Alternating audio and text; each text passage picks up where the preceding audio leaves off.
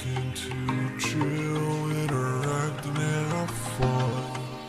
Open up my YouTube page, and I see your melting face.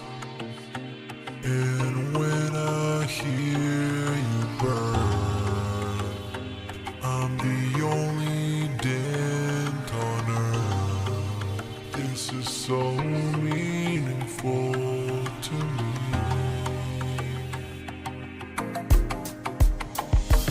Yeah, you're hurting back, your greasy hair, your patchy goatee is meaningful to me. Yeah, is meaningful to me.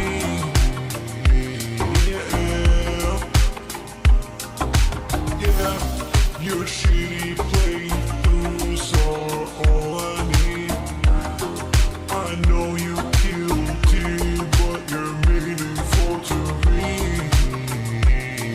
Yeah, you're meaningful to me. Yeah, you don't work just like my legs. Fuck the stupid trolls saying that you beg. You're not the same guy you were yesterday. Here's 150 for the vest today. It's time for a silly bubble blow, or I'm gonna close the tab and go. What's your favorite type of food? And can you read my haiku? Yeah, you're hurting back, your greasy hair, your patchy goatee is meaningful to me. Yeah, is meaningful to me.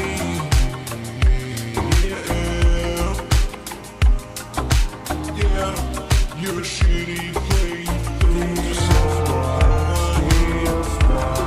I know you killed it, but you're meaningful to me.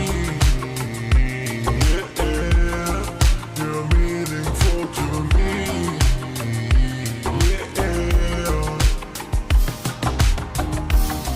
you're hurting back, your greasy hair, your patchy goatee is meaningful to me.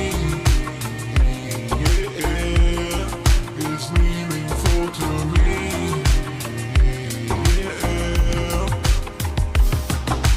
Yeah, your shitty playthroughs are all I need. I know you guilty, but you're meaningful to me. You're meaningful to me. Yeah, you're hurting back, your greasy hair, your patchy goatee is meaningful to me. Yeah, is meaningful to me.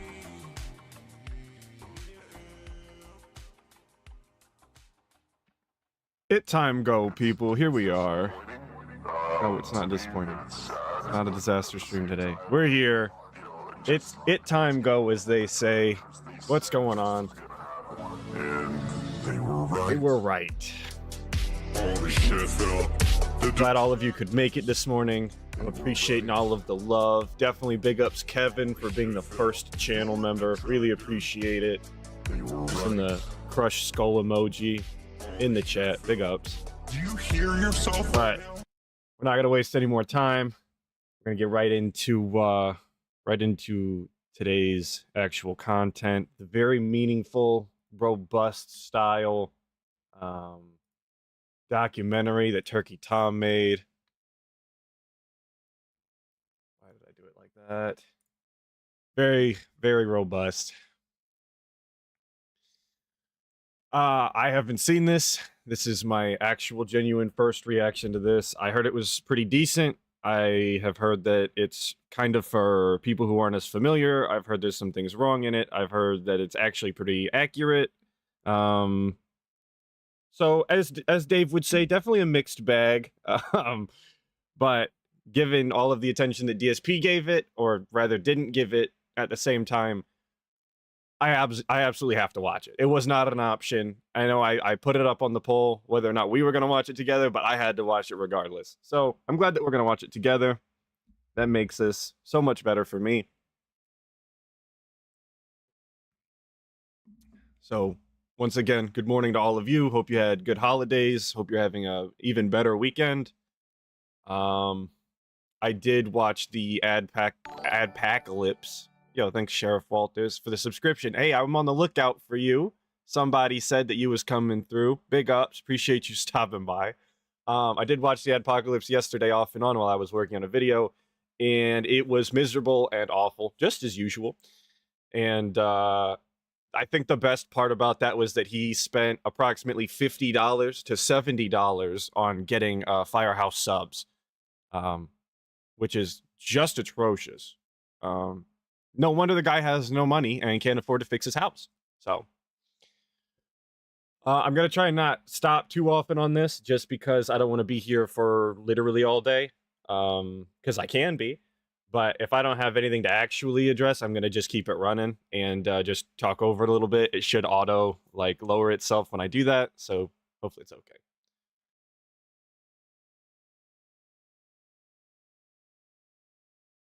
Yeah. So we're going to get into it. Here we go. All right. We got the man. Let me know how the audio sounds. This is the first time I'm using VLC to play a video. Darkside Phil is proof that you can make a living as a professional gamer, even if you're awful at gaming. But that's far from the only thing he's awful at. From constantly failing to deliver on promises made to his audience, to outright treating them like trash. So I've had enough that's excuses. true. It just seems to me like people are fucking lazy and don't want to come out to the streams. All while begging them to pay his bills. With the taxes coming up in April and everything, there's going to probably be times where I'm going to have to appeal to you guys again to try to save my butt. If spitting on a plate you ate from was an Olympic sport, Phil would be a gold medalist, though he would probably sell the gold medal to finance his tax problems and feed his mobile game addiction. This is the 2-decade spanning story of the self-proclaimed king of hate, Darkside Phil. I miss when he used King of Hate. I really do. I think it was more apt Born than on anything April he's 6, ever done. 1982, Philip Paul Burnell grew up on the outskirts of Bridgeport, Connecticut. Quite opposite to his life after becoming an online personality, very little of his early years have been documented. One of the very few stories that has stood the test of time is that of a young Phil going to a comic book store with his parents and asking them for a rare $25 Wolverine toy for his birthday. I'm glad we are starting with the Wolverine toy. I think a lot of Phil comes from the Wolverine toy back in the day. This is a strong start. I'm glad we start here. Not enough people are talking about this goddamn Wolverine figure. I know we joke about it, but I think the normies need to know about the damn Wolverine figure. Claiming that he never asked them for stuff, which, given the behavior pattern we later come to know as Phil's MO, it's very unlikely this is the case. When they take too long to buy it, and the store runs out of stock for that particular toy, he berates them, and seeing how amped he still gets when retelling the story, it seems he still resents them for this. So my birthday came and passed, and guess what? My parents go, "We're very sorry, Philip, but we couldn't find the action figure." I said, "I told you to buy the figure. Why don't you listen to me?" If we can What a classic line right there. But imagine being so entitled as a kid. I would never act like that to my kids. To my parents. There's no way. Absolutely no way. I got my ass beat. Come on now. First off, didn't have money like that. Second off, you just don't talk like that to your parent. You don't have that kind of attitude. I don't care if you were right or wrong. You just don't do that. It's not allowed. That's a bannable offense. That's the shit that'll get your skull crushed. For sure. For sure. take his word for it. He graduated from Catholic school, St. Ambrose, in 2000 as the valedictorian of his class before going on to study business at Fairfield University. But before studying business, DSP was already getting busy in the competitive fighting game scene, with a particular interest in Capcom's Street Fighter series. In the 90s, he actually traveled across the United States to attend tournaments. Mind you, this is at a time when gaming was still seen as somewhat of a loser thing to be engaged in. So Waifu King, definitely not, brother. Definitely not. Rare. However, this dedication didn't manifest in exclusively positive ways. Phil often lost his temper and was a generally toxic player, which turned many of the other attendees of the tournaments he participated in against him. Now, when I go to these tournaments, I say, hey, guess what? Such and such, I've known you for 10 years. Get the fuck off this station because I want to play the game. And usually, when you threaten them like that, they get the fuck up because none of them want to fight. None of them want to step outside and get their ass beat. Bro, are we fucking serious? Oh, I did it to him. Are we fucking serious right now? We're gonna act like Billy Badass on the internet? No wonder nobody liked you. Because you're an asshole. He likes to pretend that evil AJ is the problem, that this is how you don't plays are the start of all the hatred, and I talk about all the time. You can go back on the SRK forums when they go on the Dense Sea Scrolls and they do all of that, and you can see that people already don't like DSP. And this is the kind of behavior that makes people not like you.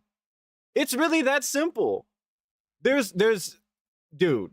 And we all know that if DSP is anything, he's an absolute coward who doesn't stand by anything that he says and can't stick up for himself whatsoever when the time actually comes. And I talked about this when we did the robbery story. If you recall, I don't think he had a plan if he saw the cart. If someone was literally walking around the store with his cart, I don't know what he would have done. I'm honestly thinking he wouldn't have done shit except for come on the stream and be like, I found the cart and it was just junky and I left. Like, or he would have just left it out entirely because he looks like a bitch, honestly. So no, he's not some he's not some badass. That's just not the case. Worse is that for And it's even embarrassing that he would imply that he was actually going to fight somebody, because everybody who's anybody knows that when Jaha actually tried to fight him, wasn't going to happen. Is this pre-recorded? No, this is not pre-recorded. This is live and in the flesh. many years, I know I'm not addressing the chat. Sorry. Yeah, he wanted to study game design, but I think he said that the professor refused to teach him like the basics, and you had to have like prerequisite knowledge or something like that.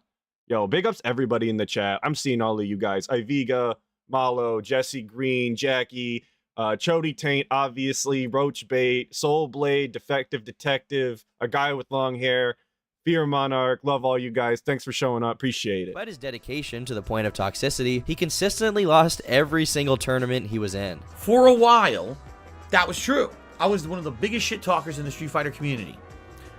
And I would go to tournaments and I would lose. And that's embarrassing. Yes, I'm glad he said it for me. That is embarrassing. You should be embarrassed about that. If you're going to shit talk like that, you absolutely should 100% be embarrassed if you're losing. It's almost like that's supposed to be a lesson that you're not supposed to shit talk when you're bad at the game and you constantly lose. That embarrassment is supposed to teach you something. Thank you, Thak, for the big ups on the TBS invite. Appreciate it.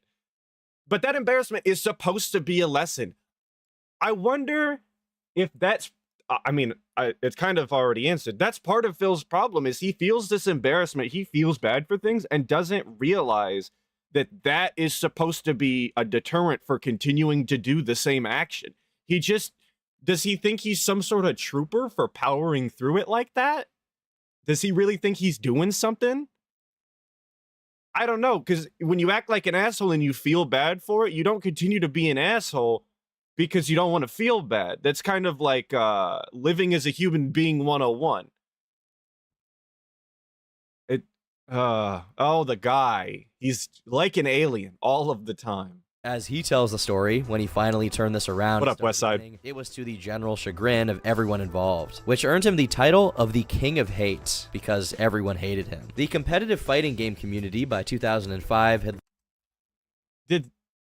So the lore, did they give him the moniker King of Hate? I'm questioning myself. Documentary, don't screw me over now. Or was that something that he started to do? because he was on Team Hate, and he was the king of hate before that.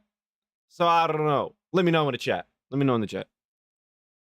Largely made the transition from the use of arcade cabinets to console ports. Yes, thanks, Malo, for the fish. Appreciate it, brother, always. Proved to be a bump in the middle of that transition. A place. Yeah, I thought he named himself that. Yeah, exactly. That's what I remember. That was the but exactly, Darksea, exactly. He retconned it so many times. The original telling that I remember was that it was basically just him that named himself that because he's a hateful, spiteful prick. And then he was saying that other people were calling him that. And then he was saying that he kind of adopted the moniker because he takes that hate and he channels it or something cringe like that.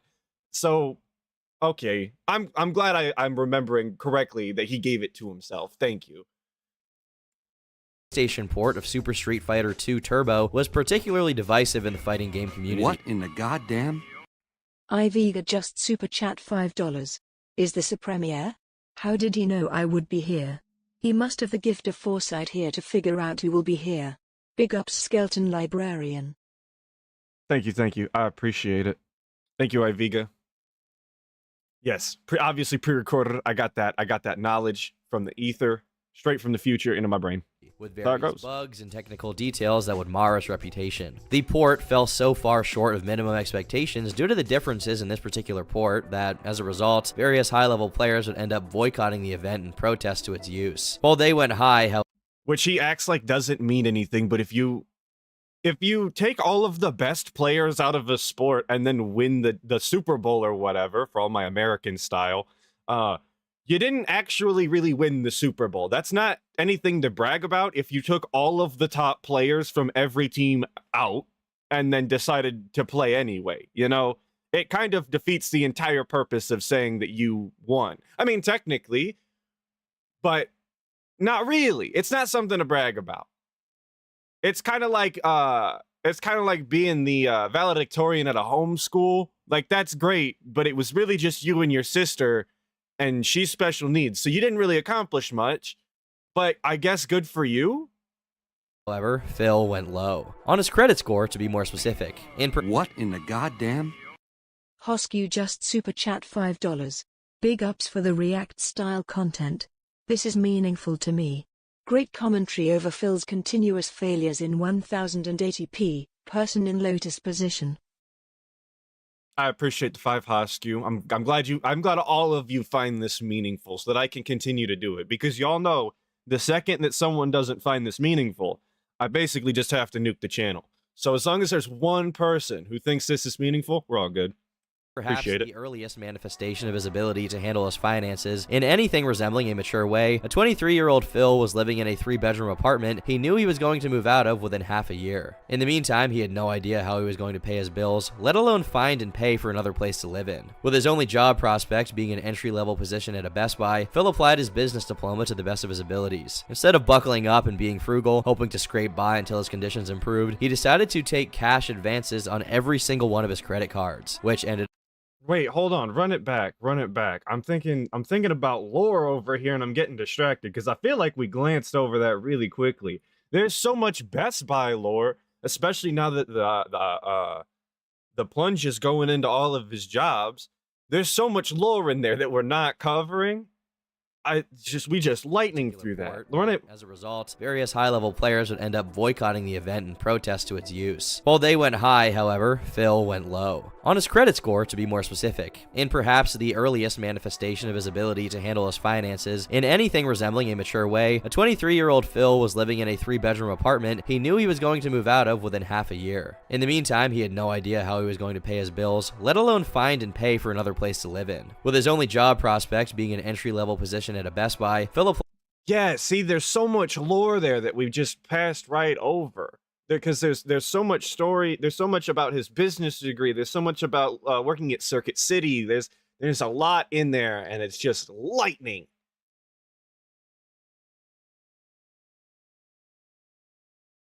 Yeah, incorrect, Beans. I want to say that the lore is that he was gonna move out, or he wanted to move out because the people that he was living with at the apartment worked at the financial institution that Wells Fargo that was doing legal style fraud or whatever, and that he wanted to move in by himself in the condo or something like that. Yeah, it's definitely something like that.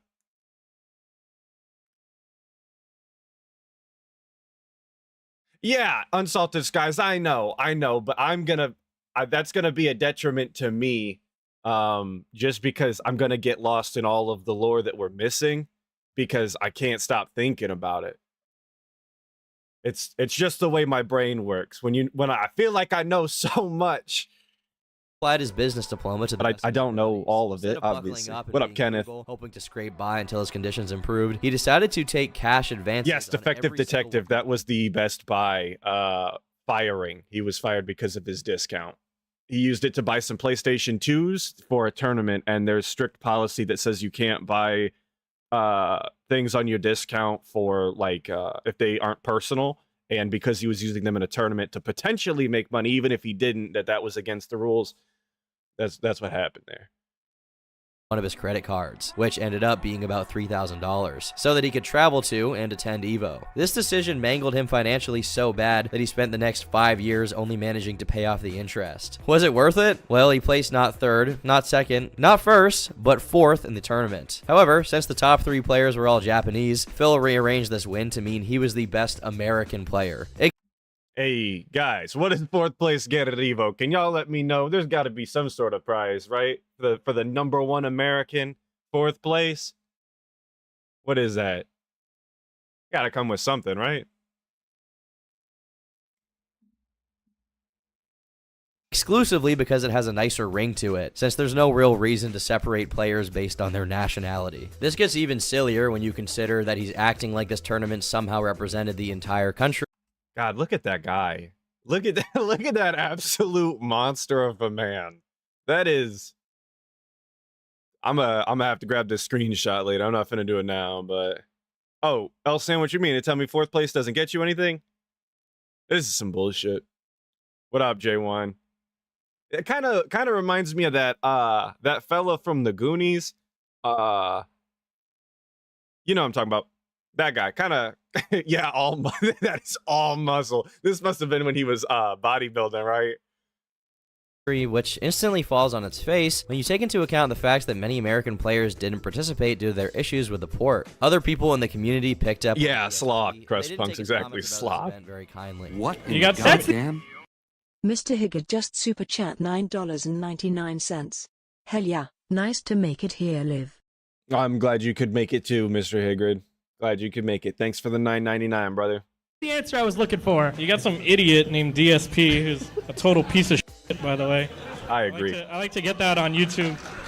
But this guy thought he was hot because he beat me and Choi in a game that was like, it's like fucking Neo Geo conversion of Street Fighter or some crap, dude.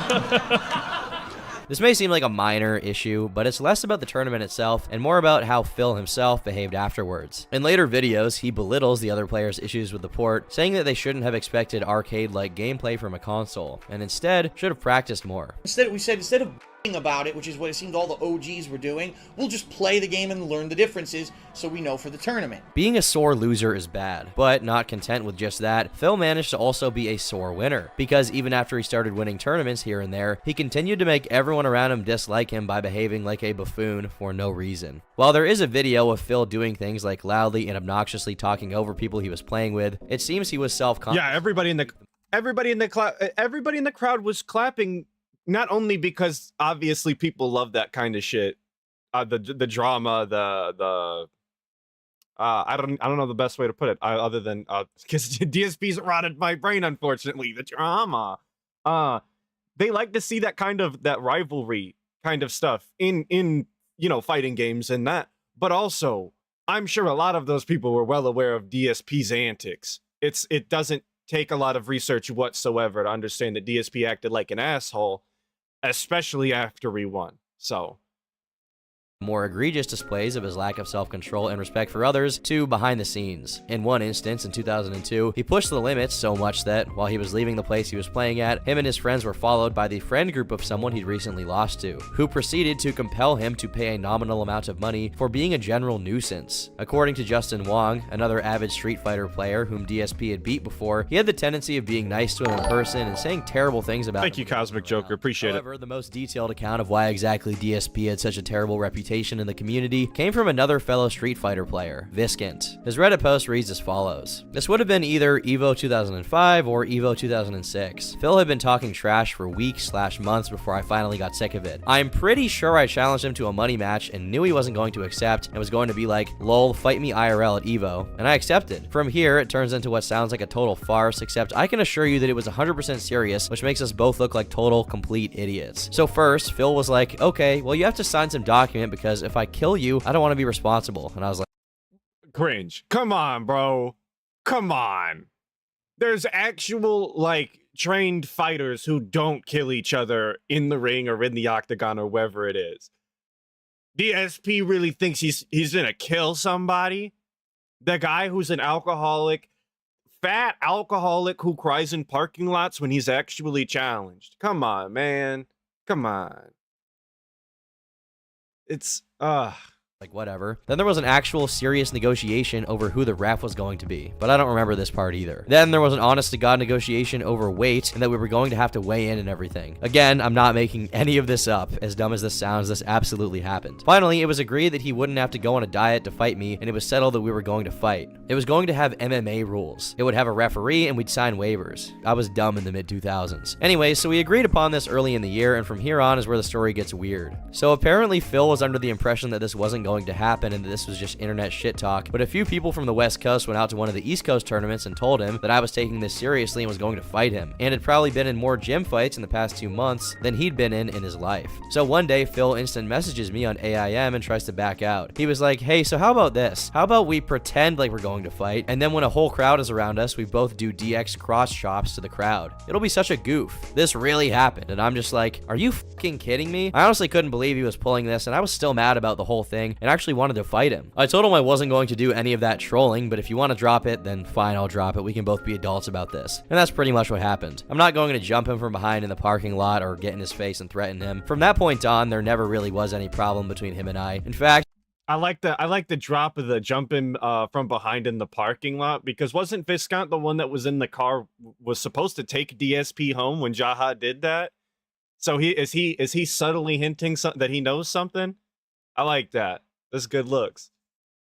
Yeah, Waifu King, I'm aware that Viscant is the one who said that to LTG. I am aware. What up, Blorgus? Glad you could make it, brother. Viscant. Hey, it is what it is. But it's just like DSP to find out that somebody's taking something seriously, and then he'll be like, oh, how about we actually don't try and we turn it around on them and make them look stupid? Because he doesn't want to be the guy to look stupid. And that's all it was. It's just DSP being a coward as always. Not surprised whatsoever. the next year when let Tom Evo cook. West I'm was sorry. in San Diego. I let him stay at my place that year, and when Mike Watson and Jaha were about to kill him in a parking garage, Oh, okay, there it is. Defuse that situation. I stopped he later too early. would go on to have more serious problems with Watson and Jaha, but I made sure it wasn't going to happen when he was staying with me. I generally don't hold grudges, so even though I remember being really pissed off at the time, by the time the parking garage thing happened a year later, I was over it. The parking garage situation Viskin is referring to is the aforementioned. Yeah, I stopped him just before it. Damn. Film made in his time as a competitive Street Fighter player. He also made some friends, however unlikely that may seem, and they went on to collaborate with him in the future. One such acquaintance was Mr. Oh shit, it's Jaha. What up, Jaha? Out after his victory at Evo because he wanted to get better at Big Super ups. Street Fighter Turbo. He'll come up again later, so keep that guy in your mind. Despite his infamy in localized gaming communities IRL, Phil found a way to circumvent this by tapping into the realm of online gaming. Even if word got around about his excesses at the competitions, it wouldn't be enough to prevent him from making a name for himself based exclusively on what he chose to put up online. He created created a YouTube channel in 2007 where he uploaded random vlogs related to his interest in competitive gaming. But in 2008, he slowly transitioned the channel into a rudimentary proto Let's Play channel. Though instead of having the screen captured directly while he played it, he recorded it with a separate device, meaning he pointed the camera at the TV basically. At the time, Yo, did y'all see that hot footage? Can we run that back? This is what DSP preferred to do over direct capture. This was it. This is what peak footage looked like back in the day, as far as DSP was concerned. This is what he wanted to do. He thought this was the premier experience right here. You thought you were in the room with him. That's what this is. Do you guys feel like you're in the room with DSP?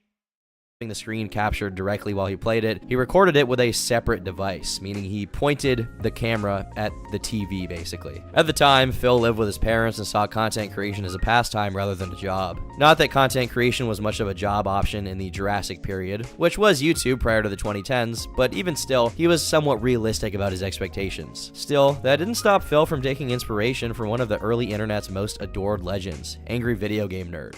Now, And he ripped everything straight from Angry Video Game Nerd. And I've only seen sparse Angry Video Game Nerd footage, but yeah, from what I'm to understand and experience myself, every shtick that he has is pretty much from AVGN. as I was a Street Fighter player, I used to travel with a group of friends, and it was actually in a hotel room at a Street Fighter tournament where we were just hanging out and having fun, and one of my friends said, "Did you ever see this guy called the Angry Video Game Nerd?" I was like, "No, I don't know who that is." He's Angry Joe at best. And they showed me a video of this guy who looked like very much dressed up like a nerd, right? He had a button-down white kind of shirt, thick glasses, right?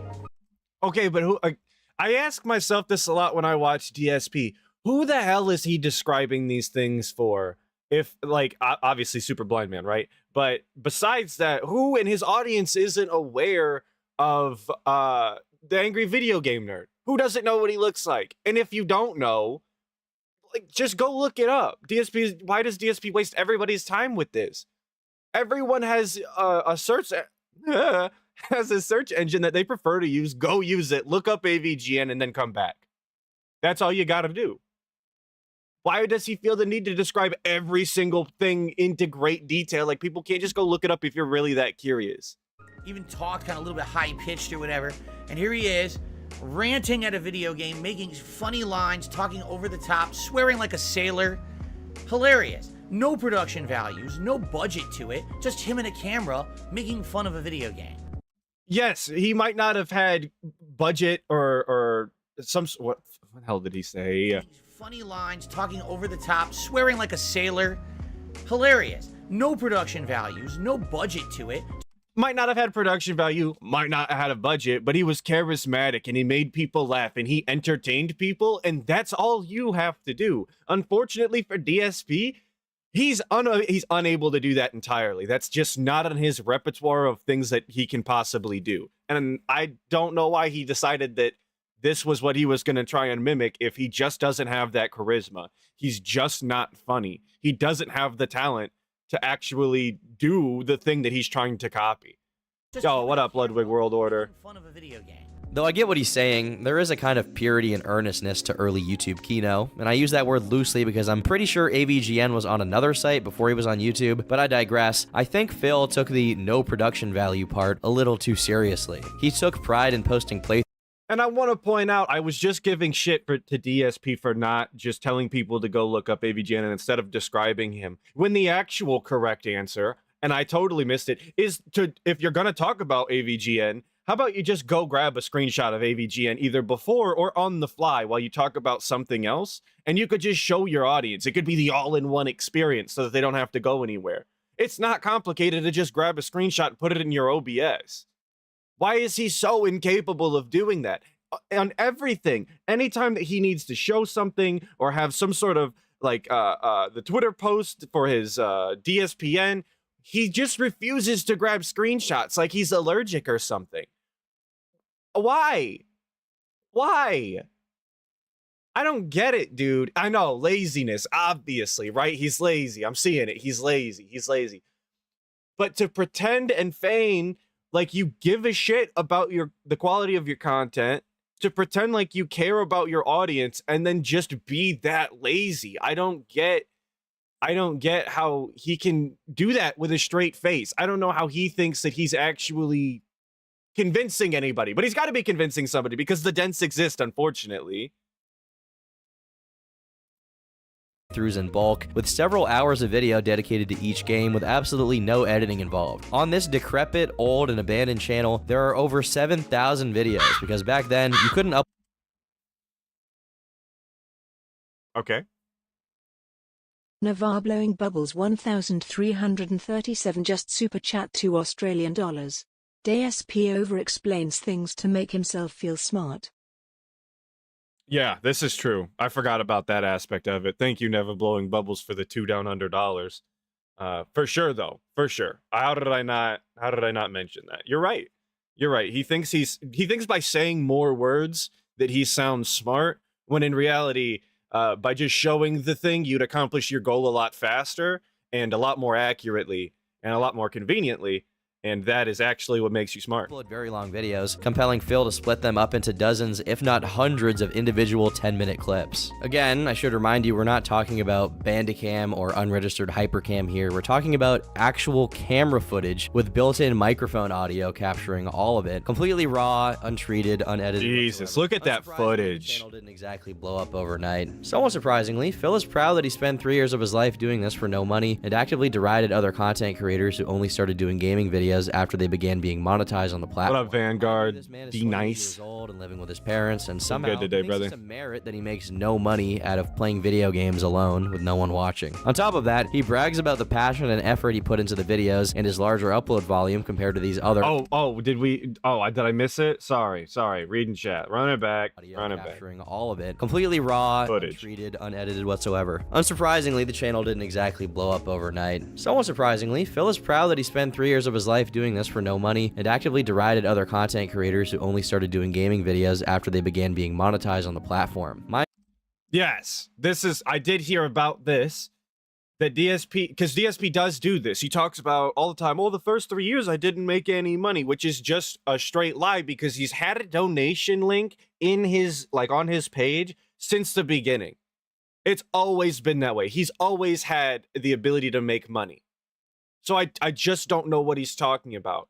And that's, and as far as, but he didn't have YouTube money. That's literally only because they didn't allow ads on gameplay footage or whatever. If he could have, he would have. You don't get brownie points because you couldn't do something, right?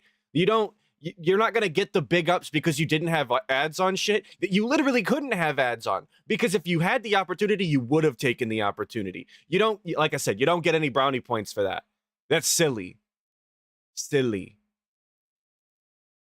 And you, this man is 28 years old and living with his parents, and somehow he thinks it's a merit that he makes no money out of playing video games alone with no one watching. On top of that, he brags about the passion and effort he put into the videos and his larger upload volume compared to these other, much more successful creators, when in reality, he just has the most videos precisely because of how awfully low effort they are. It's a perfect example of quantity over quality. Once again, dude was putting out, and this was just the other day I seen this on WPIG when they was going over what the hell were they doing the other day? Was it the Best Buy thing? He was talking about putting 30 videos out a day.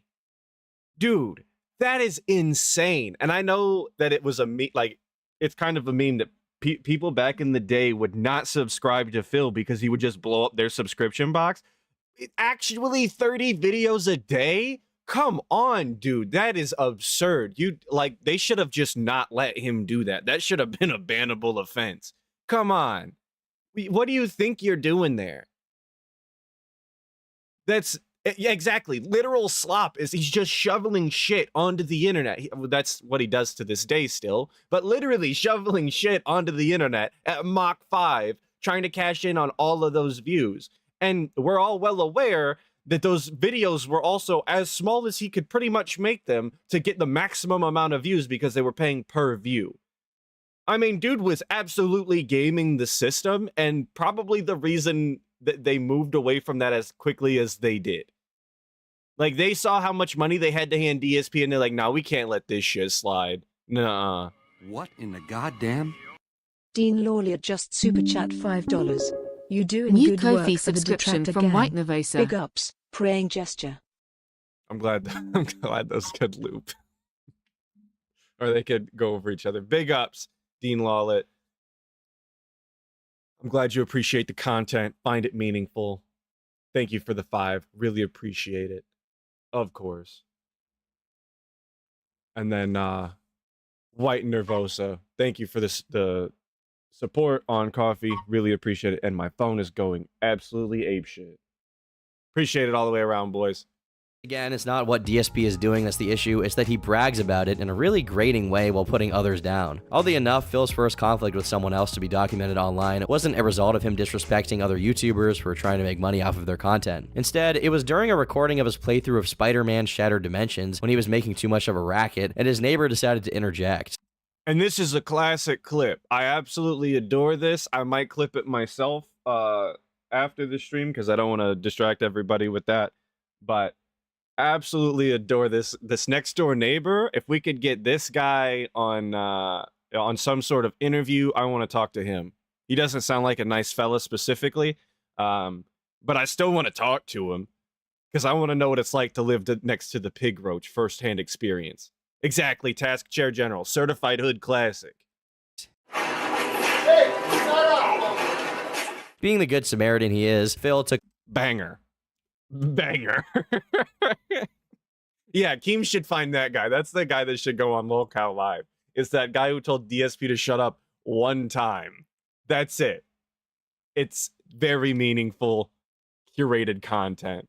And I want to point out that this guy actually did make DSP shut up, because for the rest of the footage in this video, and I believe a part afterwards, DSP talks at about half the volume he was before, almost whispering.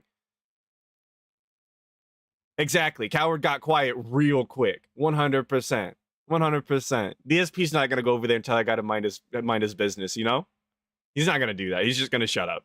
his neighbor's advice. As it turns out, however, his neighbor wasn't the only person getting annoyed at Phil. The running jokes surrounding DSP's online presence actually had a running start, as they were already going on before he had enough detractors, and people in general, seeing his content in order to pick up on it. Though if you are to go back and look at these older uploads, you can catch them in the wild. For example, Phil claimed he suffered from a chronic nasal drip, and because of this, he also chronically snorted loudly into the microphone. Later on, in part due to his I love him adding all of the snorts in the background. Those are classic clips in there. Some of those snorts are pretty iconic. What up, Seven? Morning. tendency to ask for money, this take of Phil's got him compared to pigs many times. Another focal point for his haters was his loudness, which his neighbor can corroborate, but specifically his laugh, lovingly dubbed the seal laugh due to its ASMR tier exquisite sound design. Guys, he doesn't sound like ack. Where is there a K in there? Come on, guys. Listen, we're gonna run it back. Specifically, his laugh. There's no ack due to its ASMR tier exquisite sound design. But let's be fair here, regardless.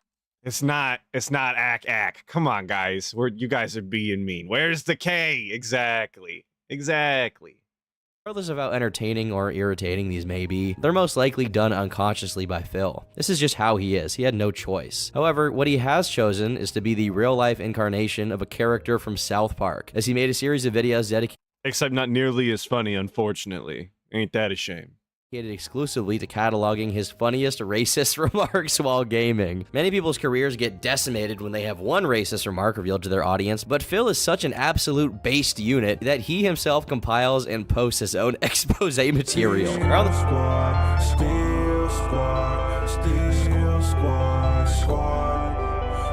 Vanguard Denice has joined the gang. I appreciate that, Vanguard Denice. Thanks for joining the Skeleton Gang. Thank you. But yeah, DSP, the only dude to self snitch on his racist remarks on YouTube. Come on, bro. Come on. I can't believe he really thought that was a good idea ever. And this is what I talk about this a lot. that DSP just doesn't want to be held accountable for anything that he's ever done, because even when he was, 25 years old or whatever it was when he did this shit, you have to know that this is not a good idea. I don't care. Yeah, I don't care if you copied it from Howard Stern. I genuinely don't care. You have to conduct yourself, especially on the internet, in a at least semi-respectable way. I don't care who you were pretending. I don't care who you were pretending to be. I don't care who you were taking inspiration from. This is not a good look. I don't care. I just don't. Yo, brand dude demonetized? I don't know nothing about that. Free brand dude, for sure. Free brand dude. He started putting more effort into uploading to his YouTube channel. He was also hired into a job as a customer service phone operator for a company called Aftermarket Support for Helicopters, though sometimes he refers to it as HSI, which means Helicopter Support Incorporated. According to Phil's retelling, he constantly worked extra hours and was paid less than other people who did the same job as him, despite the company's actual vice president telling them he was better than his customer service position and that he was to undergo extensive training for a promotion into what sounds like a general managerial role. He supposedly did all of this training while remaining a customer service employee, which he described as equivalent to working 2 jobs simultaneously. After 2 years of this, he was I want to give a moment of silence to Brand Dude then. If Brand Dude lost his monetization, that sucks for him. So all right, free Brand Dude. My bad, bro. I don't know why that happened to you.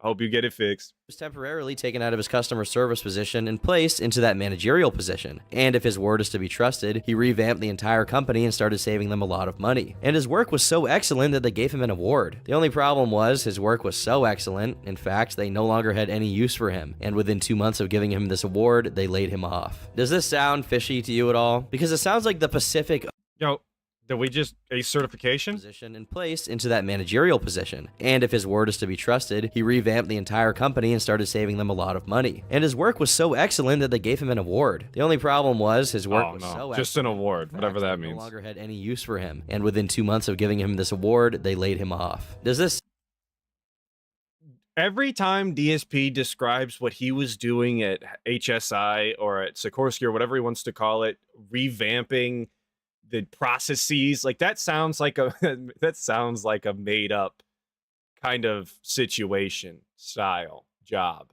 to me at least. And especially, and I told this to my girlfriend when I was describing DSP's problems, because I do that frequently. It was 2008 to 2010. The entire country was in financial crisis, and people that actually did jobs that mattered were losing their jobs. And DSP was doing a job that they could go without, and they tried to keep him for as long as they could, per his own words. So I'm not quite sure why he thought that they did him so dirty, because a lot of people who actually did good jobs didn't lose their jobs. I don't like, there were people that did trades that were losing their jobs. And like I said, they do real work. They like build shit and do things that people actually need done. Revamping the processes for a company that might not make it if they don't fire employees to continue to profit. I don't know, man. That doesn't sound like it's all that far-fetched. It seems right on. That seems right on brand. I don't. DSP's a goofy kind of fella. Is kind of the conclusion there. It doesn't make any sense. sound fishy to you at all? Because it sounds like the Pacific Ocean to me, and to many other people as well. Well, though we only have Phil's side of the story, it's not that difficult to glean a very different one from simply. Yes, goofy does equal delusional, 100%. Yeah, Inked Blessing, everybody was getting laid off. Like there was, I was smaller at the time, not in the workforce, thankfully, but like there was plenty of adults in my life who just no longer had jobs, that had to figure something out. They couldn't just shovel shit onto YouTube. So looking into it. For starters, his last job was at Best Buy, and the story with it is also very interesting. Phil claims that he was the leader of a business team and was paid better than everyone else, and that the leadership at Best Buy hated him because he made too much money. Again, this story is basically that he was so good at his job, there was no reason for the business team, which he was the leader of, to exist, and because they couldn't just fire him, they framed him for violating Best Buy's discount policy. First off, didn't frame him, obviously. I'm not letting Tom cook here. He might mention that, but we gotta address this right now because we just did the plunge the other day on WPIG. If DSP likes to say, oh, I was just too good at my job, they didn't want to pay me, so they framed me. First off, they didn't frame him. You did actually misuse your discount, which is against the rules, but they were 100% looking for a reason to get rid of him. 100% looking for a reason. Because, and he talked about this, he gave the truth in little snippets here and there. He gave the truth. DSP was unwilling to learn anything that was not disclosed to him when they hired him. They came up to him and said, hey, you need to, get this training so that you can better help these people. And he says, so take this with a grain of salt, but this is what he said. He said that he told his manager that they can't do that because it wasn't what he hired on for, and that if they have a problem with it, they can go get a lawyer because that's illegal. Let me tell you, bro, the second you tell your boss to go get a lawyer because what they're doing is illegal by making you work, instant fire. I don't care. I don't care. I will find a way and you will no longer have a job. Even if I have to assault you, you're not going to say that to me. It's not going to happen. I don't care. I'm going to get the mods and you know what they're going to do. It's that simple. The worst employee on the planet. And he wondered, oh, they framed me. First, like I said, they didn't, but I don't even blame them if they did. Because you're just terrible. Nobody wants to work with you. And this is why I don't think that DSP could ever work in normal jobs again. Because nobody likes the guy. He's impossible to work with, and he actually offers nothing.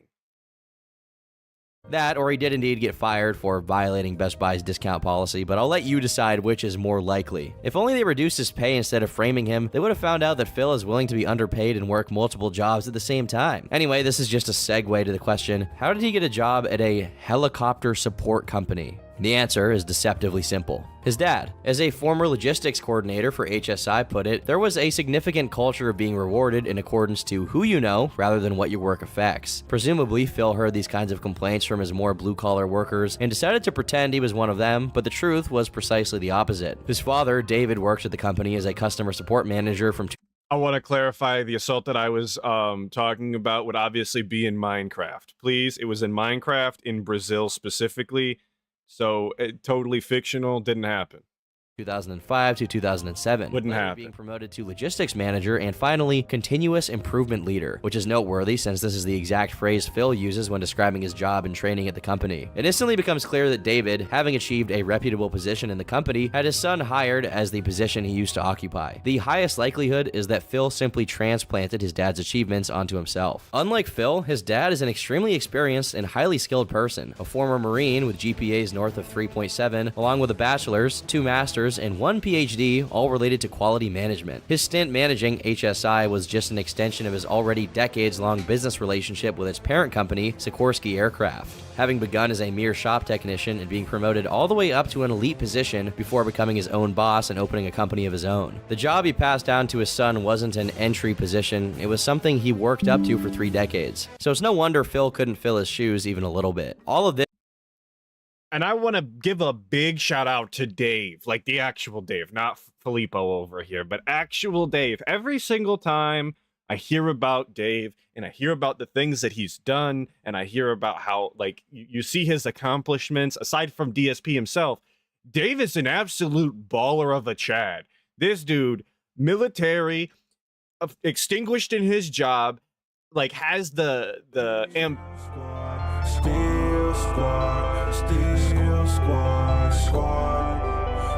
Iviga has joined the gang. Thank you, Iviga, for joining the gang. I appreciate it. but he had the ambition to actually go out and do things and just get that kind of reputation for being able to do things, and of course accomplished in school in not only his GPA but the degrees that he's gotten, not some menial business degree, but a quality whatever degree. I don't know, I lost it. Don't yell at me. It's the gin brain. Don't worry about it. Yeah, Dave, an absolute baller. I hate for him that DSP is his son. Dave, get a new son. It's never too late to adopt, brother. Just give DSP's rights away or whatever. I don't know how that works in CT, but just sign them away and get a new one. This becomes particularly egregious when later on in his career, Phil punctuates this story with his complaints and grievances about how corporate America is mean and exploitative to poor little blue-collar workers like him, when he was literally a nepotism hire. The whole being thoroughly trained for an elite position story also disintegrates once Phil makes the mistake of showing the award he got during a stream. As it turns out, the award for his amazing work was in fact simply a certificate that he had completed something called ACE certification program, which by doing cursory research into the company is something that tens of thousands of people go through at HSI, and not a special program he was assigned to by the vice president himself. And that's the lore. That's it. That's it. And if I recall the lore correctly, didn't his dad give the class anyway? Like literally his own dad was the teacher. So it's not, I don't know, it's not exactly like New Ko-fi subscription from Vaporware 336. I appreciate it, Vaporware 336. Thank you. But yeah, not exactly a certification that you would be bragging about. It's kind of like fourth place at Evo. It's kind of like winning first place at a Tekken Mall tourney. Not exactly something I would be on the internet bragging about, but hey, you know, you gotta I don't know. I really don't know how to say it. You gotta get them where you can, I guess. It's just... in any case, his delusion about his job at HSI is so great that he actually believes that him being laid off caused the company to go out of business. At that helicopter company I worked for, within a few years of me getting laid off, they went out of business. Another very conveniently underexplained DSP's whole life is fourth place at Evo. I just, like, the entire thing is just, like, I don't know why he's proud about anything that he does, because pretty much all of it is meaningless and useless. So, yeah, delusions of grandeur. wrinkle in this story is the detail about him buying a condo so that he could live closer to the job. And I paraphrase, be the guy that shows up during a snowstorm when everyone else doesn't. The problem... Oh, he went on to be the guy, that's for sure, folks. He was definitely the guy. I'm watching his Twitch. Problem with his Hustlers University tier motivational grind begins with the fact that he bought a condo while being supposedly severely underpaid. However, the real crux of the condo story comes when you find out that based on the intentional self-docs Phil gave out in a video tour of his condo and the public records of his dad's address, which are not going to be specified for privacy reasons, it was less than Thank you, don't do that to Dave. From his parents' house. He already lived near his job. All his move did was shave off a mere 5 minutes from the total commute, meaning... Hey, there's nothing wrong with living 2 blocks away from your parents. I live very close to mine. Well, I hit the microphone. I live very close to mine, and my parents live very close to their parents. It's for family reasons, because I actually like my family, not because I need them to come over and rake my yard or whatever DSP needed when he moved to Washington from Dave. So, nothing wrong with that. He bought a one. Yeah, he is staying near them to mooch off of them for sure, but there's nothing inherently wrong with staying near your parents.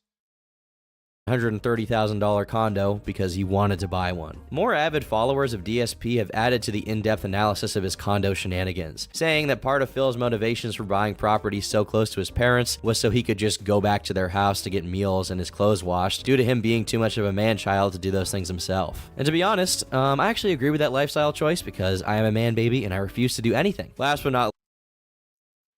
Hey, when I was lore fact about me, free.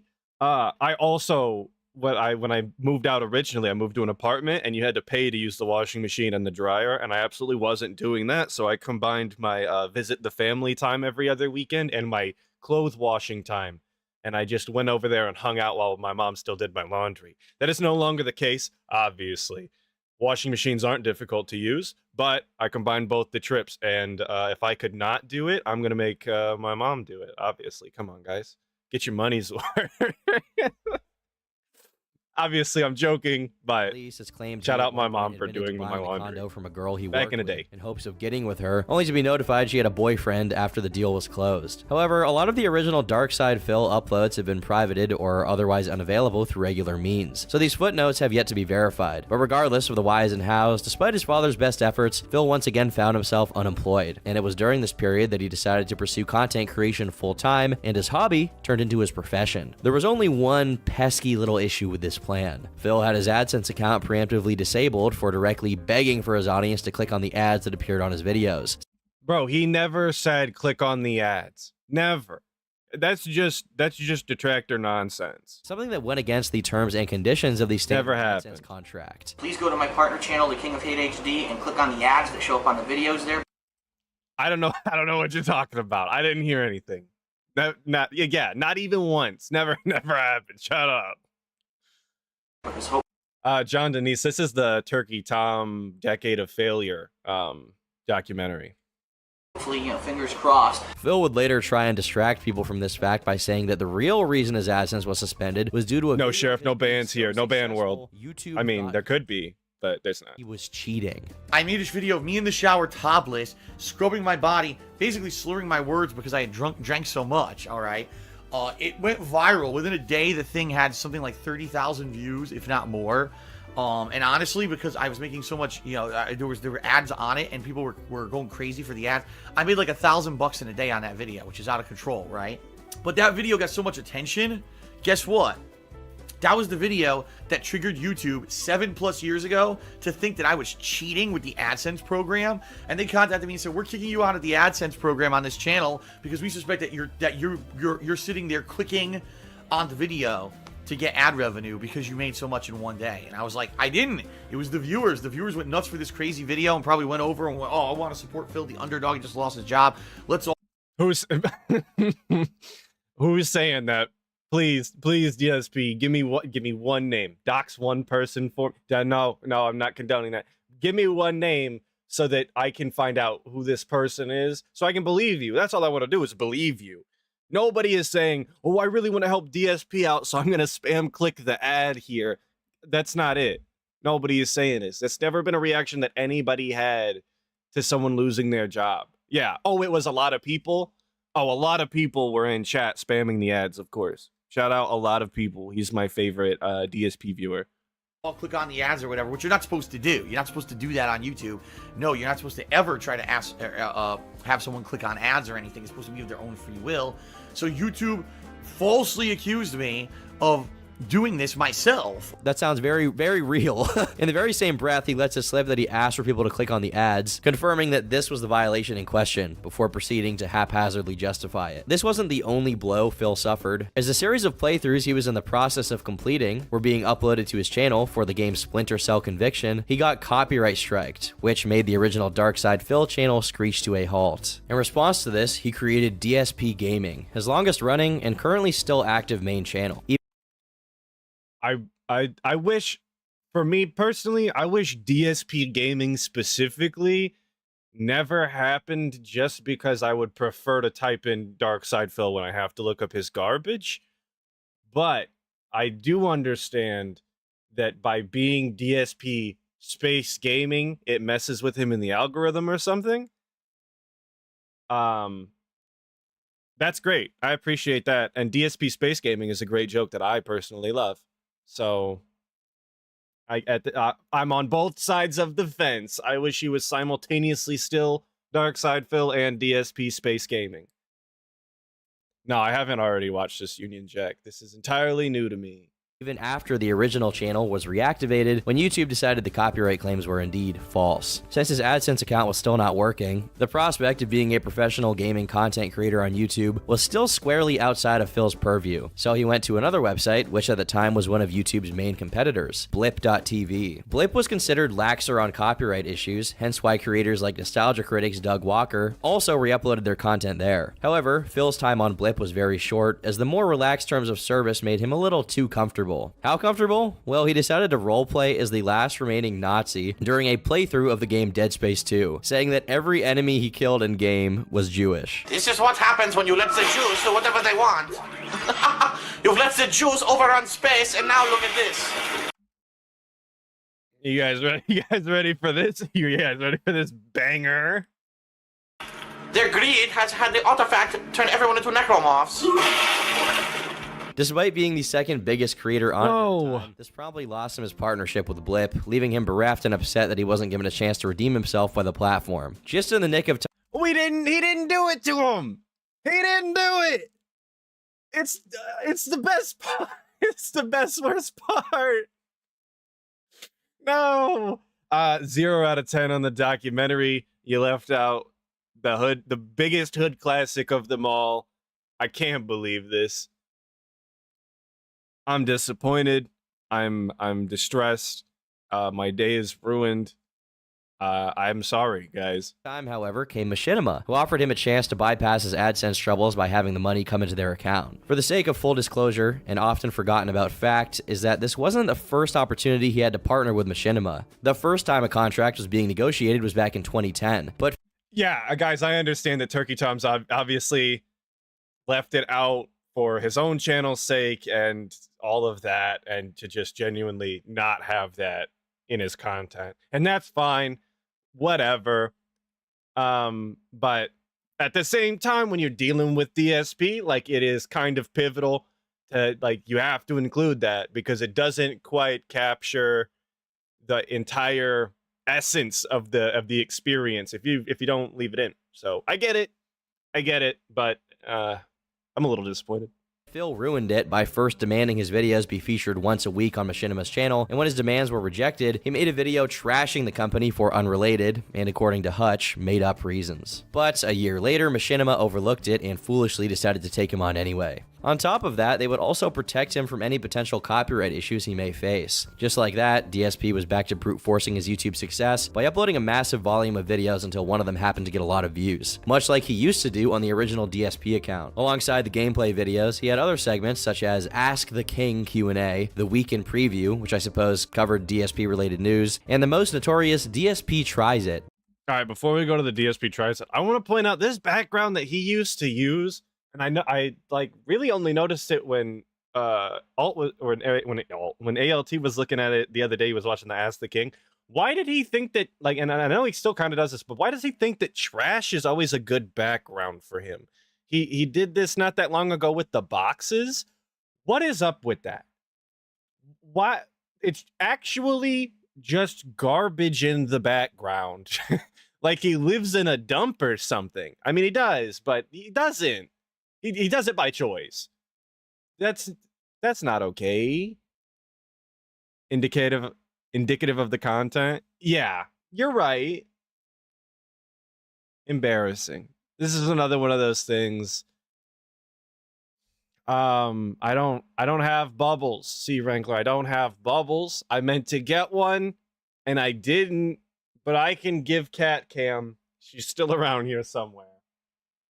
Probably hanging out in the other room, but if that's what we want, but I don't have any bubbles. Account. Alongside the gameplay videos, he had other segments such as Ask the King Q&A, the Week in Preview, which I suppose covered DSP-related news, and the most notorious DSP Tries It, where Phil would... What up, Sostradamus? Try new things of all varieties. Eventually, it was canceled, however, due to the negative effects it was having on his health, due to how often the trying involved eating extremely unhealthy fast food. Despite... All right. Derailment segment 106 likes. We're gonna get the cat.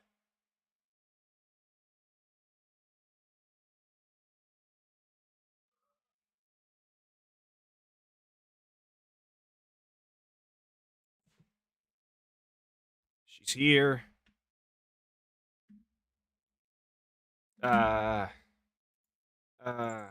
Big derail. Big derail.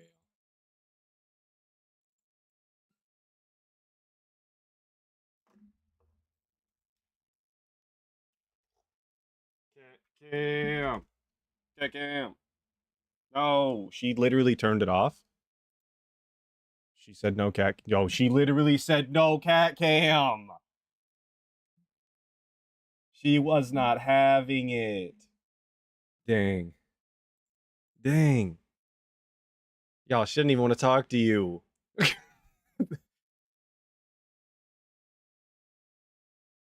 Dang. Well, I'm not gonna make her. Yeah, I apologize, folks. She didn't want to be on cam.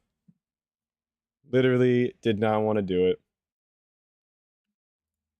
The very rocky road he took to get to this point, Phil finally approached something resembling stability, and even a fan base who tolerated his attempts at humor and the incessant burping and snorting straight into the microphone. Okay, that's a little facetious. The Dead Space thing was honestly pretty funny. If you were to scroll through the comments on his condo tours from 2011, people were genuinely happy for Phil, many even living vicariously through him, wishing they had an entire condo to be their man cave full of gaming memorabilia. For every person annoyed by Phil, there were many more that enjoyed watching him. There was a moment in time in which it could be said the general audience wanted to like him, and there was a reason to be optimistic for the future of Darkside Phil, but nobody could predict how fast this reputation would sour. Hate worthless humans? If you worked on this part of the game, you're a worthless human. And he still does that to this day. Anytime he's DS positive, he's always talking about, oh, I'm so positive. I don't actually, hate the devs or whatever, but he still does that to this day. If he plays a game that he doesn't... Goddamn. Dean Lawlier just super chat $5. I want to support. How do I tip and where do I go to click on the ads? Well, if you follow the link via the Nightbot, you can make sure to link...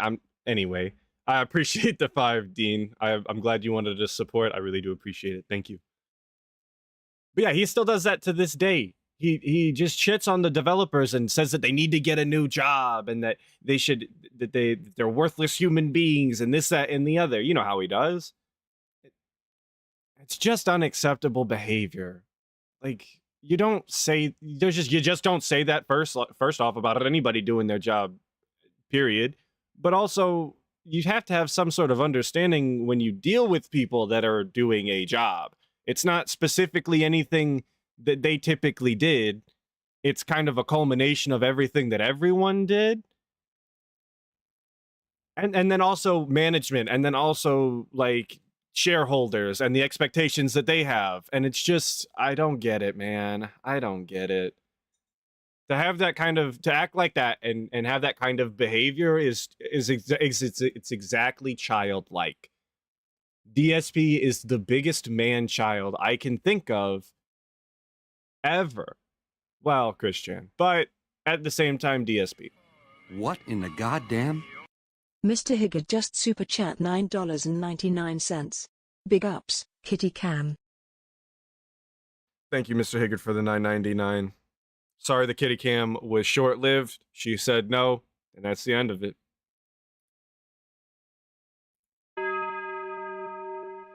In the early 2010s, Google reformed its AdSense system, and now it rewarded viewer retention instead of sheer numbers of views. Essentially, the longer someone watches your video, the better. Just getting a click is not enough to make as much money as someone who gets people to stick around on their video for an hour. This was an issue for Phil since he had a penchant for splitting his videos up into dozens of little tidbits. Like, look at that time. 2 minutes and 25 seconds is the first part to Mercenaries 2. Racing gameplay sucks. Who the hell wants that in their inbox? 900 times a day? I'm being facetious, but literally 2.5 minutes. Bite-sized disappointment, exactly. And you can, and just can't even bother to put thumbnails on this shit. Literally just a screen grab from the footage. Literally a screen grab from the footage where the TV is very clearly not even aligned correctly. Amazing. Doing shorts before there was shorts. He's not even, because he's still with like outside of the range. They're 60 seconds no longer. He couldn't even do that right.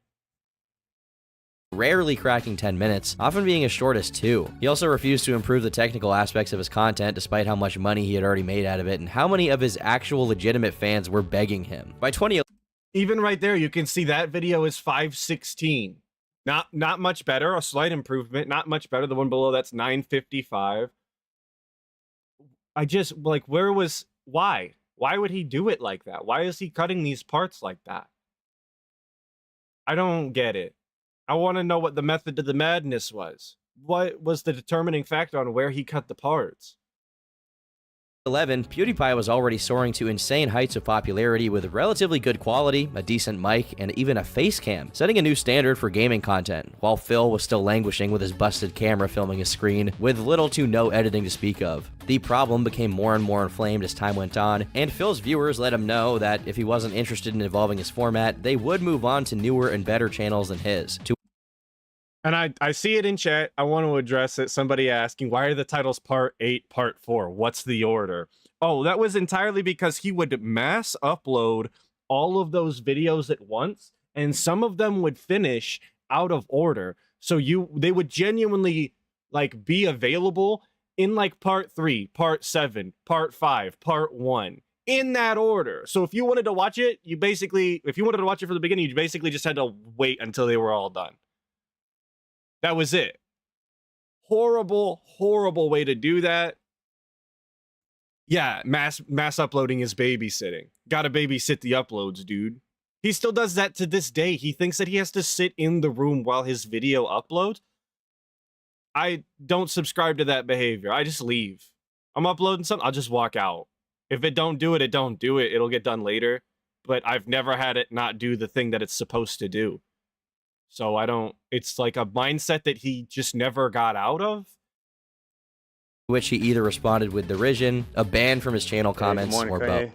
Vanguard Nice just super chat $2. Atlas, what are your tier 1 tips? Goals snort.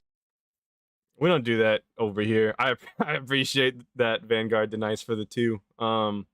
Genuinely not doing that. That's goofy behavior to me. Y'all support when y'all want to support. I don't ask for it. I'm not gonna sit here and beg. If you feel like you want to, shoot for it. But if not, we're all cool. We're just hanging out, hanging and banging, brother. In short, DSP made it clear he didn't want to treat YouTube like it was his job and his only source of income. 2 years ago, it was about me, waking up, putting my camera down whenever the hell I felt like it, recording for a few hours and uploading the footage to YouTube. Now, it's about having a schedule. Every day, getting up, whether I feel good or not, plopping down on the couch, setting up, live streaming on a schedule so you guys can watch live, then trying to figure out how to schedule out uploads. I'd say this, it's actually more work at this point doing what I'm doing, because it is more like having a regular job. Every day I'm trying to do 2 streams, because that's the kind of dedication that I put towards this effort. So, sitting down, streaming for several hours, uploading videos, streaming a second stream, babysitting the videos, setting them up for uploads, putting them into playlists, tweeting, keeping you guys in the know. It's a lot of work versus what I used to do. Very rarely. Dude, DSP's the king of a lot of things, but making menial tasks sound like the most complicated things on the planet is one of the things that he's best at. His life's been hard. These past couple years, he wanted it so fucking bad. Can't take this shit no more, man. Oops, I didn't mean to do it like that. Dang. Yeah, why? It's not a dude, it's not a job. You're supposed to enjoy this. You're supposed to like what you do. I don't understand this mentality. There's a lot of things I don't understand about DSP. I say that a lot. There's a lot of things I don't understand about DSP, but this mentality, if you don't like what you do, it's entirely optional that you do this. You're supposed to enjoy the content because it makes for better content. You're supposed to be genuine in the content that you make. And if you're not genuine in it, it does come through. It's not a full-time job. Why are you treating it as such? It's not work to make a social media post. You don't have to babysit your uploads. You're supposed to be having fun on your stream. What in that is a job then? And he says, oh, I got to keep everybody informed. What does that mean? You cover the schedule how many times a goddamn day at this point? I swear we do it like 4 or 5 times a day. People don't need it that much. And why don't you just solve that by doing it once a day in a social media post? Iviga just super chat $2. Here's for the gin shot. Let's get you to 4K. I don't have any gin. I do have alcohol back here. Yo, the $2 shots. We're doing fire sales. We're gonna let out Lit Romney. Thank you for the 2, Iviga. I really appreciate it. But just do, yeah, and he posts the schedule on his community page, what, every day at this point? Solved. Why do you have to tell us? Why do you have to waste the time doing it? You make this more work than it needs to be because you insist on doing things so strange. You're the only guy who does it like this for a reason, because it doesn't work like that. Of laziness. He often bragged about how much money he made off of his channel, but clearly it wasn't enough for him to hire an editor, get a capture card, or basically anything that would improve the experience for the viewer. The viewer being the reason he gets any money in the first place. And if that weren't enough, even in hindsight, he sees nothing wrong with his attitude, and actually blamed the negative responses he was getting on people being envious of how much money he was making. Due to his plummeting popularity, and concomitantly, his depleting AdSense revenue, Machinima sought to reevaluate his contract, renegotiating various areas of their partnership. Particularly, the amount Phil was paid for pumping out his content slop was under heavy scrutiny, since Machinima was receiving a lot less from advertisers. It seems that this renegotiation talk finally lit an ember under Phil's ass and got him to at least try and do different things than his usual stick. And everybody knows by now that Machinima is one of the biggest scams that DSP continuously followed all the way pretty much up until the end. Like, people saw right through all of the contracts and all of the bullshit well before DSP, just cementing in history that he's one of the biggest marks in history, and that everybody can see how stupid he is from a mile away. Every single company, business, and contractor that DSP has ever worked with knows that he's a mark. It's just the way it is. These things was a series called Project 7, which was purportedly made based on suggestions from Machinima and his fanbase. I know this era of YouTube, and particularly content adjacent to AVGN and Nostalgia Critic, which this definitely was, is typically cringy and corny, and that's part of the appeal, but I think this was cutting it a little bit close. That's right, and you'll never escape my clutches. Hey, how are we feeling about Project 7? Can we get some out of 10s in chat? What are y'all thinking on Project 7? Genuinely. What are we thinking? And would we be interested in the watching Project 7 start to finish together stream? Is that something? Is that an idea that's been done to death that we still like? I don't know. We're giving it a 7. I feel like that's cheating. 7, 0, -4. Okay, we're all over the place on this. 2, 3 out of 10.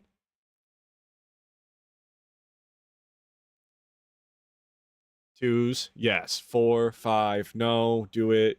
Gout out of 10. Of course, gout out of 10. 1651 out of, that's cheating.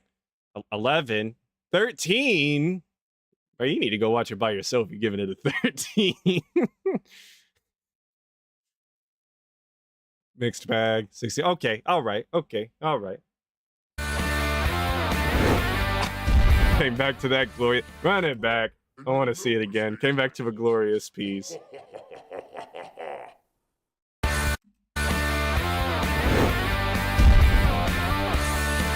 Banger intro, though, guys. Come on.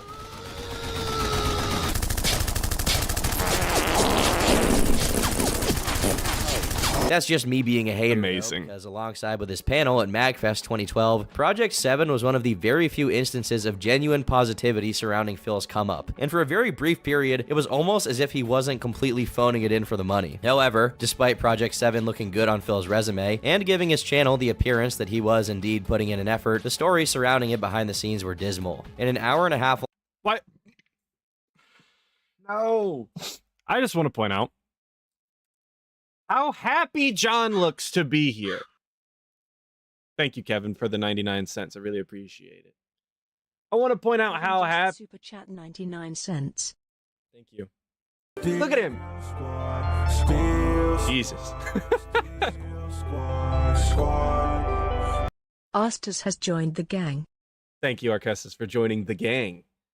John, super cool. While not entirely funny to me, seems like a really nice guy. He's going to get no hate from me. Look at how happy he is to be at somebody else's panel. This is DSP's panel. Look at that grimace he's got on. Seriously, at your own panel. For the money. And even when, because he's about to talk and he's got the microphone, it's still not smiling. However, despite Project 7 looking good on Phil's resume and giving his channel the appearance that he was indeed putting in an effort, the stories surrounding it behind the scenes were dismal. In an hour-and-a-half long video that eventually came out in 2015, only to be taken down by Phil due to it being a PR nightmare for him, his friends John Rambo and Howard, with whom he did Project 7, told the truth about how it was made. Mind you, this wasn't initiated by John and Howard, but by Phil himself, who, when asked about the rumors of the two no longer being friends with him, said that real men discussed their problems and suggested that the only feasible explanation for their falling out is that they were jealous of him, as Phil tends to do. All of the videos of Project 7, which heavily relied on editing and storyboarding, were produced by two childhood friends of Howard's, Andre and Paul, who ran the YouTube channel Respect the Pact. As a matter of fact, And I'm seeing L Sandwich in chat. Did Tevin go to that panel? Is that a real thing that happened? I don't know that lore if it's true, but if it is, I love it. And if it's not, I'm disappointed you lied to me, and I hope you think about that later. I'm gonna deride my chat like DSP does. It seems to work for him. I don't know.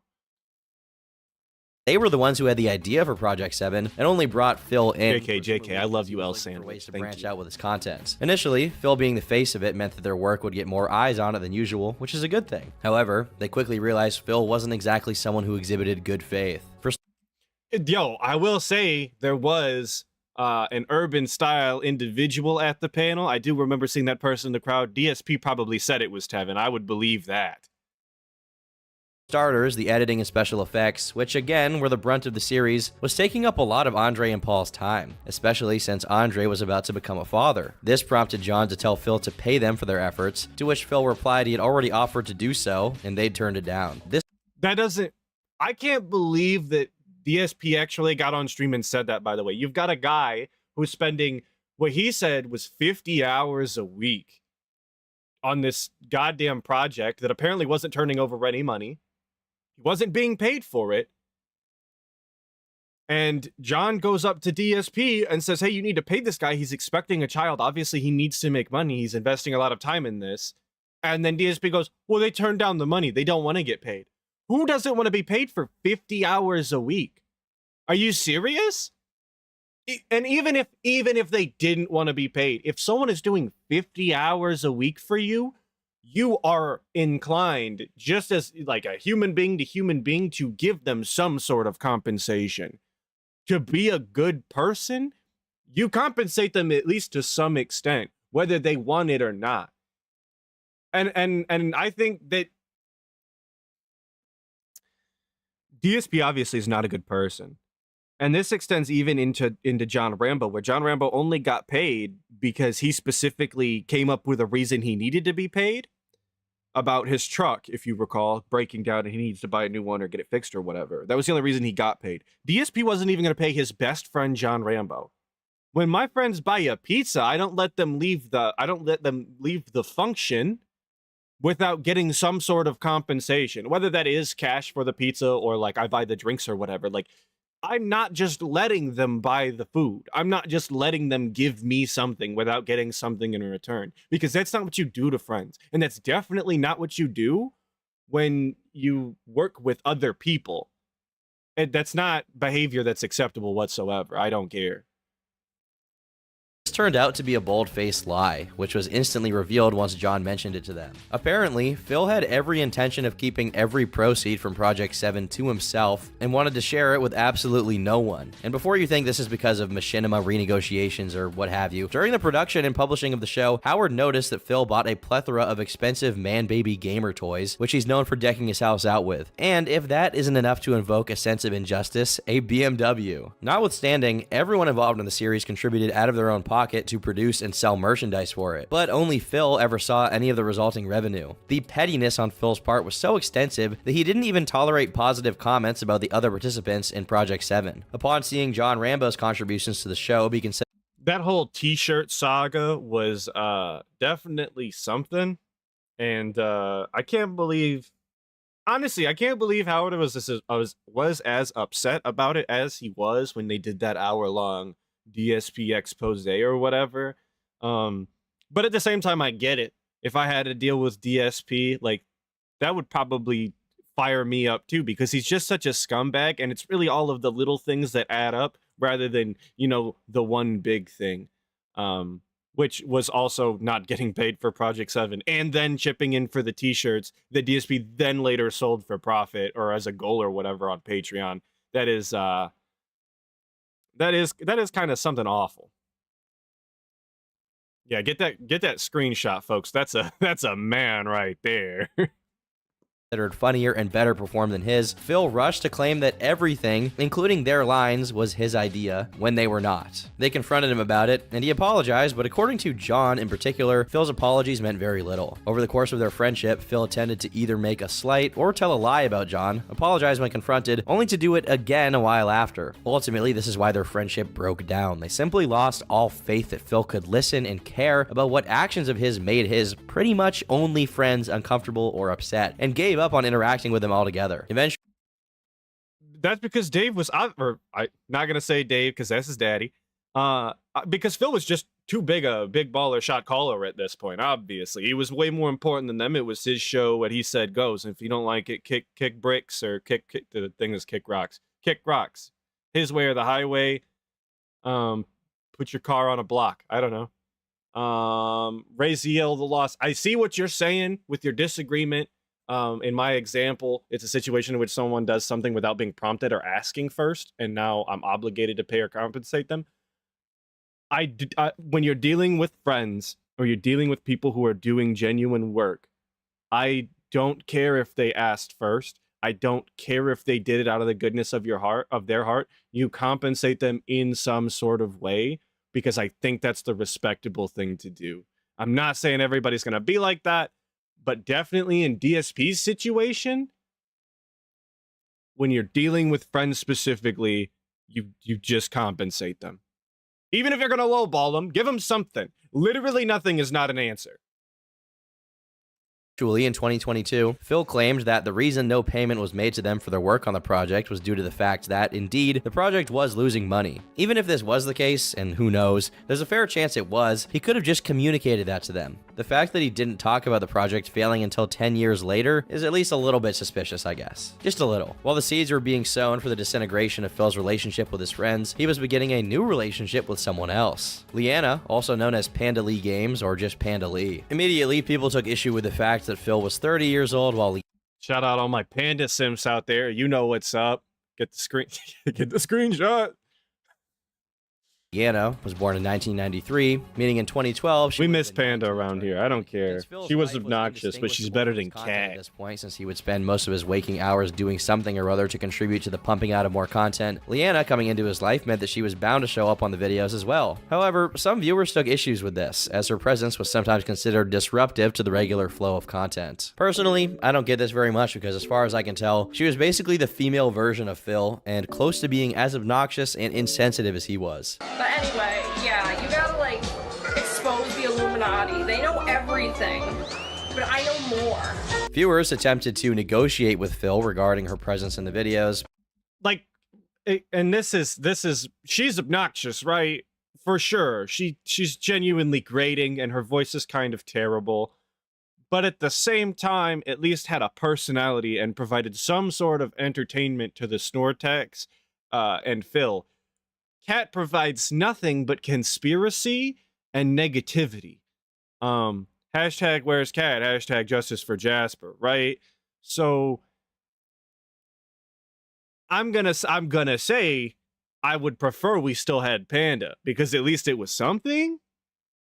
Not that it was a 10 out of 10 or anything, but better than actually nothing. But Phil, like he always does, took this constructive criticism as abject hatred and responded exactly how you'd expect him to. When a commenter said, "Don't mind her doing playthrough with you, but these type of vlogs should just be you," he replied with a very gracious, "You're a f***ing idiot." The Leanna situation went on for a while despite the consistent grumbling of some members of the audience. Until one day, it scabbed over during a stream in which Phil was playing Kingdom Hearts. Panda Lee began provoking the chat by making a series of remarks about the game's quality. Kingdom Hearts is boring. All fanboys, please cry into jars so I can moisturize in your sadness and rage. Due to this somewhat inflammatory comment towards a beloved franchise, people fell to her goading and began arguing with her in chat. This is hardly a shock, since when people are watching Phil play a game, it tends to be because they like the game. And while that is kind of cringe and obviously asking for some hatred, given the situation that you're in dating DSP and also being as obnoxious as you are, I I don't particularly think that was anything that was really all of that bad. It's obviously hyperbolic and insulting on purpose about a game franchise that you don't like. I would personally say it, but exactly, Into the Abyss, just trolling, obviously going for bait, and she caught some, right? So I don't, it's not that big a deal. It's not, as Sir Moist would say, it's not that deep. Went on until the crushing majority of chat turned against her, not just because they liked Kingdom Hearts, but because she was actively drawing negative attention to herself for no reason. All of it culminated in her appealing to Phil to do something about people being mean to her in chat, and so Phil conceded. Alright, and now I'm going to tell everyone in the chat I had enough of your bullshit tonight. I see everyone arguing with my girlfriend instead of talking about the game, and I've had enough. So we're going to put it in sub-only mode, and now none of you can fucking talk, since you can't act your age or act mature, and you all want to argue with my girlfriend. Now you can just have no chat. How about that? So, fuck all of you who are acting immature. This is what you get now. We're putting it into sub-only mode. Fucking idiots. If people had found... But exactly, Erie, the overreaction to that is an all-time classic, and with that kid and Goofy and Donald sitting there walking the whole time only makes it that much better. Again, a classic. A classic. Got to address it. Got to talk about it. To be a slight, even if infrequent, annoyance before. Now she had been seen as a bully and a coward who was prone to instigating conflicts with her boyfriend's audience, only to run back under his umbrella of safety when people treated her how she treated others. She also took on Phil's tendencies regarding participating in flame wars in the comment sections, saying things like, "I get paid for trolls to watch and whine, so I don't see the harm in letting me get paid for them to cry more. Yeah, you clearly aren't getting any, but Phil is and has for over a year now." Bro, stop it. Get some help. We don't want to hear that. All right. I like, take everything I just said about Panda and dial it back a little bit because I don't like this. This is awful. Nobody wants to hear all of that, and no one wants to think about any of that. Gross. Thank you. And let's be honest, do you think Phil and I care about what you or anyone else thinks? Because we don't. If you were in front of me face to face, you'd get a nice helping of my fist punching you right in the balls. Perhaps the most ironic moment out of the whole situation was that years later, Phil actually threw her under the bus and described her as someone who was confrontational and always wanted to get the one up on everyone else. I mentioned it before, but that's exactly the same trait that made Phil so unlikable early on. So he's not even projecting it onto her, he's accurately noticing why they got along with each other so well. They were similar people. But Leanna did serve a purpose in the larger narrative of DSP. Her presence led to much more concrete displays of disrespect from Phil to his audience. Indirectly, she was the reason many of Phil's fans noticed how comfortable he was, disregarding their opinions and just doing whatever he wanted at their behest. Besides the beginning of Leanna's presence in his life and content, 2012 was also marked by even...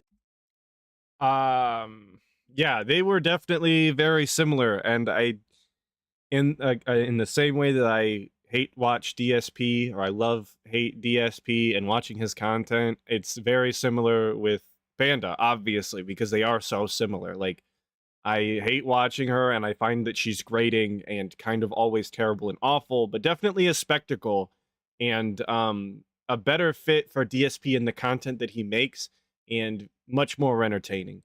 So we lament our loss over here with Panda League Games, and now we have Cat, which is what it is. Not exactly a lot going on.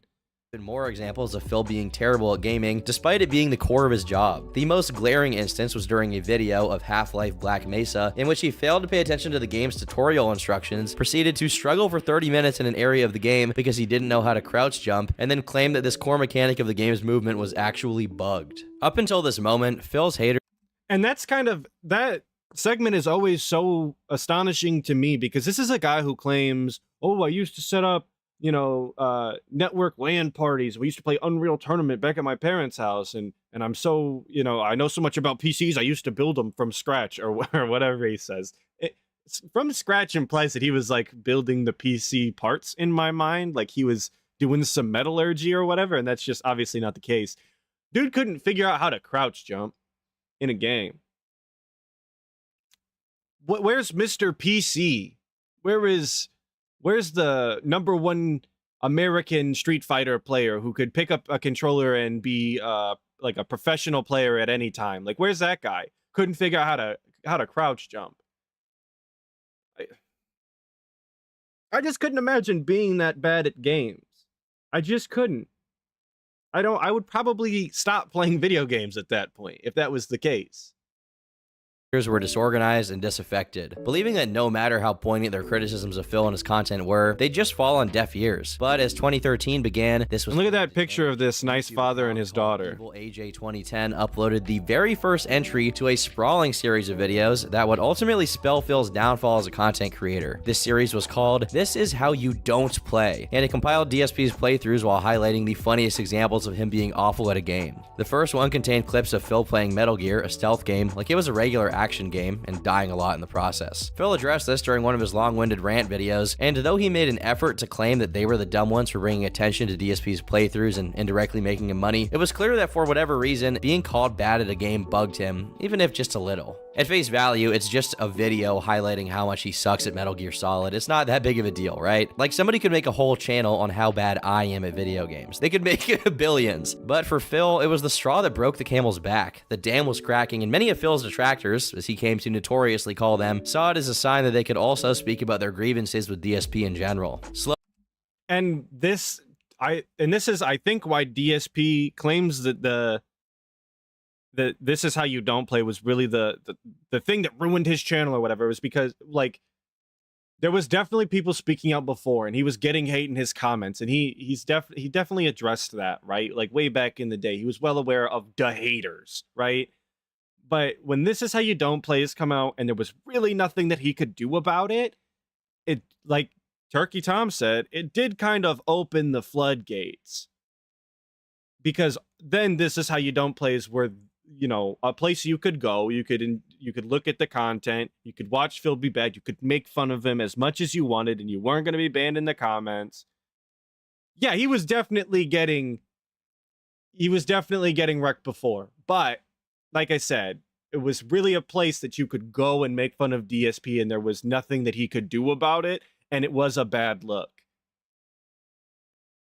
Slowly, the spark created by this video turned into a wildfire, and to an extent it was more popular than Phil himself. Due to Phil's focus on quantity over quality, the views his videos got weren't really attached to him or his brand, nor on how good the videos were, hence why they oscillated so much depending on what game he played or what the video's topic was. Meanwhile, the How You Don't Play video catered to a very specific audience, people who didn't like Phil, and there was definitely an audience for that. It seemed like Phil felt the shift to his public image happen in real time, prompting him to make 2 videos to address the negativity, though he acted as if people actually hated him just because he was bad at the games. The thing is, many people have marketed their gaming videos on them sucking at it and dying a lot, but DSP was the opposite. He had a history of branding himself as a pro player and of blaming the game whenever he sucked. Part of his ego, part of his persona, was that he was good at games. Furthermore, he also had a history of putting other people down for not being good at games. Case in point, Tobuscus. What up, Coyote Briggs? Thanks for stopping by. And I think, stop saying that. Part of DSP's biggest problem is that he refuses to just lean into being bad. He refuses to just accept that he's not good at games. And instead of just blaming the directors all the time, or the devs, or whatever he wants to say, the game mechanics, dropped input, lag, this, that, and the other, you just can't, like he just refuses to say, like, oh, I'm bad at the game. Oh, I messed that up. Because, like, nobody's going to care at the end of the day if you just mess things up. It's okay to be bad at games. Yes, being bad at games isn't a crime. Exactly. Eerie. That's how I'm pronouncing that. It's not that big a deal to just be bad. There's plenty of people who are bad at video games that play them every single day. The problem is when you go online with the ego that DSP has, and then refuse to admit that you are bad at games and blame everything but. That's part of the spectacle. That's part of why people tune into his gameplay at all. Because he's just not good and thinks that he's the best player on the planet and that everything should be curtailed to him. And that's just not the case. And I see it in chat. Not everyone is going to be good at every genre, and that's true. There's definitely game genres that I'm just not good at. I'm not good at rhythm games, and that's fine. I just don't play them, and when I do, I don't pretend like I'm good. I play on the lower settings because I'm bad. But DSP insists that he's fantastic. He insists that he's got the best gameplay ever. He insists that he does nothing wrong. He does everything correct. Of course people are going to make fun of you because you're delusional. You're being goofy. Mid-2012, he made a video called "Get Competitors' Ads Off My Videos" that supposedly was just him being upset that other channels were being advertised for in his videos. Putting aside the issue that he was still pocketing the money for these ads, in actuality, the video was a lot more malicious than Phil let on. For a significant portion of it, he did nothing but bash Tobuscus gratuitously. That being said, please understand. Big shout out to that being said. While you're all here, tomorrow, 11:30 a.m. Eastern, it's finally my time to shine. I hope I shine. We'll see. I'll be on that being said. Big ups to everybody who shows up. Big ups to that being said and the entire cast. Please get well soon, Steve. I miss you on the show.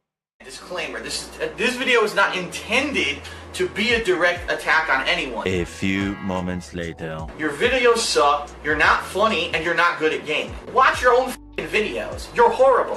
When it comes to gaming, he's not funny. He's not funny. For starters, if you ask me, it sounds like DSP's just describing his own content there. You're not good at games, you're not funny. You're not funny, you're not funny. Every single joke that he has falls flat consistently.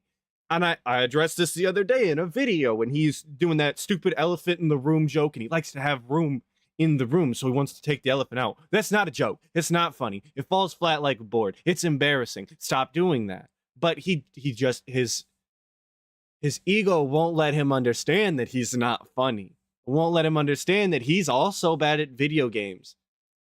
I don't know where this sense of ego comes from, because he's really never been good at seemingly anything but schoolwork, because he was the valedictorian in his high school. But even then, it was like a private Catholic school. So does that really count, given that it's a private Catholic school? Not saying private Catholic schools are dumb, but again, when you're limiting the player base, is what I'm going to call it, you kind of just, I don't know, like I said, not like being valedictorian of a homeschool when there's only 80 kids or whatever. Who cares if you're the best out of 80? It's not the best out of 300 or 1,000 or whatever.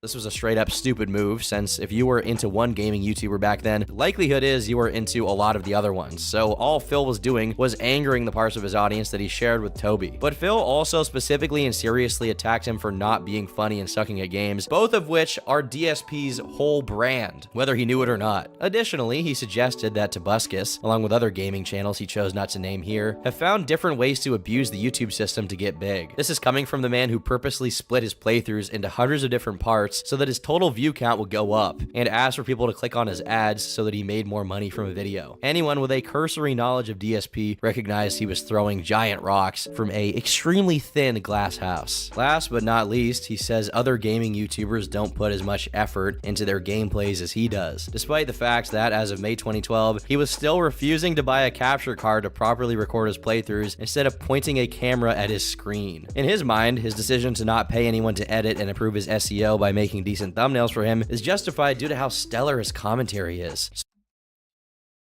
I try not to use the same words all of the time, but I do default to a lot of them. It astonishes me that DSP really tried to stand by that the quality of his content was so much better than everybody else's that he didn't have to bother to do direct capture. He didn't have to bother to make better thumbnails. It was stellar. He had the best commentary. He was just the best at games. Everybody loved him. He was just the best, guys. Just everybody loved him before This Is How You Don't Plays. But then you can just watch the content, and it speaks for itself. It was abysmal. The quality was bad. The commentary was bad. The jokes were bad. The gameplay itself, it was bad. There was no justification for any of that, and he just outright refusal to be better than in any sort of way whatsoever. All bad. So much so that he describes it as non-stop improv comedy. I'm not going to sit here and act like popular early 2010s gaming content was all comedy gold, but Phil's brand of comedy definitely managed to be even more obnoxious. All in all, it was very clear that Phil was simply seething because there was someone being more professional than he was and making more money than he did because of it. Okay? And then they hired Toby Turner to be the guy backstage. He's acting like an asshole. He acts like he's a goofball. He's self-deprecating. Complete utter flop. he's a semi I don't know much about Toby Turner, but people liked him. He was a charismatic enough guy that people liked him. They found him entertaining. He was, even if he was doing a character, which DSP said that he was doing a character, like, there's, how are you gonna sit here and hate on this man who's got his hustle and grind on, who's making the thing work for him, and he seems to be having a genuinely good time in his content? Well, you sit there and again continue to not be funny, talking about poop humor and sexual humor for whatever, and blatantly being racist. In all honesty, because I do think there's a difference between jokes and being blatantly racist, and you've definitely crossed the line at least a couple times. But also then say that you're playing a character as well, so none of it was genuine. Like, everything about DSP sucks. Just the pot calling the kettle black, throwing all of the rocks from the glass houses. Like, literally every one of those kinds of sayings applies to DSP to the nth degree. This entire commotion was particularly rich due to how many times Phil accused other people of disliking him out of jealousy, including the creator of the How You Don't Play series. The wave of hate towards DSP coalesced into a decentralized group called Kojima World Order, whose intro can be seen in many of the detractors' videos at the time. Unfortunately, there was also a downside to Phil being faced with all of these criticisms. It gave him the opportunity to play the victim. Despite his decline in viewership having begun all the way back when YouTube's ad revenue system switched to retention, he swiftly shifted the blame to Evil AJ and everyone who was on his side, if that could be said as a side to be on. Finally, in early to mid 2013, DSP did the unthinkable and bought a capture card, presumably his way of caving to the negativity, also known as listening to reasonable advice your own audience has been giving you for years as to what they want to see, or maybe just like what the industry standard is. However, it was a little And the switch to direct capture is like the prime example of Disconnect just super chat $2. Just want you to know you are doing awesome. I appreciate that, Disconnect. Thank you for the 2. Thank you. I think the switch from direct capture from the camcorder is one of the prime examples of DSP taking advice that was given to him years too late. Is looking at the suggestion box, seeing all of the suggestions, coming up with reason after reason why he can't do something, and then years down the line realizing he was wrong, and then going back on everything that he said, because he can't even stand on the words that he says, going back on everything that he said to then make the decision that was correct the entire time. That's what it was. And I don't know. It's definitely a moment in DSP history. History, like, yes, Dean, is repeating itself in that people have good ideas for his channel to stay up with the industry standard, to continue to be relevant, to continue to put out quality curated content that he's trying to put out. And he's just so pig-headed, so stubborn that he refuses to listen to anything. It's like he wants to be irrelevant. It's like he wants to put out bad content. And I just don't understand that mentality. Why would you want to put out drivel on the internet other than that you're just lazy and you don't care? But if that's the case, just say it with your chest. Say you're lazy and you don't care. Say you want to continue to put out bad content. You don't care about the quality whatsoever. Just be genuine when you do it. And I think a lot of people would appreciate that more than him being as fake as he is. I personally appreciate when people are just genuine. When you don't give a shit, just say you don't give a shit. Just say, like, this is the content that I want to put out, and if you don't like it, it is what it is. But, like, this is all I want to do. This is the content that I want to make, and stand by that. He just refuses to do that.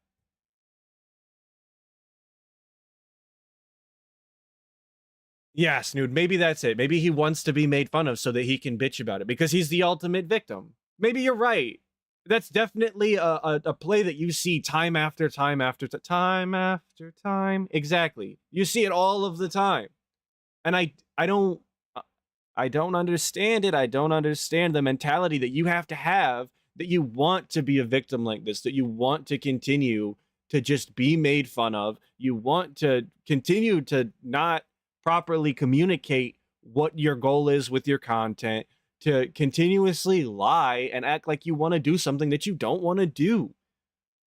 The Jinn had to have rotted all of this man's brains and morals completely out of his skull.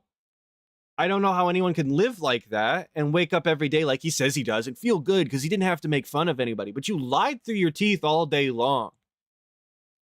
I'd rather make fun of somebody all day long than straight lie to them. And I don't come on here to lie about DSP whatsoever. We make fun of him, but I'm trying to tell the truth at all times. I'm trying to give the absolute honest opinion that I have. Because I think that, first off, he needs it. And second off, somebody's got to say it, right? That's why I do this content, because no one was saying exactly what I wanted to say. Exactly what I want to say is that DSP is absolutely unacceptable in every facet of the word. That's the end of the day. A little too late, and the tide had already turned against him for good. Undeterred, Phil went on to cause even greater controversy within his audience when he started the Hardcore Gaming Season giveaway of 2013, when rather than giving away actual games, he instead gave away empty boxes. This is Deus Ex Human Revolution Collector's Edition. Comes with this very nifty collector's box on the inside. Comes with a few things. First of all, collector's edition packaging. Hell yeah, box. Open that up. You're going to see the game's gone because I traded it in years ago. This got him. Who the hell is trading in games without the box? What good is the box gonna do you when you don't have the game? Why did you keep the box? That bothered me as a kid too. Because I would go and buy used games from GameStop because I didn't have any money, right? So like, if you took $20 off the game, like that's the one I could afford. That's what my mom said I could buy. But who is trading in? Yeah, you only needed the disc. I get you only needed the disc, but why I don't want just the disc because I didn't just have a bunch of cases. Please give me the goddamn case. You're selling me half a product at that point. Who's trading in half the product? What are you gonna do with the box? Why are you keeping it? To add it to your collection of garbage so that you could put it in the background during Ask the King? What is that? I don't get it. Lambasted and unsubscribed from, even by many of his diehard fans. Besides his fans, he was also being ridiculed by his peers, other YouTubers and gaming adjacent. Get Ezra just super chat $5. You put one of your vids in my feed and that's how I fell into the Snortex. Hadn't even heard about DSP. In deeper now. Thanks for the content. Thank you, Gitezra, for the 5. I'm sorry I pulled you into this, but I hope you enjoy your time nonetheless. I'm glad you enjoy the content. Celebrities anywhere from 2013 to... Yeah, look at the hair and the beard. And from the clips. You know, honestly, back then, his jowls, despite him being heavier set, are not nearly as awful to look at as they are now. That's probably a combination of just being older, but also the copious amounts of gin at his age. His jowls do look better. The hairline, or the hair, though, an embarrassment, but definitely has more than he does now. Again, due to his age, that's fine. You go bald when you get old, typically.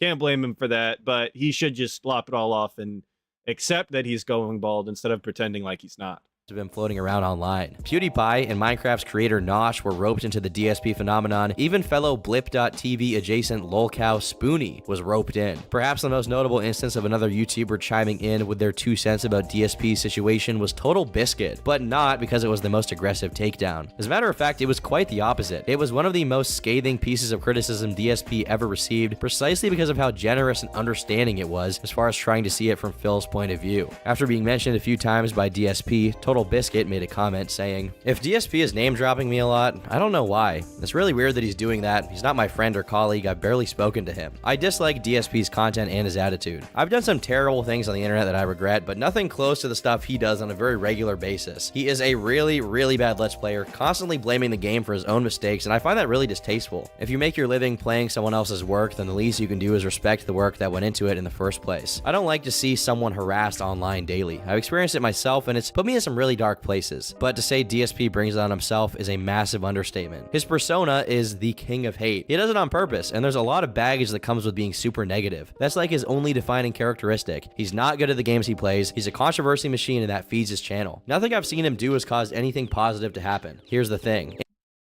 And that's exactly the truth, 100% from Total Biscuit here. I don't really know anything about the guy.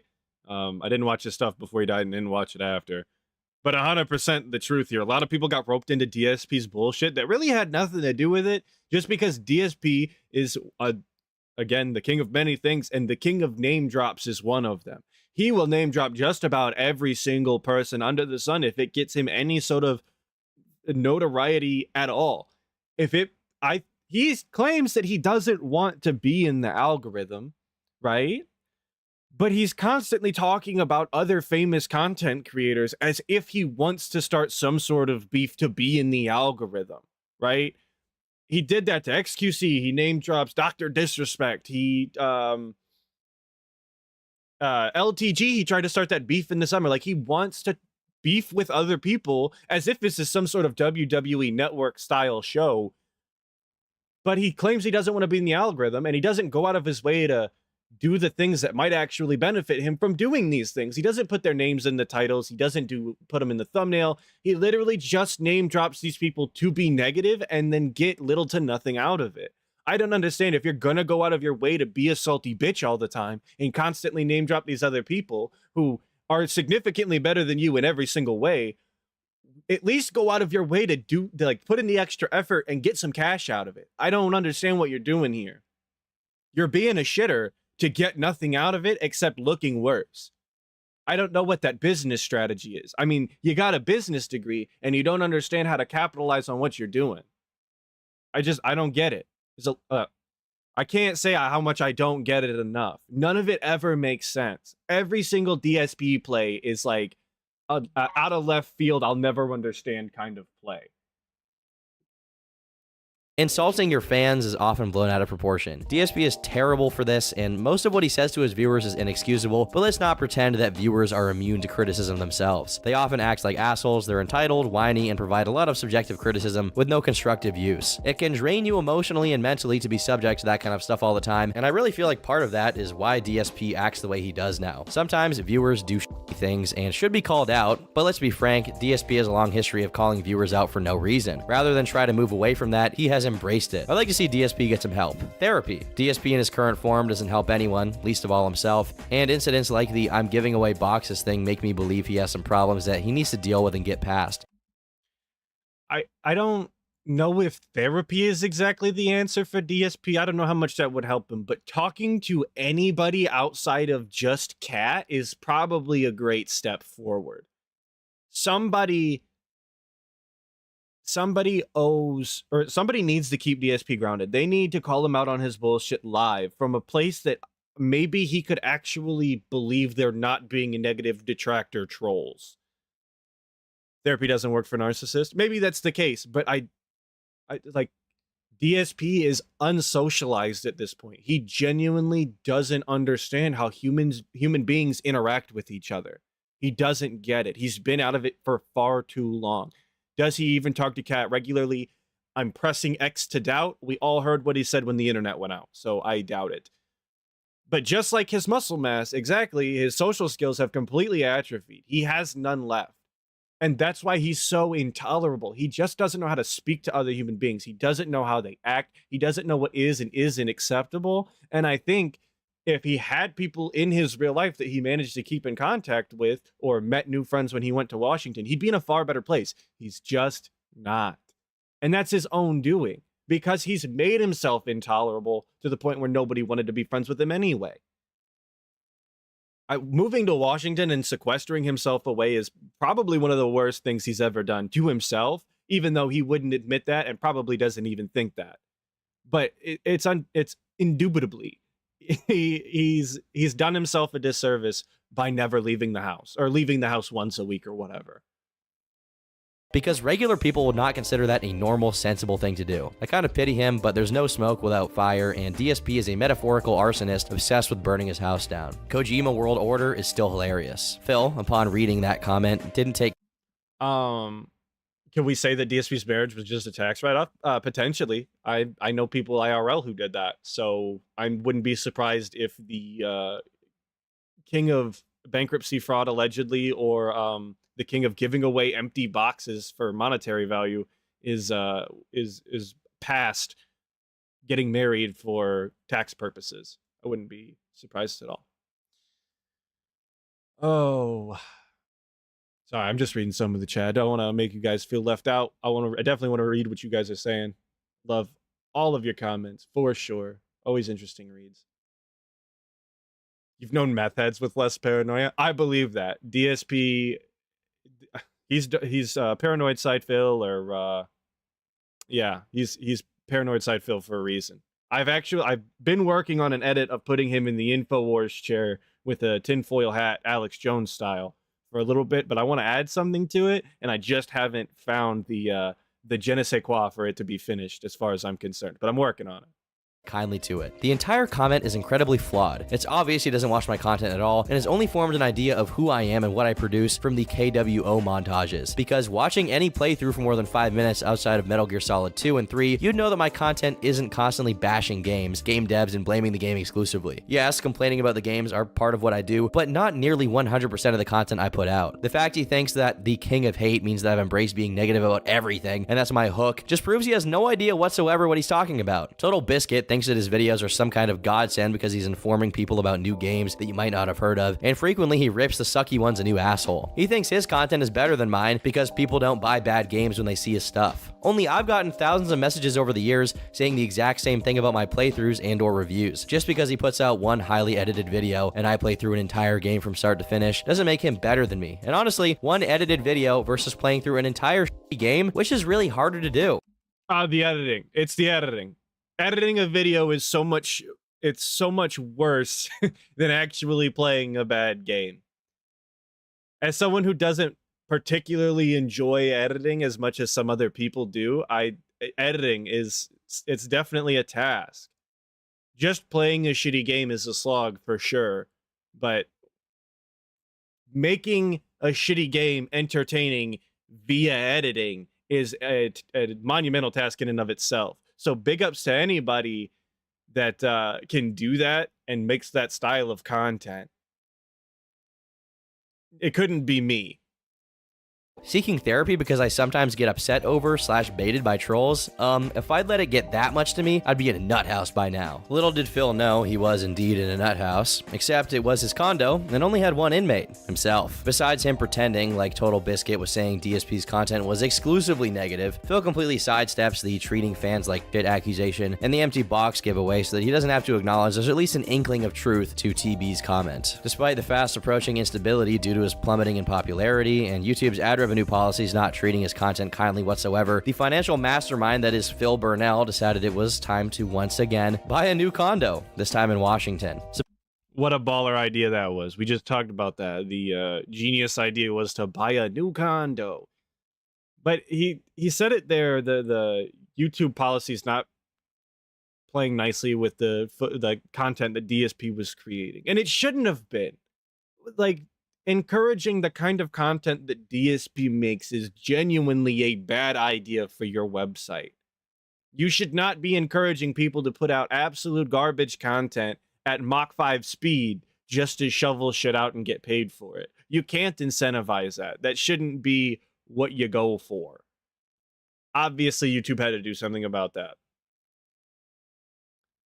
Supposedly, he had no outstanding debt besides his condo, which he was still paying the mortgage for, and decided that Connecticut was too expensive to live in due to its very high taxes. So much so that it was worth it getting a house in another state, despite his outright admission that he had no prospects of selling or renting the Connecticut condo. In early 2014, Phil and Leanna move in together. And the entire process of him moving from Connecticut to Washington was handled obviously incorrectly by DSP. He definitely should have found somebody to rent or buy the condo before he left. The entire concept of him not doing that beforehand is absurd. How did he really think that he was going to manage to pay 2 different condo dues at the same time like that with no additional income entirely off of YouTube? That's not a money move. I don't understand. No businessman worth his salt is going to think that that's a sound investment to move like that. I don't get it. Yeah, he did rent it out to his aunt at first, and then she died. But I don't remember him ever saying that was the plan really before she was like ill or whatever it was, right? My understanding of the situation is that he had moved before figuring anything out. And then later they were like, oh, your aunt needs somewhere to stay. And he was like, oh, well, she could stay there then. Right? That's my understanding of the situation. If I'm wrong, I'm wrong. Yes, it was the gouty aunt. He's probably glad that she's no longer with us because she did give him gout somehow. He can say it's genetic and that's fine, but like she didn't give him the gout. She didn't cast a spell or something. But yeah, I just, it doesn't make any sense to me whatsoever that he did it like this. This was asking for financial issues. This was asking for it to be foreclosed on in the future. Especially if he was well aware, especially if he was well aware that YouTube was changing and that he was refusing to change his content.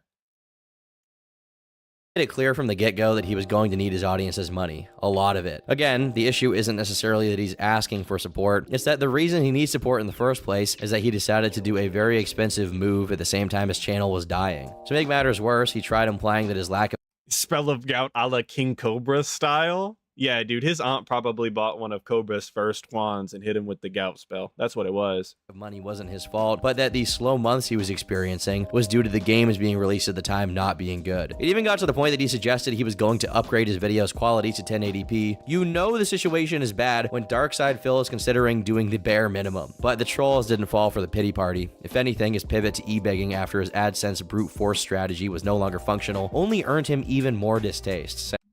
Don't blacklights show semen? What's going on with the money here? What is this? Why is there semen on the money? I mean, we know why there's semen on the money, but instead of doing the smart thing by admitting this format was outdated and obsolete and changing it radically, he would rather beg for his fans to give him money directly. Before, Phil was just ignoring the requests of people who watched him, but now he was undercover communist. Ignore the requests of people directly putting money in his pocket. Oh, they show fingerprints too. Okay. On the YouTube front. Over at his fan forum, because yes, he has a fan forum, the users were beginning to become upset over DSP's tyrannical method of management. Without due justification or warnings, Phil tended to ban users and lock threads without any concern. One infamous quote to come out of this situation was Phil saying, "I can't break the rules, I am the rules." I believe he's... Dude, your audience loves that. 100%. Like that, when you come with that mentality, obviously, people are gonna love you. They love when you rule with an iron fist and aren't beholden to anyone whatsoever, and you treat it as such. How could that end poorly? What a buffoon. Where do you get off acting like this? Like, what in your mind makes you think that this is okay to say? Because first off, you don't have to answer to these people. If you really are the law, if you're the rules, you don't have to answer. So why bother? Second off, it's just not okay to say these things out loud. You're going to be viewed in a negative light. You're not conducting yourself in a way that people are going to look at you positively. This is not DS positive. This is not meaningful curated style. This is dickhead style.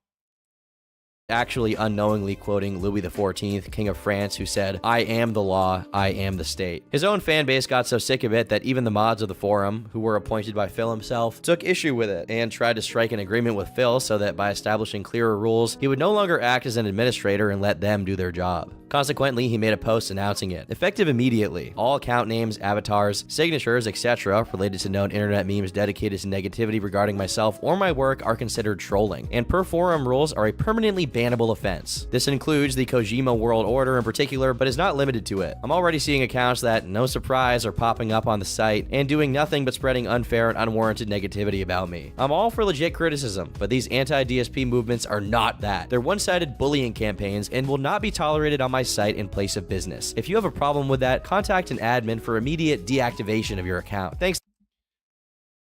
It's things like this, dude. It's things like this. Why is he so gout-fisted when he deals with his audience? It's okay to have a little bit of criticism. Not every piece of criticism is straight detractor trolling with nothing positive to say. I've even seen people in my comments who are like, hey, I made a suggestion to DSP in the suggestion box. Not out of a place of hate, but because it's important to provide actual context and criticisms to someone so that they could actually be better. But DSP can never view anything like that. It's never in his state of mind. Every piece of criticism is Jesus Christ, get through the sentence. is directly an attack on his character, an attack on the content that he makes. The ego on this man it's insurmountable. It is I don't get it. I don't get it. How? He's never done anything. He's never really been important. He's never been anybody. Where do you get off thinking that you, first off, I'm the law, bozo. But to think that you're so important to start your own forums and then rule it with an iron fist where nobody is allowed to say anything, even critiquing you, is absurd. You're a nobody. You've always been a nobody. Oh my God. He's insufferable. In every aspect of him, he is insufferable. That's all for understanding and moving forward positively. Despite this agreement, Phil proceeded to not uphold his end of the bargain by permabanning a user for what he deemed was unwarranted and unproven slander. The mods of the forum, along with many of the Twitch mods, resigned en masse, saying, "For those who read the settled agreement, this was not allowed. It was in direct violation of our agreement. We tried our best to stay, and unfortunately we failed in that regard. All the best, the departing staff." Noticing that even his own mods had left him, or in his eyes, betrayed him, a la Julius Caesar, Phil decided to respond A la Julius Caesar. I like that.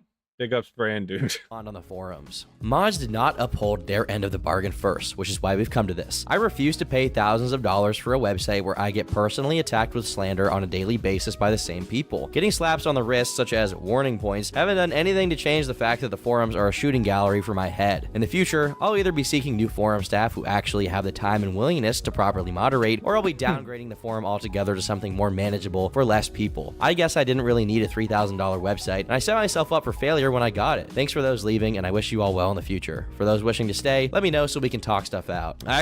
Awful. Just off. Sorry. Let me... I drank some water and went down the wrong way. I apologize. But this happens to DSP multiple times throughout his history, where his moderation staff basically just leaves because he's awful and they don't want to deal with him, or the rules have changed and they don't like it, right? That's what happened to his stream moderation staff. I feel like I'm dying. I'm going to be talking about this for the next month, guys. That time I sipped water wrong, I'm still recovering. But that's what happened to his stream moderation staff. He changed the rules, and they're like, well, if I can't moderate the way I want to, I'm just going to leave. Then, it's such a weird problem to have with your audience, or with your moderation staff. I don't know of any other content creator who is frequently going through this the way that DSP is. He frequently cannot frequently can't get a moderation team to stick by him because he's just so insufferable. Nobody else does this. Nobody else has this problem that I'm aware of. And if they do as the common courtesy to not talk about it on their streams all the time, which we all know that DSP is just incapable of because he has to tell you everything all of the time. Unfortunately and fortunately. Thank you, Spider-Man Mode, for the sub. Appreciate it. Yeah, $3,000 for the website. X'd out on that one, boys. There's no way. No way. I don't know why he finds it so impossible to find somebody who will just moderate in his chat or on his forums in a way that is applicable, right? I don't know if it's the rules. It's probably a factor of all of the things, but it's crazy to me that he has this problem as frequently as he does. Actually don't know what the hell he's talking about here. There are free forum template websites you can use for free, so unless he's an absolute idiot, he's a really bad liar. As a matter of fact, there's no reason to even bring up $3,000 in the first place, so I suspect he just said it to brag, unless he's trying to suggest he was paying for the mods to do their job, in which case we're back to lying because they were unpaid. The situation continued to escalate as an administrator ousted Phil and would continue to take over the site, who in turn canceled the giveaway he was doing at the time due to it relying on fan art that was being published on the site. After the site was flooded with not safe for work images and completely wrecked, it went down and stayed down for good. That's so funny to me. How are you going to treat them as horrible as you do and change the rules and make it something that they didn't agree to, which DSP you should be well aware of because you're the king of telling your employers that it wasn't in the contract that you signed or in your job description, so you're not going to do it. If they have the problem, they can take it up with a lawyer. So you've not signed these people on with money or anything, but you've had these people do these positions as moderation or whatever, and then change the rules on them while they have power. That's so strange to me that you wouldn't take away their privileges and power before making these boneheaded decisions like you did. That would be like step number one. If you're going to piss everybody off, is immediately take away all of the privileges that they have and then redish it back out after you've figured out who was going to stay and who was going to go. I don't understand what kind of mindset you would have to completely gloss over the fact that maybe they could retaliate in some sort of way like they did. Seems a little short-sighted. Seems like it didn't think anything out or think anything through. But that is par for the course for DSP, obviously. Doesn't think about anything other than Hogan's and Jin. At least until Phil revived it sometime later with a new, less inflammatory name, just the DSP forums. When someone entered DSP's stream as he played Mortal Kombat 10, they successfully got him to lose his temper by bringing up the Leanna Kingdom Hearts incident, prompting Phil to spend the next few minutes just airing out his rage. He's talking about something that happened 2 fucking years ago on Twitch. I mean, could you be more of a fucking loser? Seriously. The reason this guy joined my match was to do that. Not to play the game, not to have fun. He ruins it for everyone. Delays. People who want to play have to wait now, right? Because we have to listen to this fucking idiot. I mean, what? Ladies and gentlemen, you have found the epitome of a loser on the internet. The tirade alienated vast swaths of his audience, and he apologized the very next day in a video. Was this that Quan Chi with the skeletons bitch? Was that the guy? Was that the clip he was, or was that the, Jesus Christ, was that the match he was complaining about? Let me know in the chat. On his YouTube channel. For once. No, that wasn't the one. That was a different one. Okay. Different guy. Okay. We had so many classic Mortal Kombat clips. Look, I'm gonna get them mixed up a little bit. This was an appropriate response, even if he was pressured into doing it. Every once in a while, Phil does seem to exhibit a sense of clarity. Don't talk about the sip of November. Don't worry about it. Back in the summer of 2014, which wasn't a very difficult task to do considering how careless DSP was about it. It took a long time for someone to do something with that information, but after 5 consecutive days of being DDoS attacked, someone tried to SWAT Phil, saying he either had or was in the process of murdering his girlfriend and her family. I don't have to explain how absolutely unjustified and dangerous this was, but thankfully, Phil had already been in contact with the police because he predicted something like that would happen. Perhaps because something similar already had happened at some point, but that's just speculation. However, Phil took this as an opportunity to conflate the people who tried to swat him and falsely accuse him with anyone and everyone who had ever made a "this is how you don't play" video or mocked him on the internet, saying that it was the negative vibe people created around him that almost cost him his life. Obviously, I have to say, in this stream, on this channel, in this chat, these comments, I'm not going to condone any sort of ill wishes towards DSP in the physical sense. Wasn't it a wellness check? You wasn't swatted? Wellness check? Yes, I believe so. Wellness check, not an actual swatting. But regardless, don't condone anybody doing anything to DSP's house or sending anybody there or even buying him pizzas. But his reaction to all of it was fantastic nonetheless, which is the double-edged sword, where obviously I don't condone any of that, but when people do, you do get some very wild content that everyone seems to be entertained by usually. So, as bad as swatting is, not okay. It's just a silly thing for him to do, especially in the relatively serious situation he found himself in at the time. Obviously, not every hater is responsible for the one nut job that decided to swat him. Raziel the Lost DSP was the one who got on stream and said that somebody had told the police that he was like killing his girlfriend or whatever. That was, I believe that was out of DSP's own mouth during that stream where he told everybody that they tried to get him killed. And that was every detractor's fault. Yes, anyone who made a "this is how you don't play," anybody who made detractor content or whatever, everyone tried to get him killed. If you left a negative comment, if you left some sort of criticism in the comment section below, you're basically responsible for first-degree murder. Noise surrounding his name was getting a tad too loud for Phil's liking, but since he was too proud to start paying an editor and putting out decent content to quell the mutiny that the Kojima World Order had created, his strategy to deal with his detractors was to abuse the copyright privileges he had, in part due to being a member of Machinima, to strike the channel of whoever was bad-mouthing him. Once again, Total Biscuit, this time along with Slow Beef, popped up on Twitter to address what Phil was up to with the abusive copyright claims. Ironically, DSP was soon going to suffer the same fate he put many people through at this time, when DSP Gaming began facing various copyright ID takedown notices due to his use of fan art in his pre-streams. The threat that this posed to Phil's livelihood was so immense that drastic action will be taken. This gay op was massive at the time. Huge. It was a big deal. All the copyright strikes for the fan art. Man, this led to a debacle. I don't condone any sort of copyright strikes whatsoever. I just seen that the other day in the settings and menus for YouTube, and I was like, who the hell? What kind of assholes using this system? Get them out of here. I don't... Goofy. Hundreds of playthroughs that featured fan art were deleted and privated in order to prevent further strikes. Consequently, the accumulated views on DSP's channel dropped dramatically, which, according to Phil, lowered his ranking in the YouTube search engine. Not only was his personality pushing people away from his videos and streams, now his privileged spot in the eyes of the algorithm was going away, and the house of cards was very quickly collapsing. Again, this is not something I wish on anyone, not even someone as annoying as Phil. Having your livelihood ravaged is a terrible thing. However, the crux of the issue is, despite having actively participated in bringing all of this upon himself, he simply wouldn't stop in blaming exclusively other people for the damage done to his channel. Additionally, he returned to directly asking his viewers for... And I don't know if he's going to address it, because we are glossing over a few things. If you know, the part of the lore.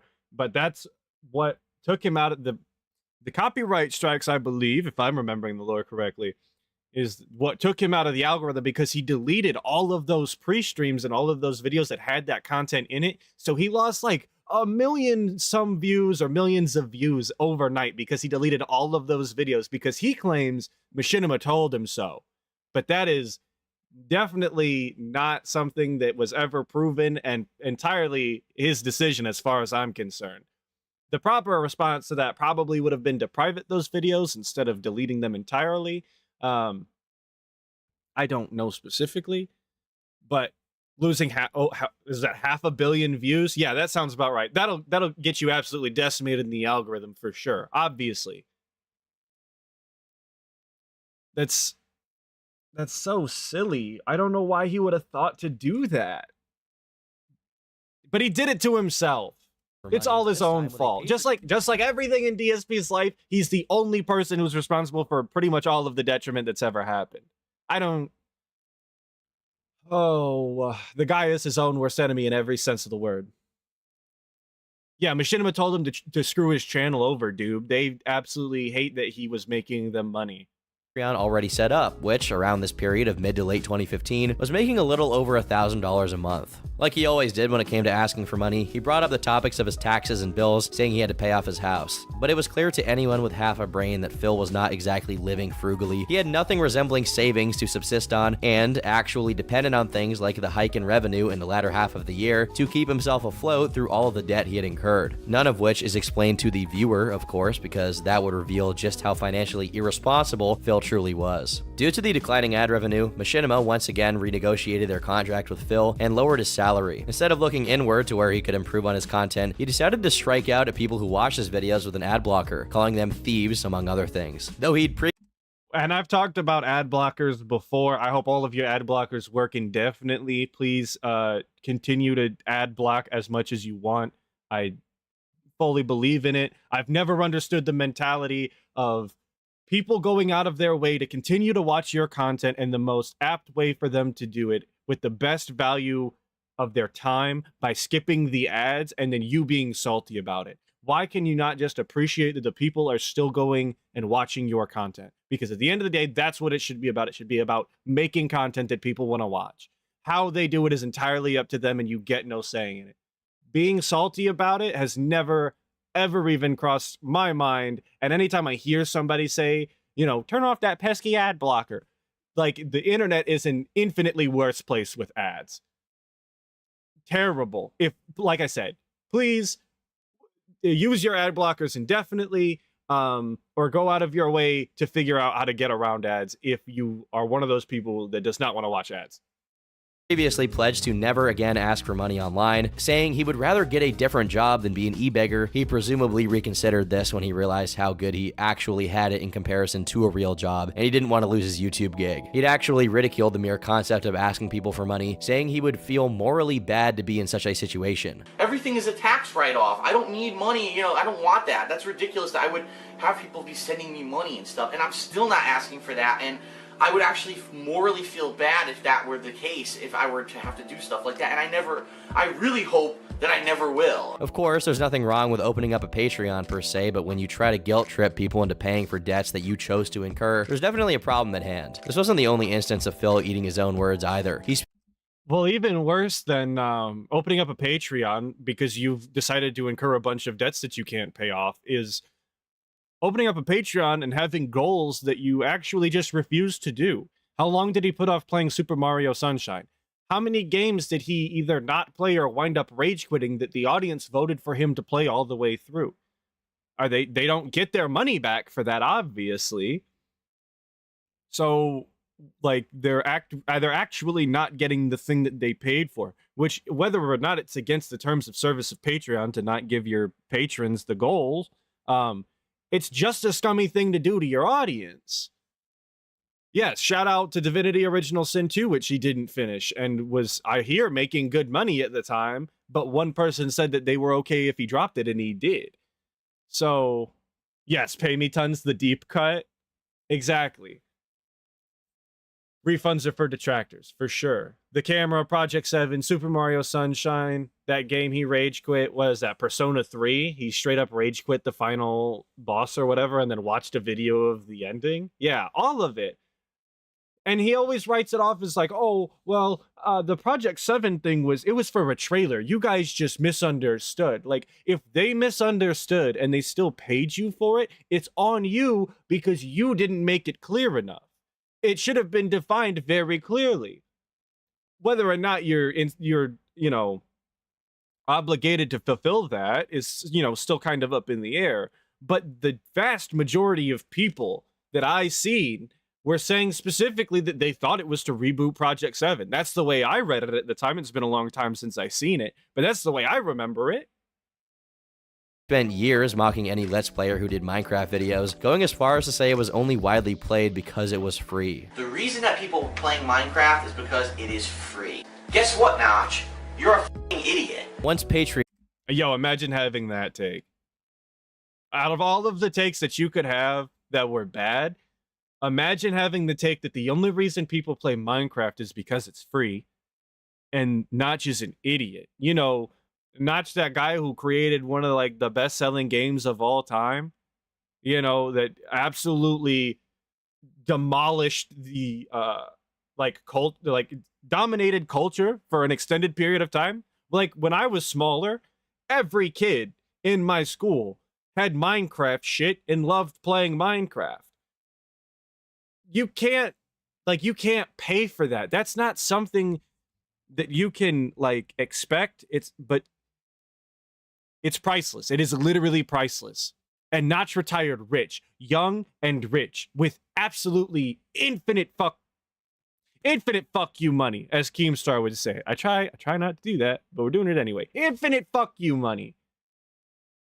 For something that DSP was claimed was only for kids. People only played it because it was free. It was stupid. Imagine having that take.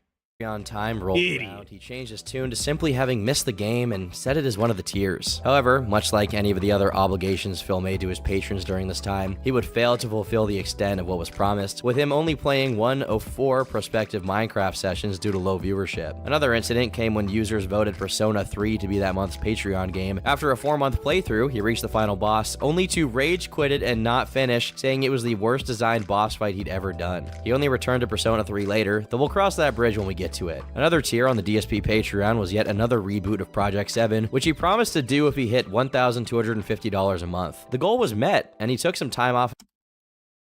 We're seeing it right now. We let him cook it. Look what we got here. Project 7 Rebirth begins. Relaunch my very old series, Project 7, we're seeing this. We're reading this. This is it. $1,250 per month, and he would work on. And he is saying that this was only for a trailer. Why would you need $1,250 per month if all you're going to make is one trailer? No mention, exactly. No mention of a trailer.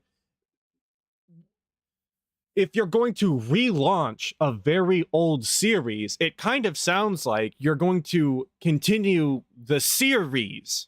Not a trailer, but the actual series. And again, if that's not what he meant, it's on him for not clarifying. He has an obligation to the people paying him to make the descriptions of these goals as clear and concise as possible so there's no miscommunication as to what they're paying for.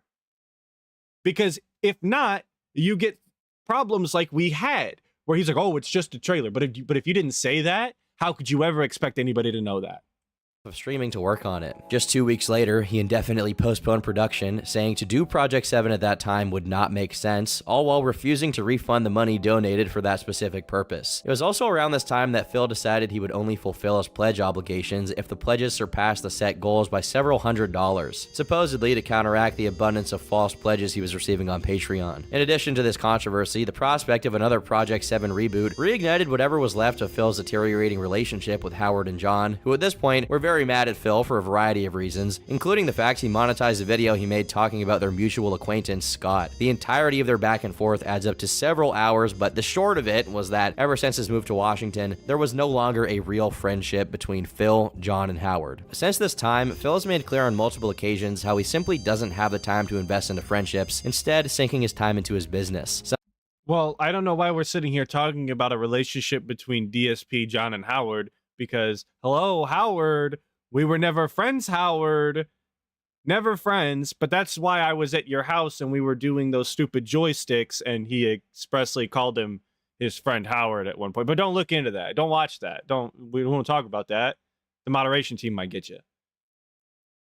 Something that apparently continues to this day. Much later on, Phil recognized that during this time period, it wasn't just his professional life that was tumbling down, but also his personal life. His relationship with Leanna was deteriorating, and before we talk about that, we just talked about the John Rambo and Howard call, and I see it in the chat. Yeah, they want to talk about how DSP is more involved in his business and not willing to put in the time to, actually have friendships or whatever.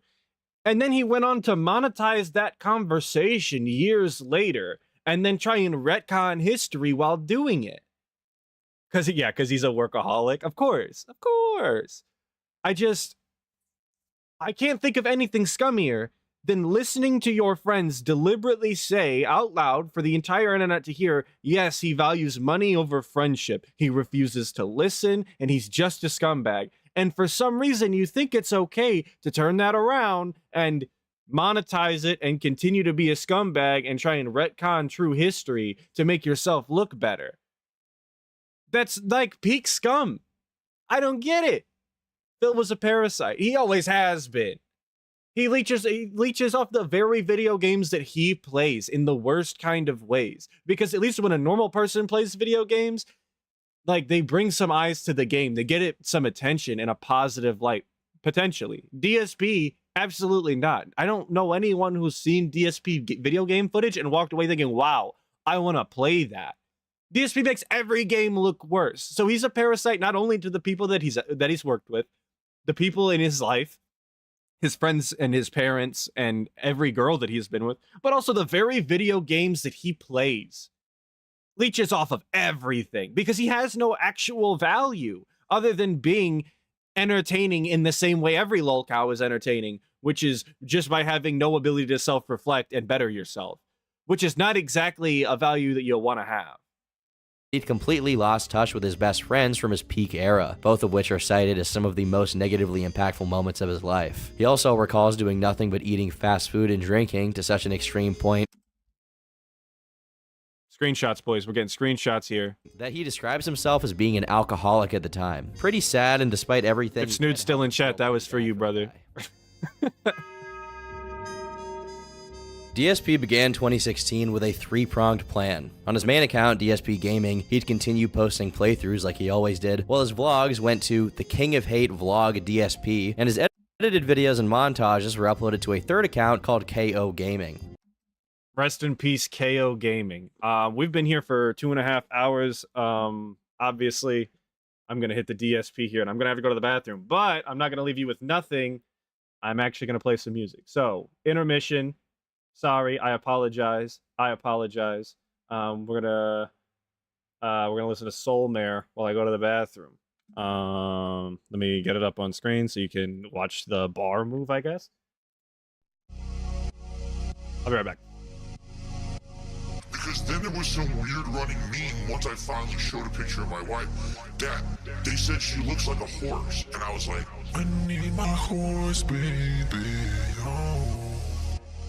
She's like my mother and my lover. I love the horse. I love my horse, baby. I love my horse, baby.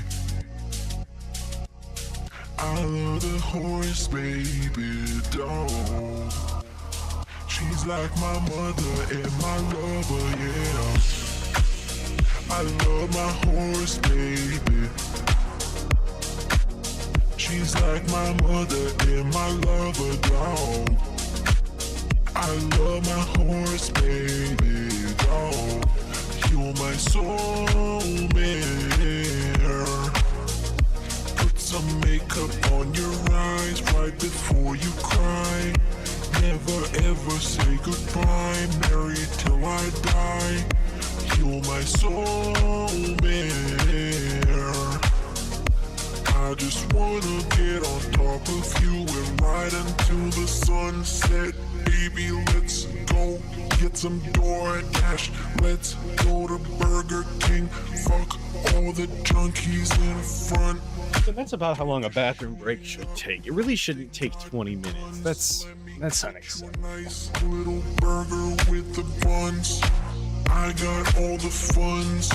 I just wanna chill and have fun. God, this song bangs. This whole album is fantastic. I love a slowed and reverb. Whole album? Yeah. Fantastic. Shout out Meerkat. The GOAT! Appreciate all of you guys being here. She's like my mother and my lover, yeah. I love my horse, baby. It only takes 20 minutes if you're pulling Hogan's. Exactly. Exactly. It's the guy. There's nothing whatsoever on my wife that looks like that. All right. Back to the thing we were supposed to be doing. Thank you for giving me the intermission time. I appreciate it. After a rough Yo, big ups KO Gaming, though, obviously. Getting back into it. What a classic DSP meant. 2015 that introduced Phil to the consequences of behaving the way he did. He was angling to outwork his lack of manners and the audience of trolls he had attracted. It was supposed to be his year. Phil would finally become him. No, Inked. Don't talk about the support DM. Don't talk about it. One of the ways he found to make up for his past shortcomings as a content creator was to return to Persona 3 to beat it, as he was supposed to do a long time before. However, just as his live stream for it was about to begin and the screen was set on a message informing people that it would start shortly, he mistakenly left his webcam on and visible to the viewers. In doing so, he exposed his audience to what appears to be his pre-stream preparation ritual, if we can call it that. I'm pretty sure I can't really show it on screen, even though it's not explicit per se, since you can't see any of it happening, but it's fairly obvious based on the fast-paced jerking motions and his facial expressions that DSP is cranking one out immediately prior to beginning a stream. As soon as he's very visibly done, the live stream starts and he says, Oh, the camera's on. The camera's been on the whole time, huh? almost as if he was knowingly nodding to those who had the displeasure of witnessing the whole thing. Obviously, we weren't going to get through a documentary about DSP without talking about the is it May 1st burst? Is that what we're calling it now? That's the move? Yeah, I don't know. I don't particularly find it funny, but you'd be remiss to not talk about the guy and talk about the May 1st burst. So it is what it is. As far as live streams go, this comes close to the mother of all of them. It was covered by Keemstar of Drama Alert.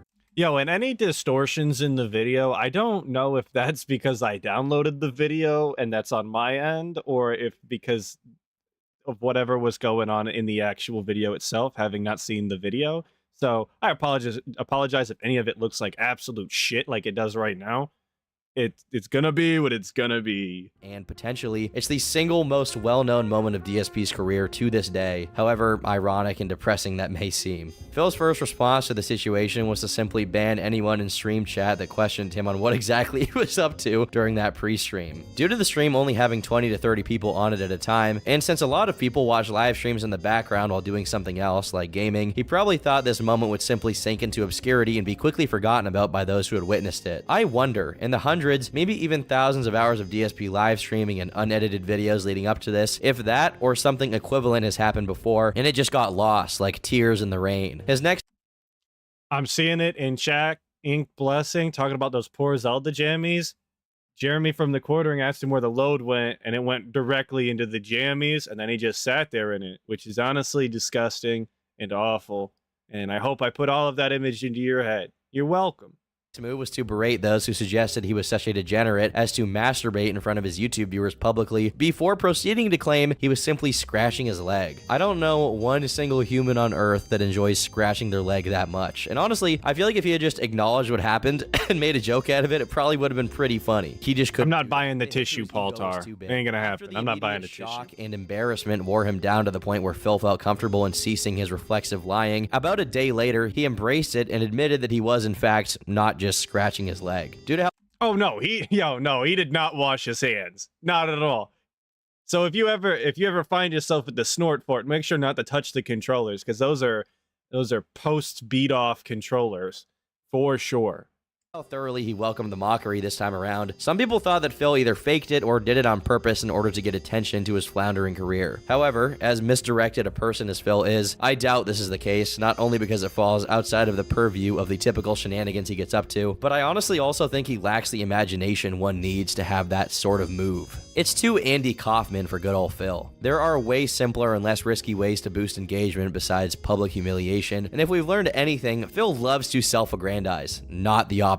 To be fair, despite how bad the incident in and of itself is, this is one of Phil's most competent bouts of dealing with backlash, as he just very quickly owned up to it within like a day or two. However, and you got to give DSP credit for that. Most people who would not, okay, look, most people don't beat off on stream, but for those that do, they typically don't deal with it very well, and it is obviously very embarrassing, and he handled it a lot better than he handles simple criticism.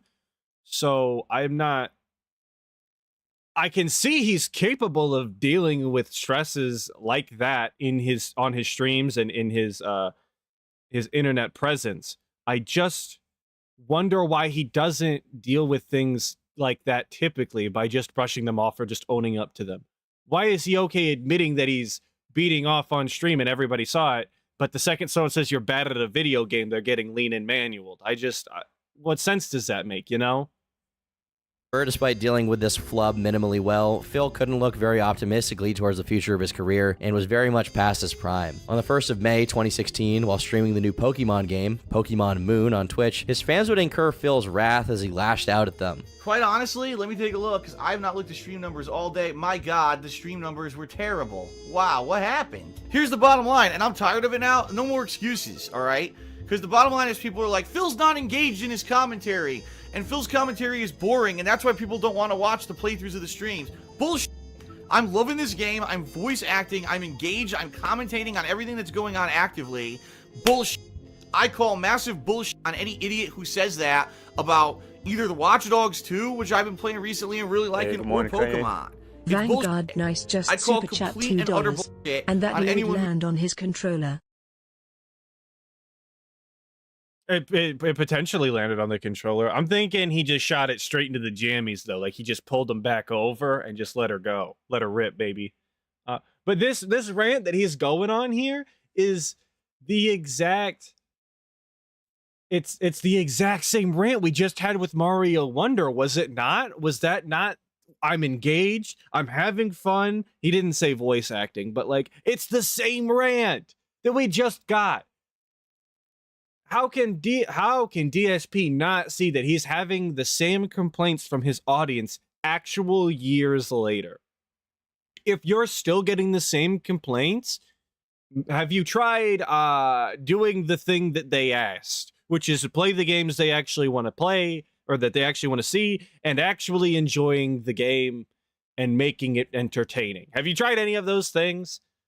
I know you can't teach entertainment. Like, you can't, I mean, you can teach charisma, but like, it's not as easy as like teaching like math or something, right? But you have to try, and you have to make it look like you're trying. But DSP doesn't even do that. He just feigns like he's trying by saying he is, without actually putting in any work. It's wild that he can have exactly the same. Darkslayer Don 213 just super chat $5. That explains the bugged controllers. Yeah, you tend to get bad inputs when the buttons stick down like that. Oh, thank you, 1 Minute Man, for the sub. Appreciate it. But it's crazy that DSP can have the exact same rant multiple years apart and not see anything wrong with that. Saying that I'm not engaged and I sound like I'm bored. I'm not. So I've had enough excuses. It just seems to me like people are fucking lazy and don't want to come out to the streams. I don't even know what else to say, you know? There are few mistakes as easy to avoid as openly complaining you don't get more viewers. And while it's not a particularly grave one, it shines a light on Phil's perennial state of mind. He isn't open to consider that his lack of popularity is due to the lack of quality of his content, or better yet, the consequence of his behavior as an online personality. Phil received backlash from his fan base, which was then compounded by other creators like Review Tech USA, who covered his little tantrum on livestream. Phil apologized for calling his viewers lazy, but remained steadfast in his belief that the viewership drop-off has nothing to do with the content itself. At this point in time, Oh, dude, no. DSP's drop-off never has anything to do with the content, and it's instead just because they're lazy, and they're mouth droolers, and they have short attention spans, and they only care about popular Fortnite drama-style content or something. Did I cover all of the bases? That's why people don't like DSP? Is that covers all the bases, right? How you don't play videos made with clips from Phil's content had completely eclipsed Phil's actual content as far as views and engagement, and Phil thought to capitalize on the community source content. He allowed other people to submit. Oh yeah, and this is how you don't play. I forgot. How could I forget? Shout out Evil AJ.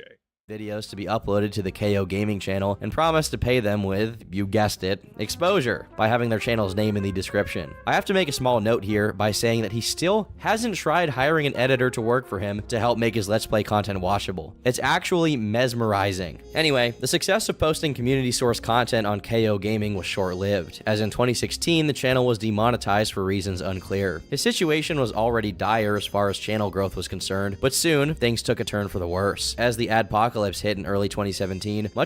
And KO Gaming died right then and there the moment it was demonetized. Because why would Phil put out any sort of content that he can't directly make money off of ads-wise? Huh? Who? Why? It's like he doesn't actually care about the content. Huh? Isn't that crazy? It's like he's not willing to make any sort of content for people to enjoy if it doesn't directly lead to cash. And it has to directly lead to cash, not indirectly lead to cash. You can't just tip him or send him, you know, money through PayPal or whatever and say, hey, like, I enjoy your KO Gaming content. It directly has to be from ads. The video itself has to make the money aside from you giving him money for liking it. Much of Phil's backlog on his other two channels got demonetized, meaning he could no longer profit off of them and depended even more on his immediate income. However, the potential for AdSense revenue was stripped away from Phil when his content was deemed advertiser unfriendly, mostly because of the years of content on each channel loaded with every offensive expletive known to man. Because of this quick succession of unfortunate events, Phil found himself unable to pay for the immense amounts of credit card debt he had accrued, the mortgage for his new home, potentially even the mortgage for his old home as well, since it's not clear that he stopped paying it, and last but not least, the medication he needed for his chronic back pain. This panic over his future led to even greater tension. Yo, was there ever medication for his chronic back pain? I thought we were just breathing that sweet Seattle air. I thought that was it. That's all we needed.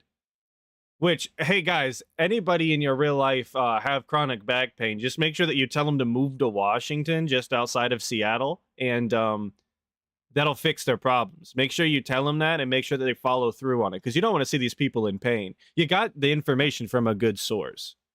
There was no medication. That's what I recall. That That sounded about right to me. DSP's not giving anybody money so that he could bitch less. That's not gonna happen. That's just one more thing that he can cash in on. Did he say that? Did he say that the Seattle air cured his back? Oh, 100%. Yeah, dude.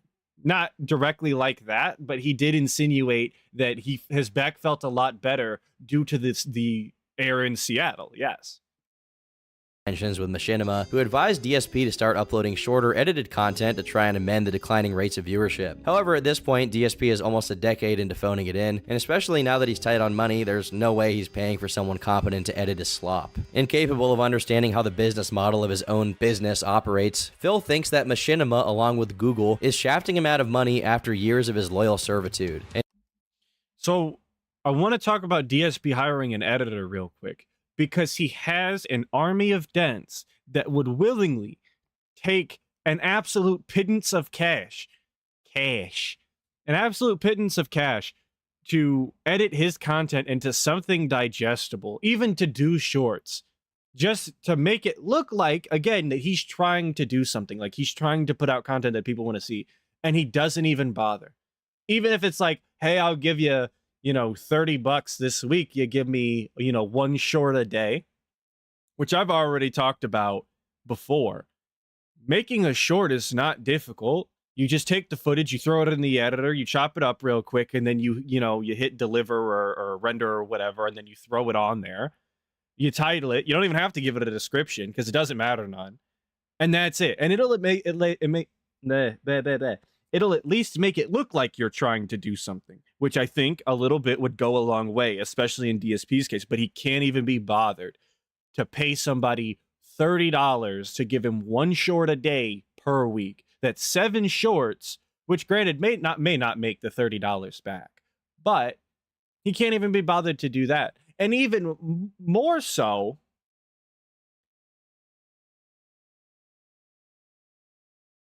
go back in the video, all his fans eventually get sick of him once they take enough shit. This is true. You just pay a different dent at that point. Look at Arkham Edits. He could just find a new one. But even more so, and this was in my comments, so I looked into it. Doing shorts via AI is not a complicated thing. It's actually just uploading, like, take the raw footage, you put it through the AI, and it'll spit out, like, there's one that'll do like 15 different shorts, right?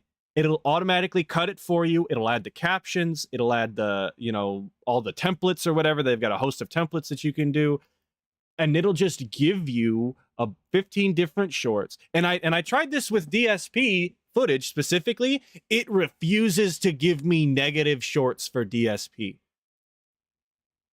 It refuses. So this is something that DSP could put his slop through, and it would still manage to find, like, semi-positive content for him to upload. But it won't give me negative content. So it's unusable for me. I still have to do it by hand. My last short did have captions on it. I did run that through an AI captioner, but it wasn't generated by an AI because it refuses to give me negative DSP content. And not that I'm specifically looking for negative DSP content, but it just kept giving me all of the propaganda points that DSP does about how he's, struggling through all of the things, and he's a one-man army, and despite everything, he's still going, and he's so thankful. Like, these are the kind of shorts that it'll spit out for you. And DSP can't even be bothered to do that. Did you know if you do not stalk the progress bar, it doesn't inch up? I don't even know what that means. In his mind, they owe him something, even if the content simply is not working out. Strangely, he seems to believe that the changes in algorithm were somehow malicious in nature, and that they owed him an explanation as to why he was being treated unfairly. He released a video airing out his grievances and basically saying that he'll get to the bottom of it, as if there was something to get to the bottom of.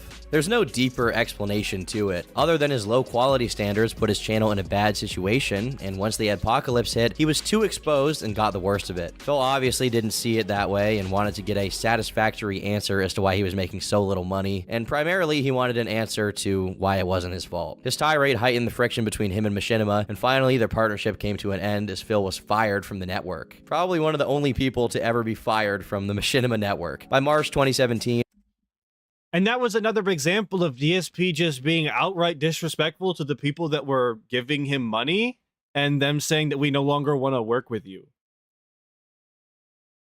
That's all that was at the end of the day. DSP being outright difficult to work with and expecting something that wasn't going to happen, and them just being like, okay, well, if you feel that way, then like we don't want to work with you anyway because you kind of suck ass. And they moved on.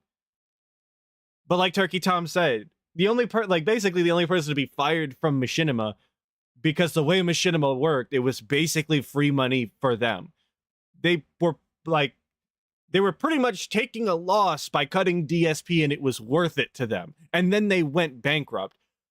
So in a weird way, they were so adamant to fire DSP that it like I said, in a weird indirect way, did lead to them going defunct.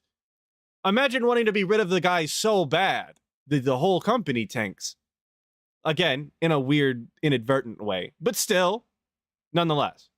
Views had never been lower, despite how frequently content was being pumped out. Phil's merch on Teespring wasn't bringing in enough revenue to keep things afloat, so he went on the search for a new MCN to be a part of so that he could continue his work. Keep in mind, by 2017, MCNs were basically phased out from YouTube. Most people saw them as scams, or, in other words, companies that take all of your money, give you a portion of it, and don't really do anything for you as a result. But here, Phil was still looking for an MCN. Eventually, he found one called Curse, which was willing to take him in. This was a bit foolish on their part, I should say, since he promptly abandoned them to sign with another MCN, Laveria Media, who offered him content ID protection with the bonus of allowing him to copyright claim the derivative videos of his detractors. Soon, yo, shout out Lavinia, not Laveria, but Lavinia for the mini PC. I'm sorry the DSP shit on you so hard. I still think about it all the time. after, Phil noticed Laveria's inability to commit to any of their promises to him on writing, and sussed out that it's unrelated, but every time I hear Laveria, I think Lavinia. So he returned to Curse, which, while less lucrative, allowed Phil to continue his work. However, just as one negative feedback loop is looking like it might stop, another one begins. Phil's domestic life with Leanna became turbulent. Leanna, by this time, had recently gotten herself a job, and as the breadwinner of the family, was often out working. Probably because of the life experience she was accruing while at work, surrounded by adults with expectations of responsibility and maturity, she began maturing herself, and naturally, muted tensions rose between her and Phil. In early 2017, she tweeted a photo of a fake engagement ring saying, "My co-workers keep asking me when Phil and I are getting married, even though we aren't engaged. Gotta fake it." While seemingly small, it communicated a lot about how their relationship was going. This is a classic Panda post. This is big lore. The DSP obviously retconned and doesn't talk about. And it says a lot. Like, you could tell she wanted certain things that were not happening, and DSP is just an old curmudgeon who doesn't understand that when you're in a relationship like that, you kind of have to make the other person happy. Like, I don't understand how he doesn't get that it's not just one-sided. But now he has a my wife. So I guess he made out in the end and got exactly what he wanted. Phil really did fumble Panda. That should have been a decade of fumbling Panda, because we need our girl back. She wanted more out of it. She wanted commitment, expecting Phil to take it to the next level, while he was comfortably inert. While he acted very confused on stream when it was brought up, it appears he quickly took the hint and got engaged to her. Yeah, Jacob, that is the situation that happened due to Phil's unstable finances. Despite the proposal, there were various signs that they were adrift and on a fast track to separation. A little while later, Leanna suffered an anxiety attack that was so intense it landed her in the hospital. This flare-up of her condition compounded on top of their already bad situation, since they had to pay for her 3-hour stay in the emergency room, despite her receiving nothing resembling treatment besides a pill, according to Phil. The reason for her anxiety attack is unknown. It could just be from the stress of having a job. Well, I don't know. Yeah, give her a pill. There's not a lot of things that I take Phil's side on, but I'm being facetious. But you really should have just gave her a pill and just left her somewhere, like in an alley or something, in this crime-ridden city that is basically a GTA Online lobby that Phil apparently lives in. That's what should have happened. You should have just let the junkies hang out with her while she was off a beam. That would have obviously been the smart decision. I don't know why you thought it was necessary to take her to the hospital, but you were wrong, and DSP was obviously right and did nothing wrong.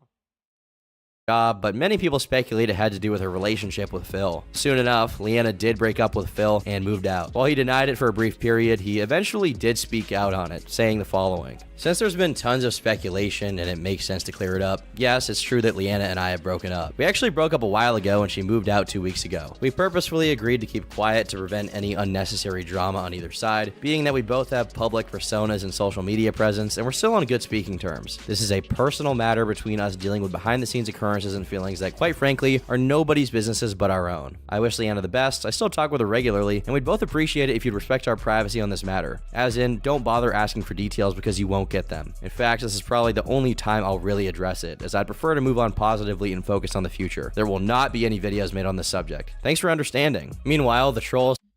And it's, again, posts like that you just don't have to post when you don't answer to anybody. These people aren't your boss. They're not your direct family. You don't have to answer it if you don't want to, but it's posts like that that fuel speculation. That make people look at you in a very strange light because you talk funny. Being as indirect as you were is gonna make people look into it more. We can give DSP shit all we want about not seeing Cat and hashtag where's Cat, hashtag justice for Jasper. But at the end of the day, it probably is for the best that he doesn't bring Cat on. This, as much as I would like to see her just to know that she's okay and not in the basement somewhere. It's probably best that we don't see her. The one good call that DSP's ever actually made. Because it is all speculation where she's at, whether they're still together, what the situation is. And it much rather it all be like rampant speculation with no real like direction, rather than actually looking into the thing based on what DSP is letting out, you know? Or heaven forbid actually seeing her on screen. Took this opportunity to leave it there. Phone call to the radio station 897 KACC and requested the song Baby Come Back on Phil's behalf. 89.7 KACC, we got a dedication in. These kids and their names, I swear. So, Darkside Phil wants to dedicate a song to Panda Lee. He wants to dedicate Baby Come Back by Player. Regardless, it was clear that Leanna leaving hit Phil like a ton of bricks, perhaps even worse than his financial issues. He began sleeping poorly and began struggling to eat as well, as he used to eat after Leanna made him dinner. Yeah, and he cut out the best part of that clip with the shout out where the radio host says that they actually wanted to say it as Baby Come Back, ack. That's the best part of that whole bit. And again, he cut it out. I get the previous clip and cutting out the most offensive part of it, but there was no reason to cut that man short or whatever individual style person that was on the host, as the host of that radio show, because Baby Come Back, ack is the biggest punchline. Along with the ending of his friendship with John and Howard, Phil has described his breakup with Leanna as one of the most negatively impactful things to have happened to him in his life. At this point, he was more of a Twitch streamer than a YouTuber since he was getting increasingly less results from his uploads, and still, the requests for donations to these kids today and their names, exactly. His trolls found themselves at a crossroads. Like a dog chasing a car, they didn't know whether to celebrate Phil finally approaching rock bottom or to mourn how low he'd come. By November 2017, Phil got into another relationship, one that he publicly announced in early 2018 by posting a picture of a red-haired woman tending to his Christmas tree. And he just shouldn't have did this. He should have never did none of this. This was all bad on his end. I don't know why he thought this was a good idea, but very clearly this was not a good idea and did lead directly to the escort saga. Her identity was concealed. The troll's response to this was to quickly start a thread on Kiwi Farms, claiming to be a lady of the night who was hired to pretend to be DSP's girlfriend. And what is perhaps the strangest twist to this entire story, it turns out the people behind this particular troll campaign were Patrick and Brenda Bronsgeest, a pair of professional scammers who use pictures of young women without their consent to swindle victims of their money. Jesus Christ, we got the full name? What the hell? Is this a... Hey, I don't condone doxing. I don't know if that's public information. I'd imagine it's fine, but Jesus Christ, I wasn't expecting legal names. Man. After a decade of their grift, it was their attempt at defaming Phil that caused their undoing. The woman whose picture they used to pretend to be Phil's fake girlfriend was contacted and promptly refuted their story, and just like that, the thread was gone. The account that made this thread was soon linked to another pseudonym, Angelina Capri, who had registered a domain in the name of none other than Patrick Bronzegeist. By the time they okay, I figured it was public because obviously this wasn't going to lead to nothing. They definitely got blipped for this one, but dang. They full government name. Registry information to the domain providers, it was too late. Kiwi Farms had already gotten to them. Scouring the internet for any information they could find about them, they came up with various indecent images of Brenda, among other things. Another account linked to Patrick was recorded attempting to provoke Phil during Twitch streams, claiming to be a patron who would rescind his pledge if Phil didn't address the rumors directly. Whether this was a botched attempt to extort Phil, or just a way to kick him when he was already down for entertainment is still unknown. Owner of Kiwi Farms, Null, would personally email Phil seeking to clear the air around the situation. I love drama. I also really hate being lied to. The escort story had steam to it because the escort identity had tweets mentioning you going back 4 years before the first "this is how you don't play." The escort profile itself had its identity verified by a third party. Every single thing they said was impossible to disprove, but it fell apart in January when she claimed and no one believed you had raped someone. That threw her entire story off balance and people began looking for what was going on. I didn't even know that. I didn't know that anybody claimed that he had done that, and that is entirely unbelievable because DSP, like I said, is a coward. He wouldn't actually do anything to anyone if it involved any sort of confrontation at all. That's why he needs a ma wife, because he needs a maternal figure to tell him what to do all of the time, to comb his hair and make him wear shitty clothes on stream. The truth? They were professional catfishers, a Dutch couple using random girls' pics to get money and Amazon wishlist items. They were genuine fans of yours in 2014, but turned detractor, then decided to use their extensive catfishing profile against you. I know you don't want to visit my site, so this is an archive of the full details on a third-party site. It totally exonerates you. Cheers, big ears. Following this fiasco, Phil introduced his new girlfriend, Kat. Compared to Leanna, Let me get the I'm silencing my phone. I'm so sorry that it keeps going off. Pause it on the cat appearance. We only get like 2 of those, so enjoy it while you can. There she is before she did what, she got to be where she is now. I'm putting it politely. Who was outgoing and often outspoken to the point of being jarring for Phil's following, Kat was more shy, refusing to participate in Phil's playthroughs and seemingly being averse to having her photo shared. She appeared so uncomfortable in front of a camera that it quickly became a gag that Phil had kidnapped her as a hostage. Regardless of what was being said by the detractors, this was my a good sign for the relationship, since Kat soulmate. wanted nothing to do with Phil's online presence and what it came packaged with. In 2018, Phil She just looks so unenthused to be there. Like, through that entire footage, did she smile? Okay, she starts smiling. Phil's following. Kat was more The shy, fakest smile refusing on the to participate planet. in Phil's playthroughs and seemingly being averse to having her photo Looking shared. down, She doesn't want to appeared be so there. uncomfortable in front of Look a at the camera that guy, quickly became a the gag that Phil camera. kidnapped her as a hostage. Regardless of Look what was being said away. by the detractors, this was a good sign for the relationship. I mean, don't get me wrong. This is how I would look. Yeah, hostage scene. This is how I would look if I had to sit next to the guy and listen to his bullshit live. But like, she's supposed to love this man. This is the person she's gonna marry. This is awful. She doesn't look happy. Since Kat wanted nothing to do with Phil's online presence and what it came packaged with. In 2018, Phil tried to replicate the virality of his original DSP Tries It Axe Body Detailer video, but it was quickly overshadowed by another controversy he involved himself in. At the time, prominent streamers and influencers received copies of the newly released State of Decay 2, common practice for companies who want to promote their products. Upon realizing he was simply too irrelevant to be viable as a recipient of a free copy, Phil took to Twitter to rant. Those playing State of Decay 2 a full week early are paid shills. They are walking advertisements, not true gamers, and are doing so solely for a paycheck. I'll be paying for the game and playing it this Friday, just like so many of you, and my reactions will be legit, as always. And it's that kind of behavior that just gets you the sort of ire from the online video game community in general. When you just act like you're so much better than them because what? You didn't get a free copy? People don't care if you get a free copy on the internet. They just want to see the gameplay as early as possible so they can determine whether or not they want to play the game, or if they're, not going to play the game, so that they could just see the game as early as possible because they want to see the game. No one gives a shit if you're taking free copies. Nobody. Probably not literally zero, I understand. But yes, DSP thinks he's a true and honest gamer because he deliberately pays for all of the games that he doesn't want to play, which is obviously a detriment to his finances. I don't understand how he doesn't see that. If you're in as dire straits as DSP is, you would think that you would be taking sponsorships. You would think that you would be getting games for free whenever possible and trying to provide that content to your audience as soon as possible. But instead, you pride yourself on, I don't really know what he's priding himself being on, being a normal Joe, I guess, for whatever that's worth.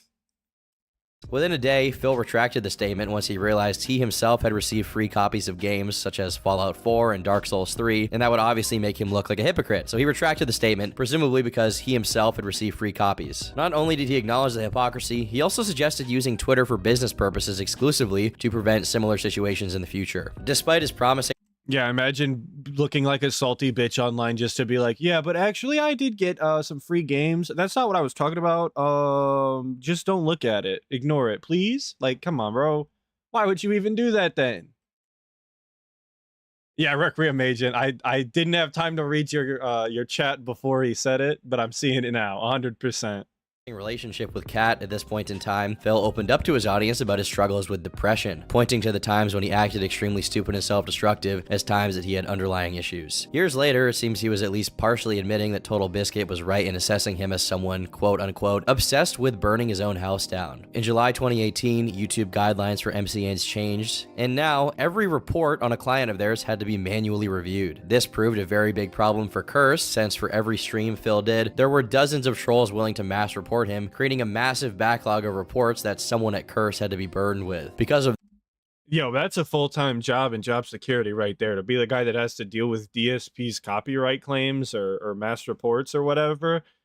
I mean, it's a simple enough job, really, because most of the time he doesn't actually do anything explicitly against TOS. I don't know what the exact law is on begging the way he does, but for most of the time, you could just hit decline because he doesn't actually do most things wrong, other than obviously be insufferable and be bad at video games. But I don't think that's directly against TOS.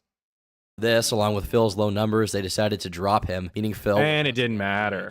This was particularly impactful on his job security be damned. Don't nobody want to work with Phil. It's that simple. Finances, since the month prior, he maxed out his credit cards to pay off the total sum of state taxes he owed, and without an MCN, his main channel, DSP Gaming, apparently couldn't be monetized. Thank you, the Oracle of Reason, for the sub. Appreciate it. Thanks to one troll who spent a hefty sum on donations to him, planning to eventually charge Phil back for all of it, but ultimately the chargeback didn't work and Phil got to keep the money. Since he no longer I'm seeing it in chat. Thank you, Inked. Thank you, Silas, for saying that feigning distress is TOS. Now, when you say that, do you have to prove, like, how are they going to prove that he's feigning distress, right? Like, is that where we're getting caught up at? Like, how do we do that, you know?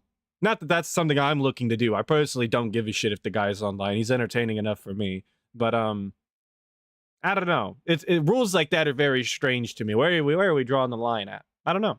Longer had the MCN's AdSense linked to his main account, Phil had to appeal his original ban on DSP Gaming from 2010 in order to make a living. He started uploading his new content into his long dormant KO Gaming account, but that wasn't much of a fix considering the channel was dead from the lack of uploads and engagement. Phil truly was between a rock and a hard place here. On Twitch, he aired out his frustrations in regards to his dwindling income and a lack of financial support from his YouTube viewers, saying, "I'm gonna make a video about it tonight, asking those who watch on YouTube to pledge on Patreon for real this time. If people watch on YouTube, that's no excuse anymore. You guys on stream, I cannot really ask for more. You guys give me so much already. But those YouTube viewers at this point are just taking shit for granted, and it has to stop."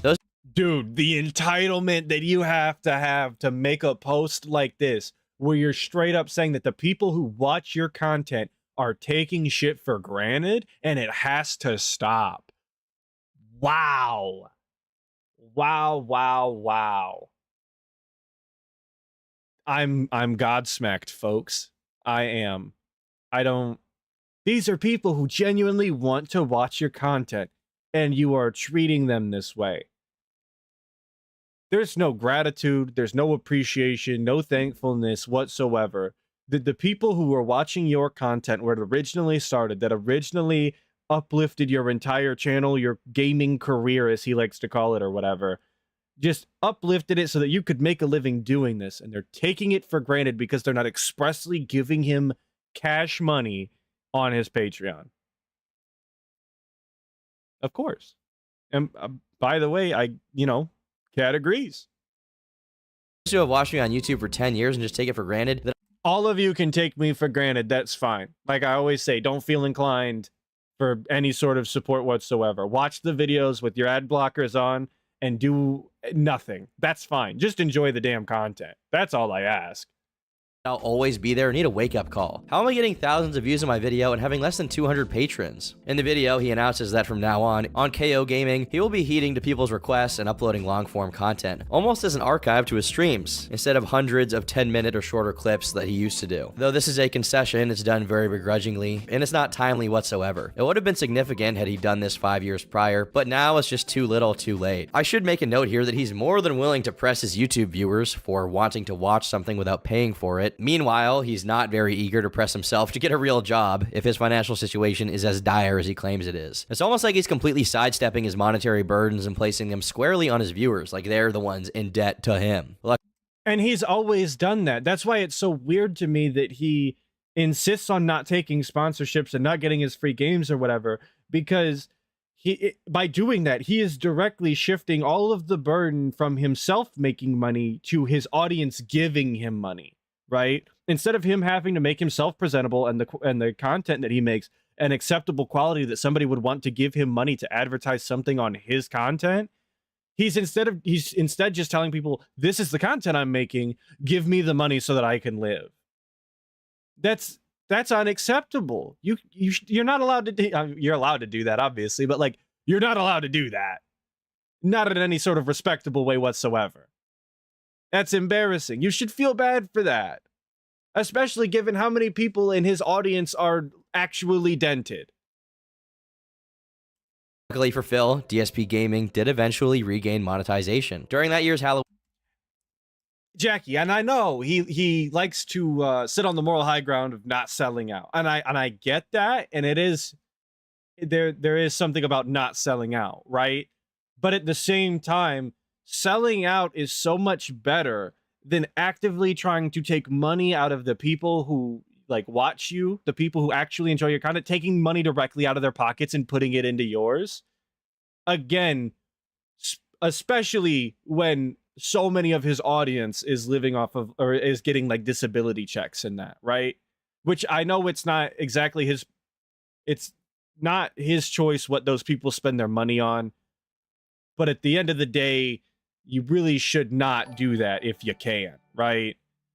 Thank you, Joran, for the sub. Appreciate it, brother. I don't know if there's nothing that I'm gonna say there's nothing he can do about what those people spend their money on, obviously. But to capitalize on it the way he does is awful. Stream, after participating on the stream for a couple of games, Kat abruptly left the stream to go out with her friends. Later on, Phil revealed that the real reason she left was because of the excess of trolls in chat that were upsetting her. One troll in particular got the brunt of Phil's ire, the almighty Tevin. Why does everyone want me to give Tevin a birthday shout out? You guys are fucking lame trolls. What? Who cares? I care. Shout out Tevin. Shout out the almighty Egg Gang. Big ups. The one and only, the GOAT. Shout out Tevin for sure. And it really, you know what? I'm gonna say it. It really does mean a lot to me when I go over to Tevin's streams when he's not there, and my streams and whatnot are playing over there. Man, that means a lot to me. It really does. I'm a huge Tevin fan. It's fantastic. I love Tevin. If I say happy birthday to Tevin or not? Happy birthday, Tevin. It's not his birthday, but happy birthday. I'll say it. Who deserves jail time for the amount of stuff that he steals illegally, except that YouTube won't do anything about it, and he knows that I can't afford to stop him. Happy birthday, shithead. Tevin's claim to fame, besides beating Phil in Street Fighter on one occasion, is having tried out the Wings of Redemption playbook on DSP, deliberately calling him Dave instead of Phil to get a rise out of him. Although it didn't catch on as much as Wings' Richard Samuel routine, it was an admirable effort. Besides being responsible for Whoa, hang on. What the hell was that? What the hell? We're just gonna discount everything else that Tevin has done? Seriously? The most notable thing that Tevin's apparently done is just call him Dave, which Dave definitely did catch on. But, dude, like, Tevin is he's the detractor as far as I'm concerned. He's the guy. He's the spearhead. Man. That's kind of disrespectful. Phil streams. It's Tevin's disrespectful. been around for quite some time, knowing of DSP since before 2010. What's interesting is that many of Phil's most prominent detractors at one point were actually fans of him. Quite the Batman dynamic he has going on. Due to all the DSP derivative content Tevin had uploaded, Phil began frequently accusing Tevin of stealing his content, comparing him to a bank robber, among other things. For a brief period, he was the primary recipient of DSP's ire, to the point. And I do believe part of that whole, like, oh, he's stealing, oh, he's a robber, it's because he's stationary. It's because he's an urban style individual, which I obviously don't give a shit about. But we all know that DSP has his he's got his preconceived notions about different ethnicities. He's made that very clear. Yeah, the nail biting, exactly. The phrase, "it's Tevin's fault," became one of the rallying cries for the detractors, especially during that period. But no matter how much Phil accused others, ultimately, he was his own worst enemy. Despite being a very meek person in real life, according to everyone who's actually encountered him, online, Phil just had conflict in his nature. Some were less personal, such as his brief friction with low-tier God, as the two were often compared to each other due to both being very toxic Street Fighter players. As a matter of fact, they even fought a match in-game once. Scrub. Starts off the match with a scrub cycle pressure, praying that it can work. Another fighting game adjacent beef Phil was unable to stop himself from entering was when Alpha Omega Sin used him as an example of people who rage quit matches, to which Phil replied by qualifying that when he purposefully throws a match, it's not rage quitting because he doesn't actually quit. A highlight of Phil's response is when his audience outright tells him that to make a response and address it is just going to create more negativity and he should let it go, to which he responds that he's been the bigger man for a very long time, meaning it's okay for him to engage with someone saying something bad about him just this once. I guess that's sort of Phil's general sin as a content creator. He's unwilling to not engage with negativity, which makes for a very so that whole Alpha Omega Sin drama was, I listened to it not that long ago. It was probably back in August, so I'm blurry on the details again. But it was absurd nonetheless. Everything about that was just kind of silly on DSP's part, because the only thing Alpha Omega Sin originally said was, like, he kind of pointed at him in a video and was like, oh, DSP rage quits, which, like, is true. Not specifically about Street Fighter. It was DSP's defense, was he doesn't actually quit games in Street Fighter, but he does. So, I don't know. That whole thing just kind of seemed silly. Appreciated viewing experience for people who actually want to watch his streams. He also got in some trouble in 2019 when talking about the passing of Twitch streamer Etika. While he does express sympathy for Etika, he makes the mistake of pontificating about his own situation in 2017, leading many people to claim he was making what happened about himself. The video also attracted some negative attention due to it briefly being monetized after it being uploaded, with the first line in the description being a Streamlabs link to give Phil a tip. Honestly, I think this one's not that big of a deal, but obviously someone was mad. And DSP really had no right to be talking about Etika. I watched that stream live shortly after the whole Etika thing happened, and it just didn't seem like something that DSP needed to be talking about. Much like a lot of things that DSP talks about, it just doesn't fit what he does. And instead of just saying, because he's so disrespectful when people die, inadvertently sometimes and on purpose sometimes, it just, yeah, and Turkey Tom's brushing off that it's not a huge deal. Well, first off, you don't monetize other people's deaths if you can help it, right? And DSP definitely does every time. But it's just not something that you need to talk about. You could just be, you know, I'm sorry to hear that happened. It's very unfortunate, but it's not exactly, you know, doesn't fit the vibe of the stream. I don't want to talk about that. I'm trying to cheer people up. Like, I'm trying to entertain you guys. I'm sorry that happened. It's a loss. Moving on, right? Yeah, first Kobe dies, now my save corrupts. That's the kind of behavior he brings when people are actually dying. Like literally dead. Not facetiously dead, but literally dead. That's the kind of mentality he brings. It's just disrespectful. It's much like everything he does. It's unacceptable. And if he doesn't see that, there's nothing I could do for him. Oh yeah, what exactly, Kevin. Just like the other day when he was watching that 9/11 footage. What was that? He's actually watching 9/11 footage on 9/10, knowing that the video will go up on 9/11, and he's obviously making money on it.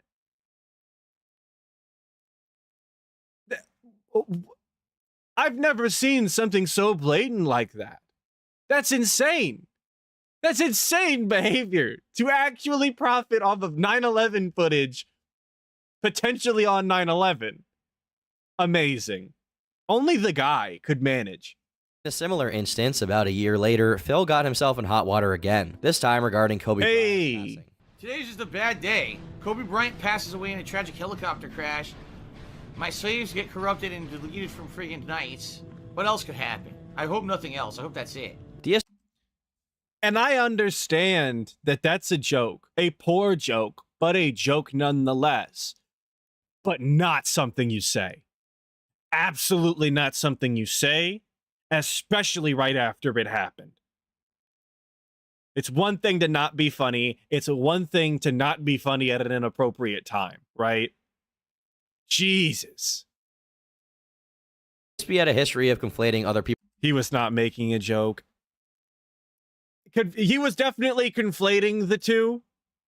Definitely conflating the two, which is not acceptable. But I'm not going to buy that he legitimately thinks that one is as bad as the other. But in DSP's delusional mind, maybe they were. But that's not the story I'm going to subscribe to. If you guys think he was, that's fine. I'm not going to say otherwise, but that's just not what I'm personally going to subscribe to. It's still unacceptable all the way around and disrespectful.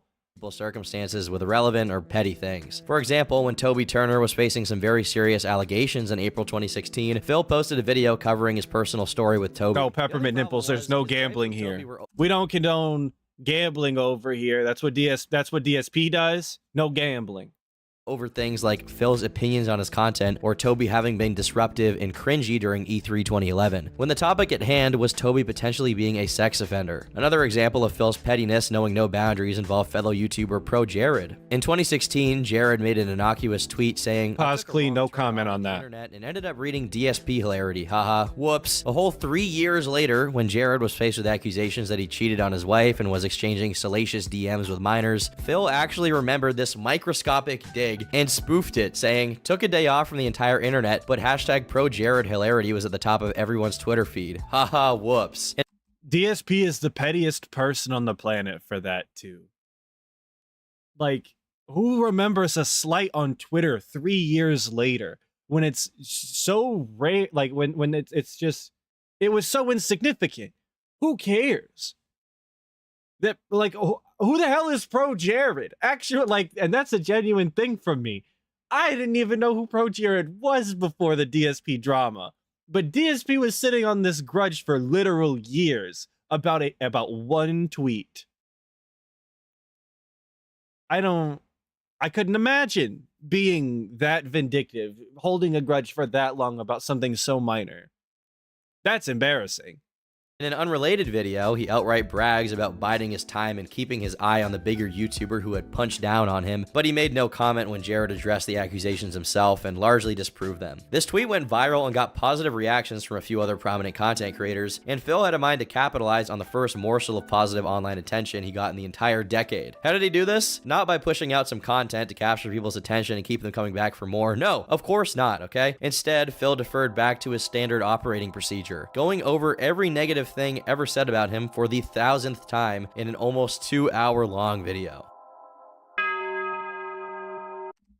So I'm going to stop it here, and I want to say, I don't know if I should let Tom cook here, but I'm not gonna. We don't have time for that. Well, we do have time for that, but I'm not going to let you cook. That 2-hour, like, debunking the trolls video, again, I watched it live. I lived the history. Man, that was the dumbest, most useless piece of content I had seen at the time, for sure. It did nothing. It was 2 hours of him sitting there and saying, well, that didn't happen because I said so. That was it. That was pretty much the whole video. There was no evidence. It was just him saying, this is what they're saying. That didn't happen. All right, great. Glad we could clear that up, I guess. Yeah, evidence is trust me, bro. Like, that's not how you do that. You would think if he was gonna go out of his way, because he hyped it up. He was like, I'm gonna do a debunking stream. He at least said that before he did it, right? He was aware he was gonna do a debunking stream. It wasn't a spur of the moment, off the cuff segment like he always says, you know?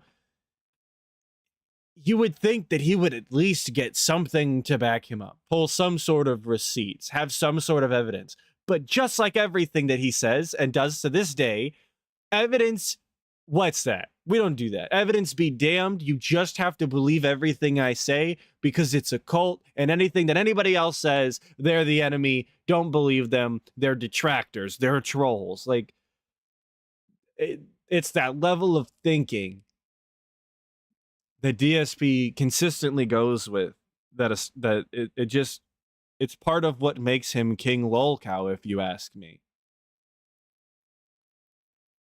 Thank you, Movie Sign. I'm glad you could show up for the stream. Thank you. One of the claims he makes in this very long video is that he had less haters now than he used to in proportion to how many genuine viewers he has. Phil was right, but he had no idea why this was and presumably chalked it up to trolls getting tired of his shtick and moving on to something else. Unbeknownst to him and many of the casual followers of the DSP phenomenon, the main group of DSP detractors was about to implode. Wings had Sean Ranklin, Chris Chan had Liquid Chris, and Darkside Phil had the Sons of Kojima. Sons of Kojima was a group dedicated to discussing, reacting to, and memeing on DSP. Their name being an intentionally purposeful nod to Phil's complaints about Hideo Kojima's game design decisions in the Metal Gear game he was playing in the first This Is How You Don't Play episode. The first proper group with this purpose was the aforementioned Kojima World Order, who focused primarily on troll compilations. However, Sons of Kojima took it to the next level and added their own commentary and spins on the content to the DSP moments that they compiled. I would be remiss if I did not give a big shout out to Sean Ranklin, and big ups Liquid Richard, for sure. Liquid Richard has put out some absolute banger pieces, and he's got a new album out on Rumble. I haven't heard it yet, but even the original creator of the This Is How You Don't Play series, Evil AJ 2010, was a member. Quickly, the Sons of Kojima became the largest group of detractors online, with one man at its helm, Fred Fox. Wait, who's this? Fred Fox? Fred Fox? Fred Fox. Who? Yo, shout out to AVGN. At the time when I watched SOK, I didn't know that Fred Fox got his name from a AVGN video because I didn't watch AVGN. But, you know, no, we're not shouting out Fred Fox. Don't do that. No, boo. Sicilian Gamer just super chat $2. Any way to get Cyrax to fight DSP to the death? Sicilian Gamer, I don't know about to the death, but when I rise to power, maybe one day, I will take your $2 and I will put it into my Lolcow fighting match, cage matches that I'm going to be doing. So make sure that you write me in when you vote. That's the only way you're going to get that. Fred Fox. Deriving his name from the AVGN clip you just saw, Fred sought to keep his real identity a close-kept secret, and tried to establish a strict code of conduct in other members of the SOC, and even the general DSP trolling community at large. Many former members cited the group as an enjoyable pastime that was gradually ruined by Fred, who took it significantly more serious than everybody else. His number one rule was that no one, under any circumstance, could profit off of DSP, supposedly because it would affect their capability of neutral and fair judgment of his actions. Anyone who attempted to monetize their DSP trolling begat a campaign of intimidation and sabotage from the Sons of Kojima, the most notorious example being with the then up-and-coming YouTuber, Ardnas. Ardnas was a rising star in the niche DSP detractor scene, uploading daily summaries of Phil's shenanigans. The one mistake she made was making money off of her work, something Fred Fox and the SOK were quick to confront her with on Twitter when their content was used. The content in question was... That was always such a weird thing to me when it came to the things that the SOK did. was that they were so vehemently against making any sort of money off of making fun of DSP. You don't have to be a direct scumbag to financially benefit off of making DSP content, especially when you're putting in the work to make content that people want to see, right? I never really understood that. It never made any sense to me. And I know like they didn't make a special exception for Tevin, and I never really understood that I never really understood that either. I need to rewatch Tevin's SOK video on it, but yeah, they didn't give Tevin nearly as much shit as they gave anybody else who was trying to make any sort of money off of DSP. I don't know why they kept it like that.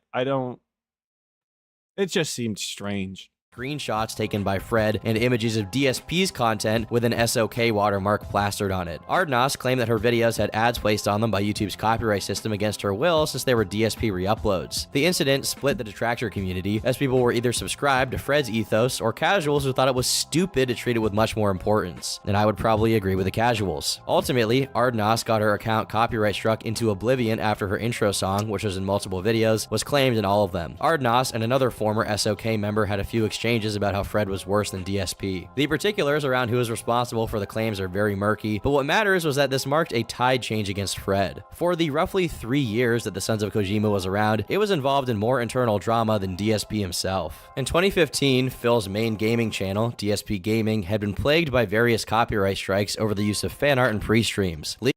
Yes, guys, I'm seeing it in chat. I'm aware that Tevin was attacked. There was some hits on Tevin. There was some gay ops, but I didn't hear nearly as much about Tevin when it came to the SOK. That's all I'm saying. I need to rewatch. I need to re-up on my lore. The book is getting dusty. I got to crack it back open and refill my head. Thanks, Seven, for the sub. Appreciate it.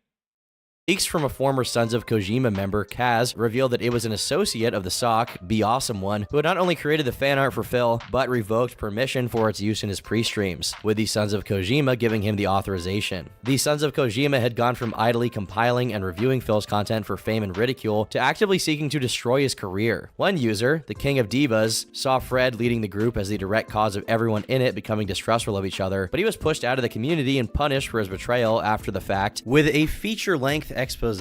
His private messages, recorded calls, and personal information leaked, all for his non-adherence to the cult of Fred. Another user, Doper, made probably the best assessment of what the group was becoming in a twit longer. Let's be real here. Phil is not Hitler. He's an overweight, careerless 35-year-old man who spends his days walking from one end of his house to another while complaining about how hard his life is. I've seen way too many people act as if they're on some kind of mission to defeat DSP. Why? What's the end goal here? Get him off YouTube? Get his Patreon shut down? Why is this something that people would want? What exactly has Phil done to you personally that would justify that in your eyes? He blocked you? He banned you from his shitty-ass forum? He called you names on the internet? Take a second look and think about how little that matters in the grand scheme of things. If he wants to run the forums into his own little safe space bubble with extreme hostility to newcomers or folks that don't kiss his ass, well, he has the right to do that since he's footing the bill for its costs. Aside from that last part, I kind of agree. In a way, I'm not particularly somebody who wants to see, Phil on the street in the poorhouse with nothing left to his name or anything like that, because I don't really care about it like that. It's not some weird revengeful thing for me. I like to point and laugh at the guy, and I hope you guys like to point and laugh at the guy. I don't care if he crumbles and falls. I don't care if he's the biggest YouTuber on the planet, because at the end of the day, he's still gonna be Darkside Phil, and that's who I'm gonna laugh at, because he's Darkside Phil. You guys can feel however you want. I don't personally take any pleasure in him being hard up on cash or whatever. He's just a scumbag, and I'm going to point out that he's continuously a scumbag. That's fine.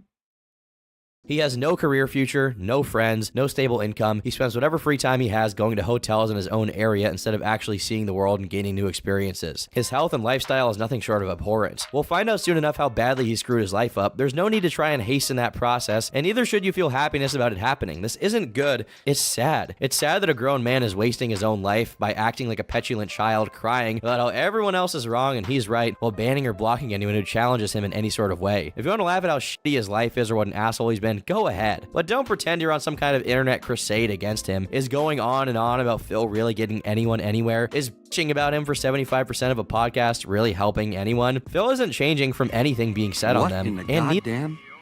Movie sign just super chat $5 for the Lolco Cage Match Fund. Smiley face.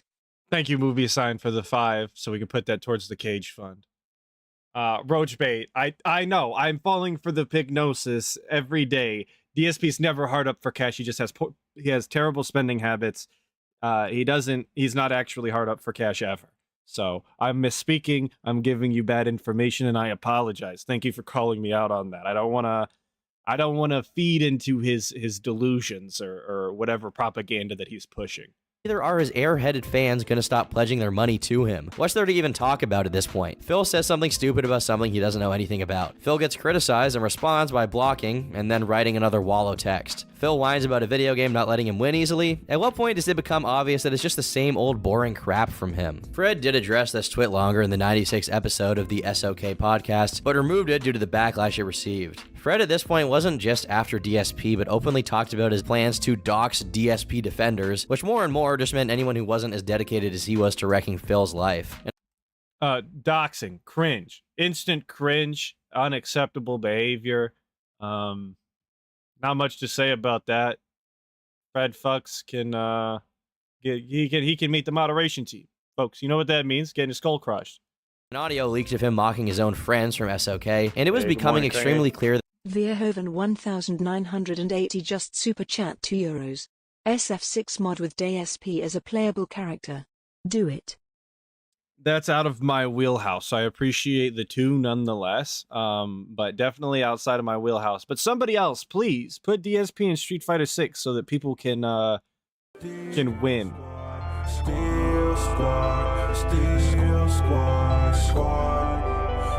Inked Blessing has joined the gang. Ink Blessing, thank you for joining the gang. I appreciate it, brother. You know you didn't have to do that. their operations were nothing beyond a platform for Fred to deify himself and his unhealthy obsession with DSP. Some people claimed he'd spend over 19 hours a day in calls, attempting to manage the increasingly murky sons of Kojima. Requiem Agent just super chat €5. That's why I don't like Tom. This documentary is very surface level. Not a lot of research was done here. DSP is a lot worse than he is portrayed here. I get what you're saying, Requiem. I appreciate the 5. I did hear that about this documentary, but I understand that Tom's documentary and the things that he does is probably not meant for people who know a whole lot about the circumstances. And exactly like Ink said, it's for normies, it's for Zoomers, it's for people like my sister. My sister really enjoys Turkey Tom videos. She's years younger than I am, and she would probably enjoy the documentary as a cursory glance, but she's also not into DSP lolcowism. Or DSP being a lolcow and everything that comes with that. So, like I said, it's probably just meant for a different audience, but still, I like to watch these. I like to get a nice cursory glance at what other people are saying about the guy on the internet. What's the public seeing about him when you take a step back and get the bigger picture?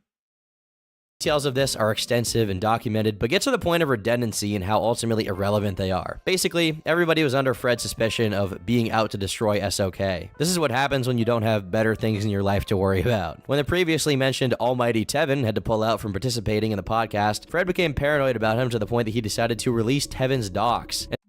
That's the video that I need to watch of Tevin's. So if anyone wants to go do their research, it's that video that I will be watching eventually when I have time. In an unexpected cameo, Mr. Medicare tried to intervene in the situation and give Fred some advice on how to avoid the implosion of his group and reputation. Medicare accurately concluded the group had become A-loggers, a term which originated with Chris Chan to describe haters who become so obsessive they end up significantly worse than the people they dislike. Beginning in late July of 2017, a series of leaks regarding the Sons of Kojima, and specifically his leader, Fred Fuchs, began to circulate on forums. Fred continued his relentless campaign of enemy-making in his own community, this time by persecuting a detractor called TXT. Ruthless, you're asking who the hell is Turkey Tom? He's the guy who made this video, this doc we're watching right now. That's it. That's all I know him for. I didn't know anything about him before that. But yeah, he's the guy. Beware the A-loggers. For sure. Don't wind up being worse than the thing that you're laughing at. You should really look at things that DSP does and strive to do better than him. If you've got something in your house that's broken right now, I'd recommend that after the stream, please, you go and you look into fixing that. You should look into bettering the house that you live in some sort of way, even if that means going and vacuuming in a different room. Do that, please. Please go do a chore today. For having a monetized Twitch emoji of DSP's face. He provided someone with information to use against TXT, who attempted to retaliate by doing the same to one of Fred's underlings before leaving the community. Surprisingly, this was the last straw that broke the camel's back and made people in Kiwi Farms turn against the SOK for good. Fred resented the whole situation and was still pushing for an expose to be made on TXT, but at this point, people within Sons of Kojima were turning against him. Soon, talk about my chores, please. With the intent of exposing Fred, including recordings of him intimidating, blackmailing, and pitting members of SOK against one another. In a very strange turn of events, it turned out that in one of his random endeavors to terrorize anyone Fred suspected was a DSP fan, he used a voice changer to stalk and have cyber sex with an autistic man. If I had $1 for every time a lolcow hater manipulated an autistic person into cyber relations via a fake voice, I'd have $2, which isn't that much, but it is kind of odd that it happened twice. Okay, I'm not a big fan of that joke. It's a little overplayed at this point. I agree with you guys. What the hell? What? Huh? Why? That's pretty much all I have to say on that. I feel like we're spending a lot of time talking about the Sons of Kojima. I'm not quite sure why. I know they're related to DSP because they make fun of them, because, you know, they make fun of DSP, but I don't think it's entirely relevant to DSP what Fred Fuchs is out there doing, you know? Not that I don't think we should be talking about Fred Fuchs, but we are talking a lot about the SOK.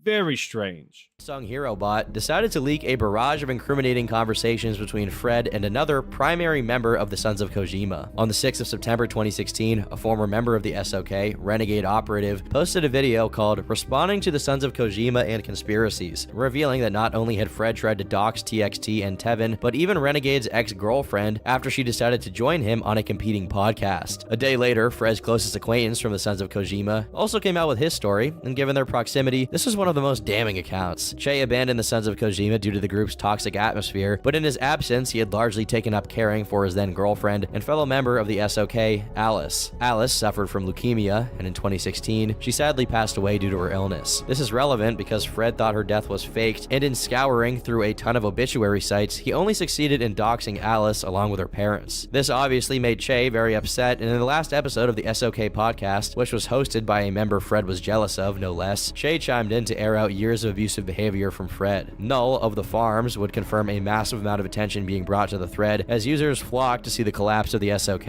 as the thread about it hit 23 pages in just 3 days. But in the most cathartic moment of this entire ordeal, the man himself, Darkside Phil, caught wind of the situation. He addressed it in a pretty long twit longer, saying the following: Tons of people are now messaging me to say that Sons of Kojima is being exposed for doing horrible things to me that they denied for years. And this is, again, like, again. This is one of the reasons why it is relevant to DSP, but you really didn't have to go through all of the things. You know, we could have done an SOK doc if that's what you really wanted to do. I don't think it would have been nearly as popular or, honestly, a good use of your time. But I don't know, man, if you're going to do a 2-hour doc on DSP and spend, what, the last half hour talking about something else? I don't know, man. I don't know. and the like via a series of leaks. It was obvious. What up, Traverse? What's going on, man? Was always them, as they are the only group who delve that deep into my personal stuff. I would not be surprised if they performed the vast majority of negative things against me, including the doxing, DDoS attacks, false copyright strikes, prank calls, pizza deliveries, signing up my emails to hundreds of spam mail sites, signing up my... Hey, that is kind of funny though. I'm not gonna lie. Not specifically signing up his emails to a bunch of spam sites. That is kind of funny. Out of all of the things that you could do to DSP to mess with him, flooding his emails where he's trying to read those all of those apology emails is kind of funny to me. I don't know. Physical mail to dozens of catalogs and magazines I don't want, sending me feces in the mail, yes, all that happened, and even swatting me. And remember, Leanna's father also got swatted. We knew nobody was safe. When it came time to start making preparations to attend Leanna's brother's wedding in late 2015, we came to the conclusion that, ultimately, if we attended, there would be a strongly increased chance that someone would try to with us and ruin the event. That would have been incredibly messed up. Having someone else's once-in-a-lifetime event get ruined by a swatting, we all collectively agreed to stay home and not attend the event. What did Sons of Kojima do? Well, first they decided to find out the address and date of the wedding. They, on their own, and without my mentioning to it for months, researched and found the event, and then spread that info all over the internet. Not an acceptable thing to do, obviously, but I think the real story is right there at the bottom. I'm gonna let him cook. I'll let him cook. The reason we I weren't apologize. attending was because I had forced Leanna Thank to you, skip Anders it Pack, so for the that I sub. could stay Appreciate it, home brother. and play Fallout 4 to make money. So not only were they the reason we missed the wedding, they then turned their own vile actions into a way to make me look bad after the fact. It's mind-numbing, isn't it? It's stereotypical stalker behavior, and when it happens to celebrities, they get restraining orders. This is a textbook case of a bunch of sick-headed, mentally ill, yes, if you try to ruin someone's life you don't know, you are mentally ill, individuals trying to destroy someone they've never met and have zero personal relationship with. It's disgusting and disturbing. For those who are finally seeing the light, they need to look back over the last several years, all the shit they did to me since I moved to Washington, and seriously see if they can live with themselves. Great, awesome, perfect. Thanks, Phil. DSP definitely didn't want to go to the wedding because you've seen how often that he's flown to the other side of the country to even see his own parents and to get married. It was actually once. And obviously Fallout 4 was a huge deal in the gaming community when it was coming out. Of course he didn't want to miss the release of Fallout 4 that he was getting for free, by the way, so that he could capitalize off of all of the money that he would make off of that. Him saying otherwise is, even if it's not the entire reason, to simply say that it's not at all is just a blatant lie that everybody can see through. It's dishonest. And I just don't have any respect for being dishonest like that. Even if it was, you know, in the back of his mind, like, oh, that really had nothing to do with it. But obviously, as a gaming content creator, I did want to, you know, play Fallout 4. That's fine. Whatever. Who cares? But to say, oh, I didn't want to play Fallout 4, that had nothing to do with it. You're just, come on, man. Come on. I agree, Invisible Mute. Fallout 4 was mid to bad. You don't have to convince me. But to say it wasn't huge in gaming at the time, that is also dishonest. I feel bad even when I inadvertently hurt someone, but these people deliberately tried to destroy me for literally nothing. No logical reason. That's wrong on so many levels. My life is already destroyed in a lot of ways, and I'll probably never recover from the financial situation I'm in that they created. Therefore, why dwell on it? So please, don't keep contacting me with juicy new info, as I don't care. Just let me do my daily thing and be who I've always been since day one, and let's keep stuff positive moving forward. Everything else is just white noise that we can block out. While Phil is correct about many of the things said here, to blame the financial situation he's in on the Sons of Kojima takes a big chunk of credibility away from his twit longer. During the previously mentioned final episode of the SOK podcast, Null asked the present members if anyone had any knowledge of the swatting attempts, and they said it wasn't their doing. While Phil seemed to accurately assess his haters turned stalkers, it didn't mean that he was necessarily right in pinning his assessment to the members of SOK, many of which weren't half as deranged and deserving of that kind of framing as their leader, Fred, was. Speaking of Fred, he soon spoke. And that's kind of what all of them said afterwards as well, is that everybody else seemed to be there just to have a good time, and Fred Fucks was the problem, obviously. That's kind of what this all boils down to. Again, I don't know why we're spending so long on it. out himself about the leaks. The things I've said and done in the past were disgusting, embarrassing, and inexcusable. I'm not going to make excuses or say that anyone else influenced me to do them. I take full responsibility for what I did and what went on in that group at the time. When I look at the pictures, I feel ashamed, not even just because they're public now, but because I acted that way. It's stuff I allowed myself to forget about and move on from that I have to now reflect on. One positive thing I can say is that the things leaking out from 2 years ago are not what the group is today. That is why none of the leaks are recent. A number of things have changed and the vibe is completely different. I want to thank you for your support and your friendship. I have no hard feelings. I can only blame myself. Whenever things like this happen, I try to learn from it. This is no different. We'll see what happens. For now, I'm going to focus on my friends and family. The reaction to Fred's apology was, at best, indifferent. At worst, people, including Almighty Tevin, who represented many of the members of the detractor community, saw it as generic and, simply put, damage control, with no actual repentance to back it up. Speculations as to how the group would fare varied. Some thought there's no way it could survive in any shape and suggested that some of the members of SOK were gladly having Fred be the scapegoat for their misdeeds. However, others saw value in what the Sons of Kojima did, but thought it should be limited to the fun commentary part without any of the officializing and secret keeping Fred brought with him. I personally, this is a me detail. I personally really enjoyed the Letzenders back in the day that the SOK did. That's how I discovered Phil. And that's how I got sucked into the Snortex. And I guess to some extent I have the SOK to thank for that. I enjoyed the Letzenders. I'm not going to take that away from them, regardless of what Fred Fucks did and what a POS he was. Many people discussed whether Fred no rest in peace from me, but, you know, big ups. By hating DSP obsessively, Fred became like him. In fact, he became worse than him. And so if people were to hate Fred obsessively, they'd also become like Fred, and so forth. Regardless, the leaks continued relentlessly, and after years of ridiculing lolcows, What in the goddamn? Anders Pack just super chat 100 Swedish krona. Have a shot of Trunkia Ruigin on me, mate. I appreciate the 10 for the shot, brother. Thank you, thank you. Fred became one himself and received his very own thread on Kiwi Farms. With his detractors leaping headfirst.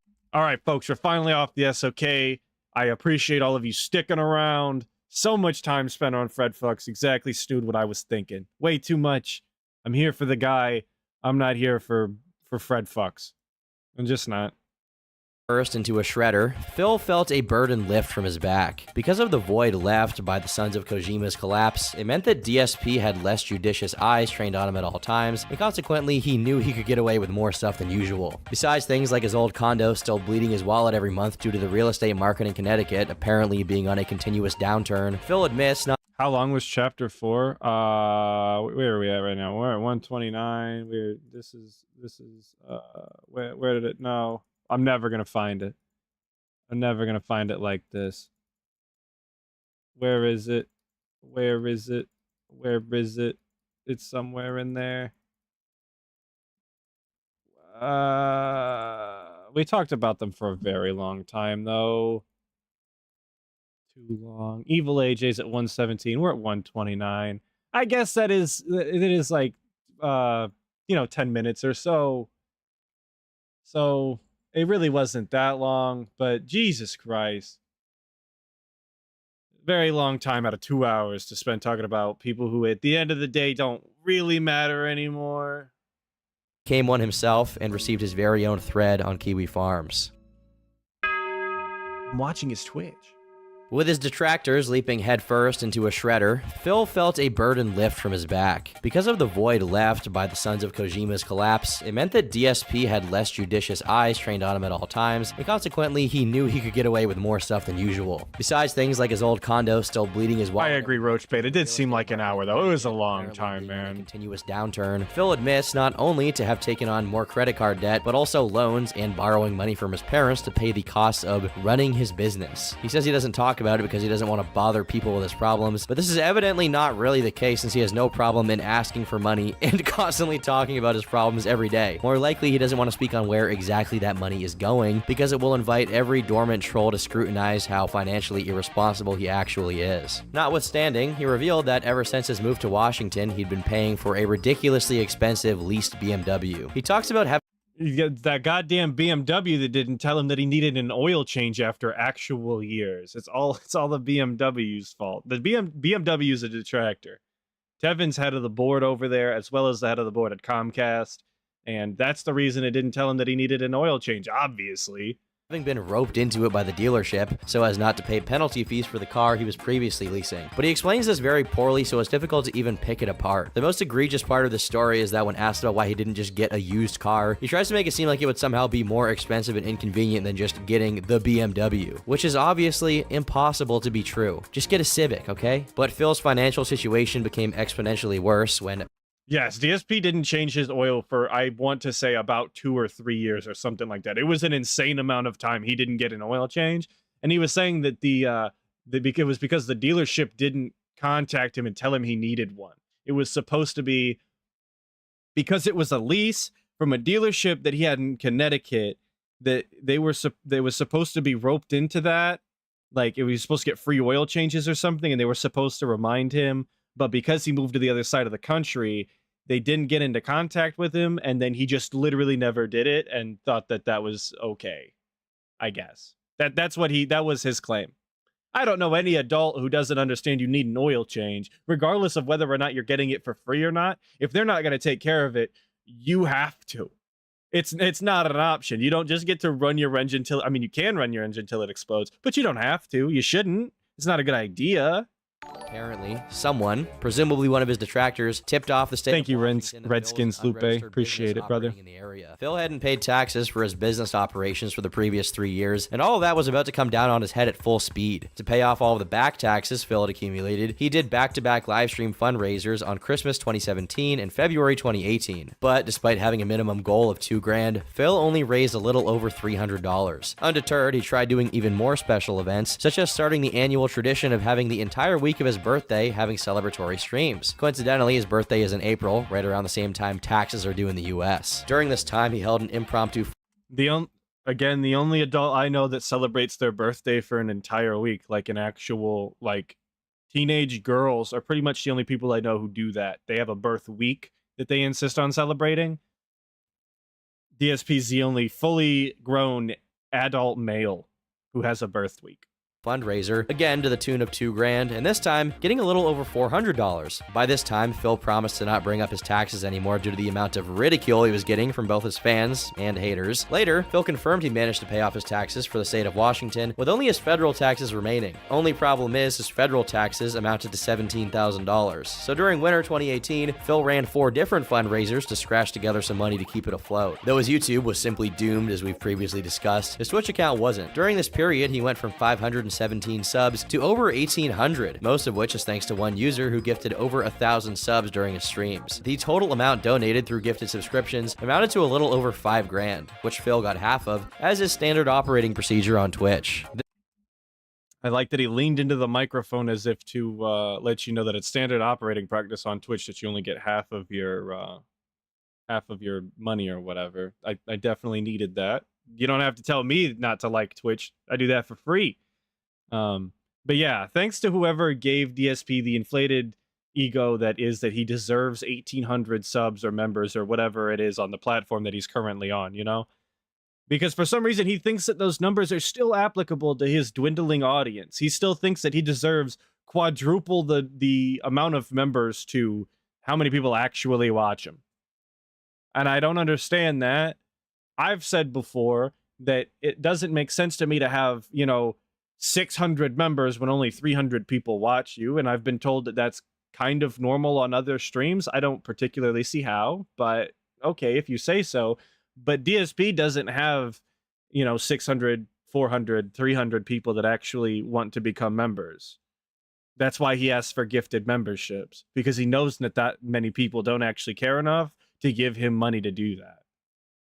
This, plus Twitch bits, his Patreon money, what was left of the YouTube ad revenue, and the odd tip, actually made things look slightly hopeful. The only stain on this relatively positive moment was that Phil, despite his previous claims that he used to be an alcoholic, decided to spend the Christmas fundraiser of 2018 indulging in hefty amounts of alcohol, which prompted him to become noticeably more neurotic the drunker he got. Luckily, he managed to drift by without causing any major havoc online. Later, he announced that the grand total he needed to raise was actually $17,000, as to cover the expenses for his tax attorney. April 2018 rolled around, and during the... Yo, shout out that tax attorney that supposedly screwed over all of DSP's taxes and had no idea what they were doing and cost him a bunch of money.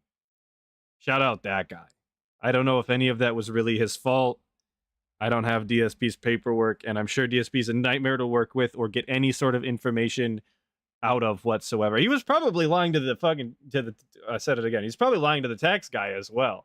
DSP's committing tax fraud on such a level that he's lying to his own tax guy as if that's going to be a benefit to him.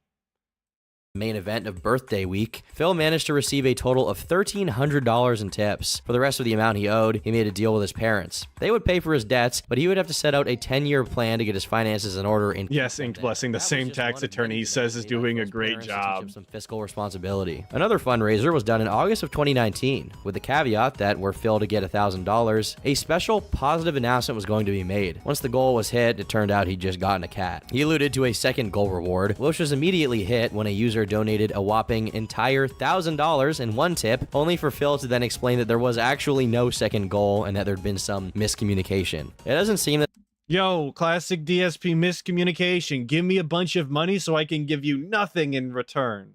Gotta love it. You gotta love to see the dents get screwed over like that. The 2K cat reveal. 2K Jasper. I'm over here giving you cat cam for 100 likes and DSP's charging people 2K. Jesus. Man, that was dumb too. That again, watched it live. It was on the Tevin stream. 2K for a cat reveal that no one actually gives a shit about, including DSP, because he can't even be bothered to properly take care of Jasper. Hashtag justice for Jasper, because the cat needs his blood work done.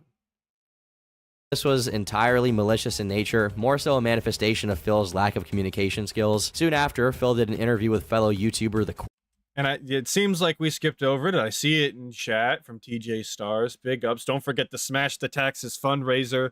We also can't forget the Save the House fundraiser. So, like, I feel like, personally, those were big moments for me in DSP history. I feel like those are iconic moments that you can't go without talking about, just due to the absurdity of a content creator doing special events about paying his bills like that. And they were abysmal streams, don't get me wrong. There really isn't much to say about them other than how absurd they were. But not mentioning them is a disservice for sure. Yo, was it illegal? I don't actually know if that's illegal. Where's the crime? Illegal on Twitch or illegal IRL?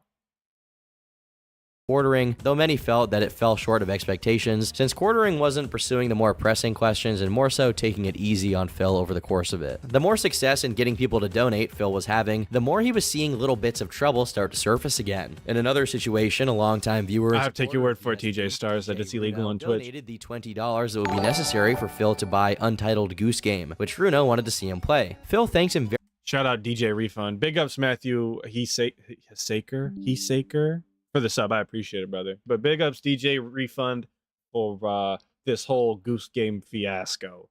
Very much for his generosity, and eventually said he would buy it and play it the following week. However, the very next day, Phil took to his stream to say he didn't have the money to buy the game and was too poor to buy anything, asking for his viewers to donate him shop credits either for Nintendo or PSN. Unsurprisingly, this caused some commotion, and Runo tried to get his money back upon discovering that Phil wasn't going to play what he had gotten paid for. The more generous members of the chat deduced that since his PayPal was connected directly to his extremely overdrafted bank account, the money got swallowed up by Phil's debt before he could do anything with it. Confusion was only made even worse when Phil added Untitled Goose Game to his stream schedule for the month of October, following the end of his late stream at about 10 p.m. on the 7th of October. Later that same night, a post was made on Phil's forums titled, "DSP pocketed my $20 for a game." It read, "I need my money back, but he's banning everybody that's bringing it up. I'm just gonna go through PayPal and save the headache of lies I will be told by him. I've long knew about Phil's dishonesty, especially when it comes to money, but I donated anyways because I wanted to see him play the game. I won't be an idiot again." Phil did not take kindly to this threat. One of the dents finally breaks the pignosis, and it gets its own segment during the 2-hour doc. That's how important and rare these are, right? It's such a big deal when a major dent leaves with some drama like this that it gets its own segment. changing the subject of it to entitled moron tries to fraudulently report DSP for something that didn't happen. The thread. Edited title. He also posted in it himself saying, "So you've made an ass of yourself. You never contacted me directly about this, but instead apparently decided to post stuff up here, talk to detractors, complain to Twitch, and act like a general drama-filled dick. You're not the first, and you won't be the last. But you really blew it this time. I was checking my emails an hour ago during my break between streams, and saw that you'd sent me a message on PayPal. In the message you complained that you'd given me 20 bucks to buy a game, and that I'd now said I wasn't going." So it's not DJ Runo, but this is still the entire arc of the drama. Misspoke for sure. Got the lore wrong. Thanks for calling me out. I don't want to misrepresent the lore. But I'm inked. The toxicity after the fake DJ Runo post was what made DJ Refund leave to end it all. Awesome. Great. Awesome. I'm glad we could clear that up. I don't want to be wrong. I don't want to tell people the wrong facts. But it's got its own segment here. Do I think that DSP is evil? Intentionally evil? I think he's greedy, and if you would consider straight greed evil, yes. Well, I guess then yeah. But as far as like actually doing malicious actions, maybe. Probably not, though. At the end of the day, he is just greedy. All right, I'm seeing a lot of yeses in chat. I'm gonna sit on the fence. I'm gonna do the thing and sit on the fence. Maybe, depending on how you look at greed. He's a little evil. To buy it, but that if people still wanted me to play it, you'd have to send Nintendo credits, and you didn't want to pay twice, so you were requesting your money back. I immediately returned your funds that I raised in tips on today's Borderlands 3 stream, because that's all I have, and apologize that this was the situation I'm in. All money I raise has to go to bills for important stuff, like keeping the electricity and internet on, to say the least. So then I check my Twitter and the forums and I see this. Instead of actually talking to me like, man, you apparently are trying to report to Twitch using video evidence that was ripped from my streams by detractors. Guess what? That's not what a man or a fan does. You had a knee-jerk reaction instead of acting rationally, and now everything you've done was in vain because 1, you have your money back, 2, I haven't violated any rules or anything, 3, you just exposed yourself as a complete asshole. It's so ironic to hear DSP tell someone else that they had a knee-jerk reaction instead of acting rationally, when that was his defense for basically everything that he's done from the beginning of time. Essentially, is everything was a knee-jerk reaction. Everything was off the cuff. Everything was just came out of his mouth the way it did. You know, he didn't actually think about anything. He was playing a character, like every excuse under the sun. But someone else like has a knee-jerk reaction or just decides, and again, this is all fake drama, obviously, but DSP doesn't know that. Somebody else has a reaction to something in a negative way towards DSP, and he has 100 reasons why they messed up instead of him. Best part is, I didn't irony right there. Asked about Untitled Goose Game. I didn't see anyone ask at all. I was angry that idiots kept asking for Code Vein / Astral Chain after I'd repeatedly explained I cannot afford any games right now. The subject literally never came, but you're a gullible idiot who apparently believes what detractors say about me. Congrats, you're today's biggest idiot. So you only...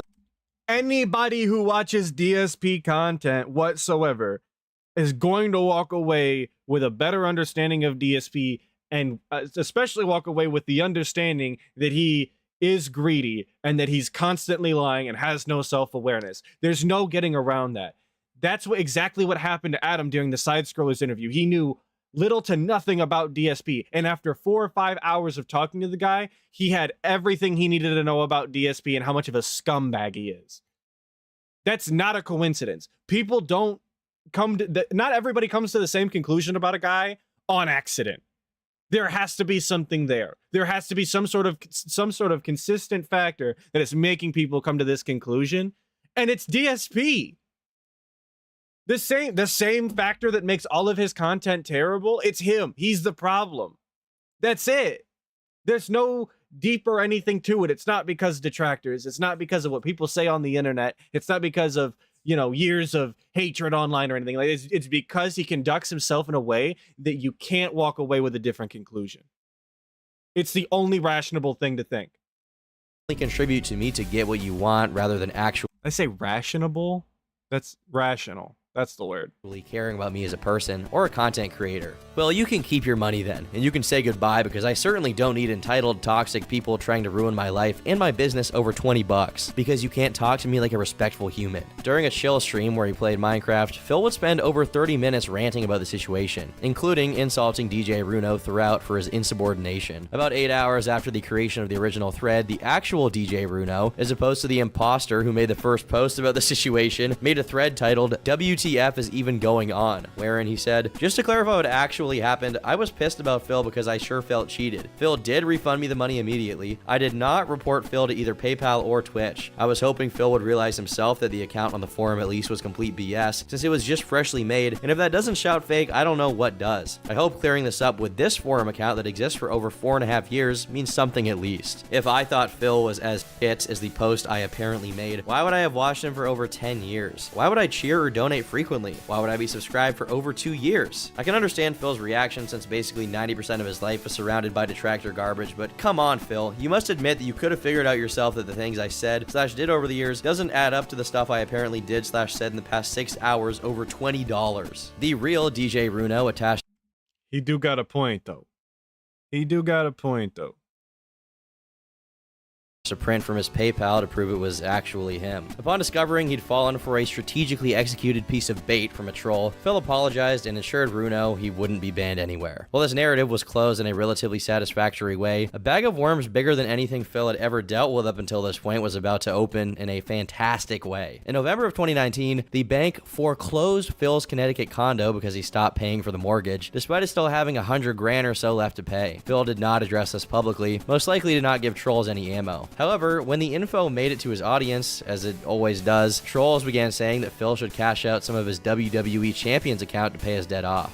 Now, what Now, I'm not letting him cook. I'm not letting him cook. Mid-first bank, yeah, big ups. Not letting him cook. And I don't know if he's going to talk about it, but I want to address it. When the information reached DSP's audience that he was confronted with it in chat, he was on stream actively saying that nobody was contacting him about his foreclosure, about his supposed court date appearance that he was supposed to be at. Do you know how absurd that is to say that that nobody is contacting you about your legal matters? How? Why? It's like the nobody contacted me about my oil change, dude. How was I supposed to know? You think the judge gives a shit if no, dude, nobody told me I was supposed to be at court. They it's part of the process is they have to send you the things. But I don't know if he's going to mention it. I just thought that was strange. I seen it on Meerkat's stream the other day. He was watching a video from Ex Mortis, big ups Ex Mortis and Meerkat. But that's DSP's defenses. I don't know anything about it. If that's the case, that's great. Foreclose on it. I don't care, but nobody contacted me. I don't know about that, man. It just kind of seems like something that you would have to do. And if they aren't contacting you and you see this, you might want to get into contact with them. Yes, Invisible Mute, I do believe they have to serve you papers. It's part of the entire process. What could they possibly mean by this? As early as late 2014, Phil made posts on his forum about his addiction to mobile games, such as, I usually don't play any or at all unless I was during a break in my Twitch stream, but I would pick it up again on breaks and in between streams. Breezy Style, I'm seeing the slander in chat. Tevin did beat DSP in Street Fighter at one point. He did. I believe he showed LTG footage, but Tevin did beat DSP in Street Fighter. What up, Bill Paulson? What's going on, brother? Quite honestly, I have no idea how much money I've spent as I was alternating between 5 and 10 points frequently. I can tell you it had to be in the hundreds though, and I won't ever be doing that again. Over the course of time, he occasionally dropped on stream that he still played them, but if he had already spent hundreds of dollars on it back in 2014, how much money did he spend on it if you take into account the following years? Well, that's exactly what some of his detractors set out to discover. All right, before we really dive into WWE champions here, I've seen it in chat. Thank you for pointing this out. Toxic Carl Gaming. Yes, totally glanced over the 2019 pay my taxes turned into a marriage on the other side of the country saga. Huge in the DSP Snortex. Again, watched it live. When he came back, and on the Tevin stream, we're reacting to the pictures, all of that. Huge. Just right over it. We're not talking about the taxes. We're not talking about getting married with all that tax money. We're not talking about suckering his mom into paying money for his taxes instead of taking him and his wife on a once-in-a-lifetime opportunity to actually go on a honeymoon. Because it's never going to happen now, being that the guy is perpetually broke, spending all of his money on sweaty JPEGs. Not talking about that. Can't be bothered. Finding an account in the game called They Call Me DSP, the same as Phil's Twitter handle, they began examining when that account was active and when Phil was tweeting. Lo and behold, the times matched up. Given, that's no damning piece of evidence, but it was something. Next up was ascertaining just how much money that account had spent in the game over the years. And the figure they came up with was a gruesome $38,976. He spent just shy of $40,000, which, to put things in perspective, maybe for some younger viewers who don't know how much things cost, 40 grand can be a down payment on a house. 40 grand is way more than a down payment on a house, depending on where you live, folks. It don't take that much. Do yourself the favor. Get some damn land. Yeah, it's actually 3 times that. Yeah, okay, razor sharp, but it's not $100,000. No. Yeah, 40 grand is a yearly salary for most people. What is it? The median average income is like 40,000, isn't it? 37, 50, something like that. Like, DSP is spending an entire person's salary in 1 year on a mobile game. Yes, he said down payment. Yeah, he said down payment. Is like a new BMW 3 Series, okay? This is serious money. And that's what he spent on a WWE mobile game. He tried to throw a little pity party over trolls annoying him about his absolute lack of concern with his money, but this time, pity was something very difficult to have. Oh, you weren't saying that 40 grand is a down payment now due to inflation. You were saying it's 40 grand now, or you're saying it's 100 grand now on how much you spent on champions. Yes, that is true. Thank you. I misunderstood. I'm dented. It's me. The dent the whole time. You're welcome. Thank you. I appreciate that. Having some serious wrong everywhere today. I apologize. Since the very beginning of the decade. There was no justification at any period in time for him to have spent that much on a mobile game. That is, unless some of his detractors, like Tevin, were right all along, and Phil's claims of being poor were to some degree an act. And he wasn't as worried about his money as he appeared on streams. In perhaps one of the best and funniest trolling campaigns done on him for the entirety of his career, trolls began paying for cameos from pro wrestlers to call out Phil on his mobile gaming addiction. Hey, Phil Burnell, it's your Olympic hero, Kurt Angle. And detractors have your number, buddy. I've seen the bank leaks. Jasper showed me your phone. We all know the WWE Champion's addiction is getting worse. Oh, it's true. It's damn true. And Cat deserves more than Burger King. And by the way, I'm watching you. On top of that is also a really good way to troll DSP. I love it. I love me some Kurt Angle, and I love seeing people that Phil probably looks up to call his ass out, specifically for his WWE champions. The Jasper showing me your phone thing is absolutely hilarious. Big ups whoever did that one. A few other wrestling-related people, and Ricky Berwick. We even get to see a familiar face chime in and give his very valuable 2 cents. You're filing for bankruptcy, but the only reason you're filing for bankruptcy is because you dumped $40,000 into a game called WWE Champions. You stupid, dumb, ignorant motherfucker. As you heard Mr. 445 himself say, as of January 2020, it was official. Phil... Disavow. I don't know that guy. Who? Yeah, talk about Kurt Angle instead. Kurt Angle won the Olympics with a broken neck. Shout out Perk Angle. Phil declared bankruptcy due to being a whopping $500,000 in debt. Later on in the month, he made a video addressing it, explaining that 130. Yeah, JDX, that's what people are saying. I don't think I've seen those. Out, along with a multitude of loans, some of which dated back to when he was still a professional Street Fighter player. The rest was mostly made up of the mortgages he was failing to pay. As stupid as someone needs to be to put themselves in a situation like this, Phil put his business degree to good use when he decided that he'd rather owe money to credit card companies than owe it to the IRS. However, no, Jay on top. I know that about EDP. I was disavowing and pretending I didn't know because I don't want to be associated. I don't know. From lying on his bankruptcy filing. As detractors scoured through it, they were quickly met with the claim that Phil had no pets, personal electronics, or collectibles, all of which were verifiably false. Additionally, his business expenses listed him as spending up to $9,000 a month on his streaming, something that seems unlikely to say the least. The general You say $9,000 a month on streaming? I thought the number was 5K. Can we get a live correction? Wasn't it 5K business expenses? That's the number I always hear getting called out. 5K.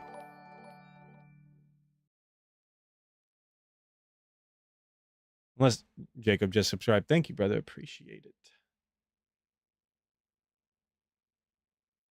It was 5K per month, but at least one was 9K. Thought it was 4K, 5K. I always just hear 5K. I wouldn't be surprised if it was 9K the one time or whatever, but Jesus Christ, over 9,000? That's insane. Public immediately deduced that Phil was writing off the money he gambled away on WWE champions as a business expense. This is why, when someone files for bankruptcy, that's followed by a hearing, which trolls made sure to get access to. While we don't have video of it happening, the audio track is available online for anyone to peruse. During the hearing, Phil misconstrued a question about his purchase of a subscription to the WWE Network channel as if it were related to his purchases in WWE champions. Soon, a detractor somehow managed to sneak their way in and pose as a creditor, only to press Phil on his business expenses. The unnamed detractor asked for Phil to itemize his business expenses, meaning to lay them out one by one, which was something that Phil couldn't do without revealing his champion's addiction. However, the detractor was caught, as his claim to be a representative of Citibank was scrutinized. Later on, another troll.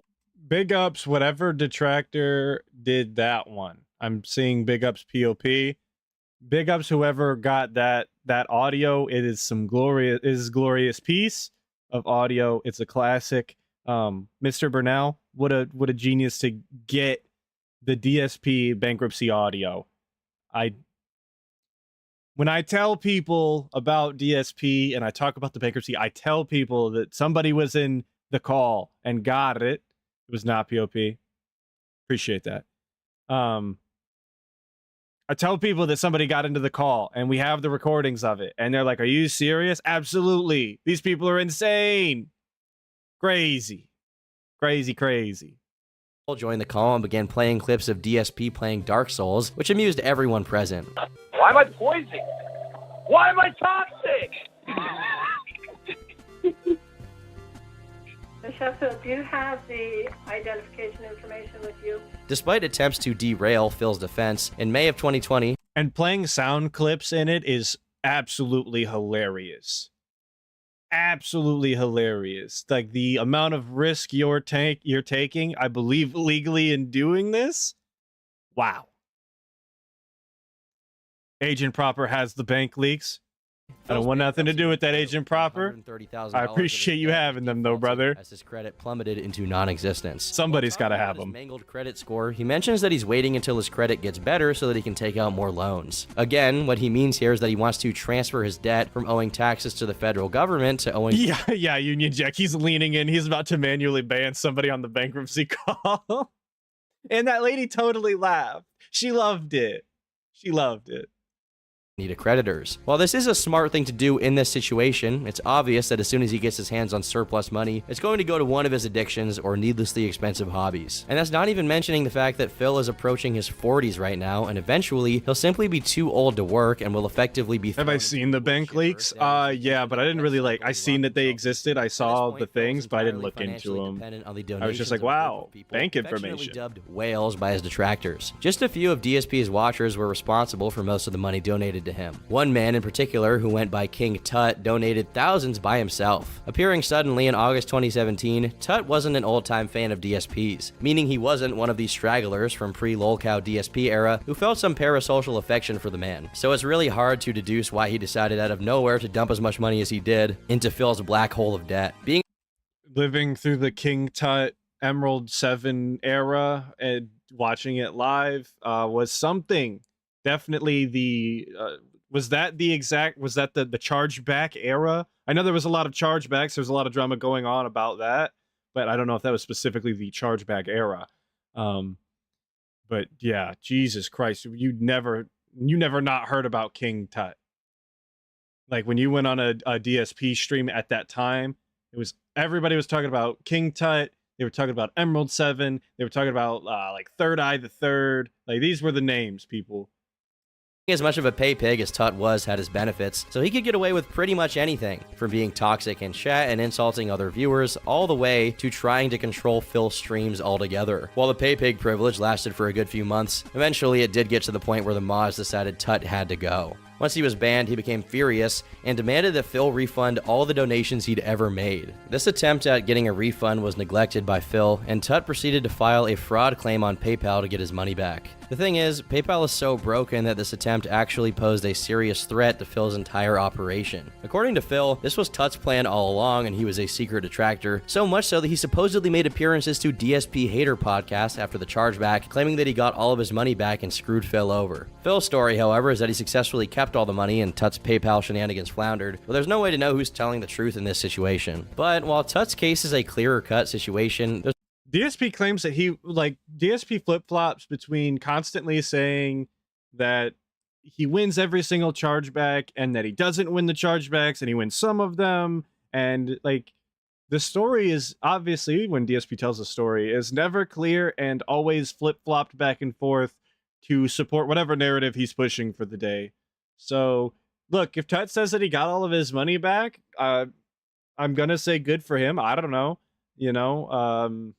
well, I don't condone chargebacks because I don't specifically condone giving the pig money at all ever. I'm glad you didn't lose out on all that money, I guess. Also, a rare instance of DSP with an urban style individual. There's another case where Phil took out some of his anger and he's not even biting his nails. Crazy. One of his mods, despite the latter not really deserving it. Swaggins, another one of DSP's whale followers, gave a tip to Phil on how to beat one of the bosses in the Resident Evil 2 remakes, only for Phil to misconstrue it, blame him, and lash out. As a result of this outburst, Swaggins proceeded to deliberately unban a detractor to spite Phil. In a stream of Sekiro that took place soon after, Swaggins found himself extremely annoyed when Phil relapsed back to his old ways of complaining about a game when it wasn't easy enough for him to play it successfully. But DSP, having none of it, said, "I'm at a time in my life where I don't have time to deal with it. Swaggins is just mad that he told me to do something wrong during Resident Evil 2 and got blown up for it. Then that I plain don't like the combat in Sekiro, and he's so hurt by that. So he was a fair weather friend who wanted to mod when I agree with him, but as soon as there's a major disagreement, don't talk about it to me at all, but instead freak out and leave. That is kitty stuff, and here's my hot take for the day. You know you weren't getting through an entire stream without a hot take. I also hate Sekiro. I don't like the combat. I don't think it's good. Fight me about it. Far beyond it, to the point where I'm not having a second John Rambo situation, so he can just get out and stay out. That is literally what happened with Rambo all over again.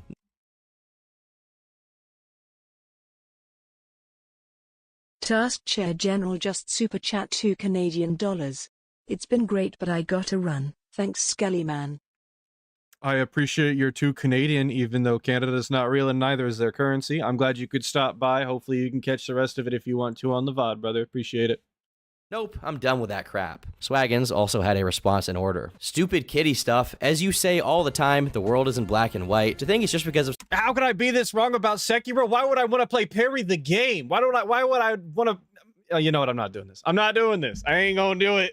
Yeah, I'm not gonna do it. I know I said fight me. Don't do it to him. Trying to help moderation, only to be shown disrespect from Resident Evil 2 to now. All the excuses, the I did nothing wrong mentality, and general toxicity have driven me away, and I no longer wish to be a part of it. You say all the time that you're open to the opinions of others, but when it doesn't align with yours, you dismiss it and proceed to shit all over it. Sekiro is an example of that. My time is valued elsewhere. Twitch should be a place to escape problems, not listen to someone else's. The amount of money talk has been such a turn-off and will not help with long-term growth. Many have contacted me questioning whether or not you're even telling the truth at this point, and generally say that they're tired of all the taxes talk. I'm talking about actual fans here, not detractors. I tell them that we can only take your word about it at the end of the day. Not much later, Swaggins lost his mod privileges and... This is not a fit that you want to be seen in. This is giving,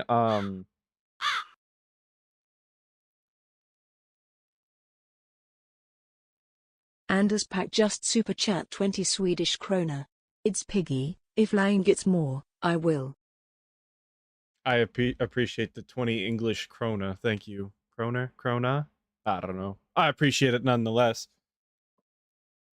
This fit is giving a certain high school in 99, and that's what I'm going to leave it at. You can decide which high school you want. It could be... Never mind. As yet another not a good look. Don't wear that. Don't ever be caught wearing that in public. Took another moderator with him. Eventually, Swaggins did return to DSP streams after a hiatus, but his hefty donations did not come back with him. It's giving stream banned vibes. Yeah, it is. Phil would soon find a new outlet, in a saga so perplexing and coincidental that it inadvertently ushered in a DSP renaissance, all thanks to a vest. While reacting to an old DSP video from October 2011, fans demanded that Phil wear the vest he was wearing in it, and he conceded. Upon a cursory investigation of his wardrobe, he found it and put it on. For a moment, fans and detractors alike united to be perplexed by the vest, to the point that when Phil wasn't wearing it during a stream, they asked where it was. Phil, seeing the success of the vest, along with his cowboy hat, stopped counting Twitch bits and tips towards his goals and instead encouraged users to donate directly to his PayPal, which allowed him to get the money instantly and without splitting the revenue. Just Fits just super chat $2. You've been killing it in the detractor circle. Thank you, Just Fits. I'm glad you think so. I'm glad everybody likes the content. That's all that really matters to me at the end of the day, is that y'all like the stuff. I appreciate the $2 nonetheless. Thank you. Thank you. Yo, everybody loves the vest. Everybody loved the vest. That's the history. I'm retconning it right now. Brand Dude is the biggest vest era fan I know. Next time you're on a Brand Dude stream, talk to him about the vest. He loves talking about the vest. It's his favorite era. He was there every single stream. He just loves it. So make sure you bring it up. With Twitch. He started monetizing the vest as much as he could, setting it as a reward if he hit a specific amount he wanted to get. The vest became a daily occurrence, and people began counting how many days Phil reached his goal of $100 consecutively in a brief period dubbed the vest streak. This lasted for a strong 29 days. Unfortunately, disaster struck, and Phil came down with an ear infection that... God, was it only 29 days of the vest streak? It felt like 100 years. Made him unable to stream. To notify his fans, he said, "All bad news. I've come down with a bad ear infection causing excruciating pain. I can't stream when it feels like I have a knife." Yeah, wasn't it like 774 or something like that? I've had it for days but didn't say a word about it, hoping it would just go away. It did not. It got horribly worse. While this seems inoffensive on its face, the actual disaster came as a consequence of that ear infection. From responding mean-spiritedly to someone on Twitch that presumed that the ear infection had healed a day later, to being extremely defensive and gratuitously engaging in back and forths on Twitter over the authenticity of this infection, Phil was giving people reason to doubt his whole story. Meanwhile, detractors were pointing out that hiding his ailments was something Phil had never done up until now, and that he continued to stream while wearing headphones without ever mentioning that he had an ear infection to his audience, despite having no reason to keep it a secret whatsoever. Regardless, despite the debate as to whether this lack of stream constituted a break in oh, okay. streak, all right. Phil continued to... I just gotta let him cook. That's the problem. I'm just cutting people too short here. I'm trying to big brain, and I just not letting people say they piece. I apologize. Do the vest gimmick, eventually hitting a milestone of 73 days with the vest. This meant DSP earned at least $100 every day for over 2 months. On the 73rd... Yeah, Darkseid DeFlo is saying he never showed the ear medicine. Yeah, I remember him being extremely aggro about people asking specifically what kind of ear medicine he was given. You guys want the exact name so you could look it up? I'm not gonna do that. Like it was an entire thing. It was goofy. It was silly. Third, he miscalculated the tips by $9 and came dangerously close to not hitting the goal and breaking the streak. But, lo and behold, it still stood. The vest streak bravely marched forward onto the 100. Yeah, he flubbed those numbers. Referred to as the vestival. He also revealed that if another goal was hit, he would put on yet another hideous vest, this one a shiny silver, which he dubbed Platinum DSP. The streak raged on for another 50 days before, finally, DSP mentions that it was starting to become a lot harder to hit the tips goal and put on the accursed DSP vest. This was a few weeks after Phil was hit by PayPal with $800 worth of chargebacks. So chargebacks. Desperate. At this point, Phil's scheme was becoming irkingly transparent. There were times when the vest streak business overtook the stream entirely, with Phil coming close to guilt-tripping his audience about the streak potentially ending. When it started out extremely positive, the vest was being absorbed into the general dark cloud of DSP's debt-mongering and e-begging. More time goes by, and as DSP was approaching the 200 mark, an anonymous user would DMCA strike DSP's Twitch account, suspending him off the platform temporarily and pushing him onto YouTube. Great, awesome. I want to touch with he went on that whole rant about how the vest is some sort of symbol. It's this weird thing that's sticking it to the haters and people can get behind it. You guys remember that? It was really cringe when he did it, but you guys remember. By the end of it, he was actually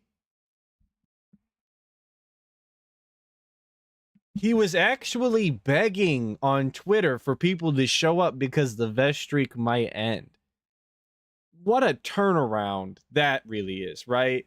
To be like, oh, this is something that people can get behind. And then by the end, to be like, guys, please come by and support. We might lose the vest streak. No, like, come on, man. Come on. The classic beg tweets. Yeah, I want more beg tweets. We need them. The beg tweets are a symbol I can get behind. Eventually, he resolved the issue with Twitch and returned to celebrate day 200 of the streak. When the time came, Phil said that only now, with the vest's aid, was he able to start sleeping soundly at night without worrying about his unpaid bills. From his point, only after 200 consecutive streams of reaching is $100, right? 200 streams consecutively, supposedly, because he fudged the numbers, of reaching $100 was he able to sleep soundly. How do you spend that much money? 276, actually. 276 days, or 276 streams of just, how do you spend that much? It shouldn't be possible unless you're buying something extravagant. And this dude actually owns nothing. He's got a house that's fallen apart around him. His equipment is aged to hell. He doesn't even have a PC that's really capable of doing what it should be able to do. He made $26,000 in the span of, however many days that is. Less than a year. An extra $26,000 in a year. And it went to nothing. He has nothing to show for that. Yeah, he got a new controller though. Big ups. Hey, after you get all the Good game Ethan just super chat $2. Atlas is the goated detractor. Good game, Ethan. I'm glad you think that. I appreciate the $2, brother. Appreciate it. Yeah, it went to bills. It went to his two big bills. It went to the business, whatever any of that even means. Yeah, I'm seeing it. It went to bills. I get it. But how do you spend $26,000 with actually nothing to show? It just doesn't make sense, man. Doesn't make sense. It's just like when he got that $1,000 during that Like a Dragon stream to fix his bathroom and then didn't fix it. How do you retcon that one, DSP?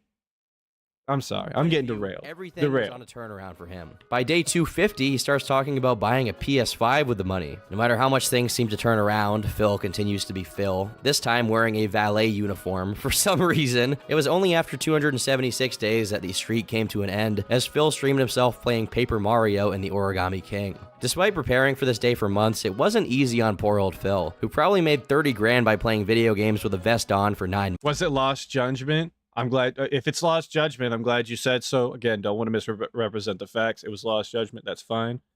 That's fine. It was Lost Judgment. He got $1,000. Thank you.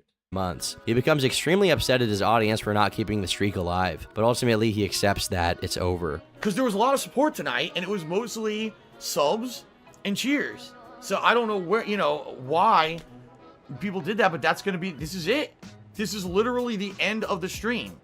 I told you guys I couldn't go late tonight. So this vest streak is about to end. Unless we get a tip right now at the very tail end of the stream, and there's no time for a vest, the stream is over.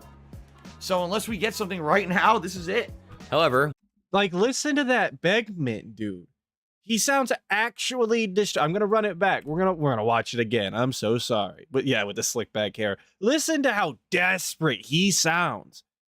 I've actually heard people in more desperate situations than DSP sound less desperate than he does right now, talking about how no one's giving him free money to put on a goddamn vest. For not keeping the streak alive, but ultimately he accepts that it's over. Because there was a lot of support tonight, and it was mostly subs and cheers. So I don't know where, And he's raking his fingers, pulling his hairline as far back as possible. For whatever reason he does that, it's a twitch. Something that's a twitch. He's just raking his hair. I don't know what to do, guys. Why people did that, but this is it. This is literally the end of the stream. I told you guys I couldn't go late tonight. So this vest streak is about to... And he's got the hand slap on the leg. He's got the... Dude, come on. End. Unless we get a tip right now. If we get at the very tail end of the stream, and there's no time for a vest, the stream is over. So unless we get something right now, this is it. However, what wasn't over was his begging, which made many of his viewers wonder, what did he do with that nearly 30 grand he made off of the vest streak? What happened to the vest streak money? It went to...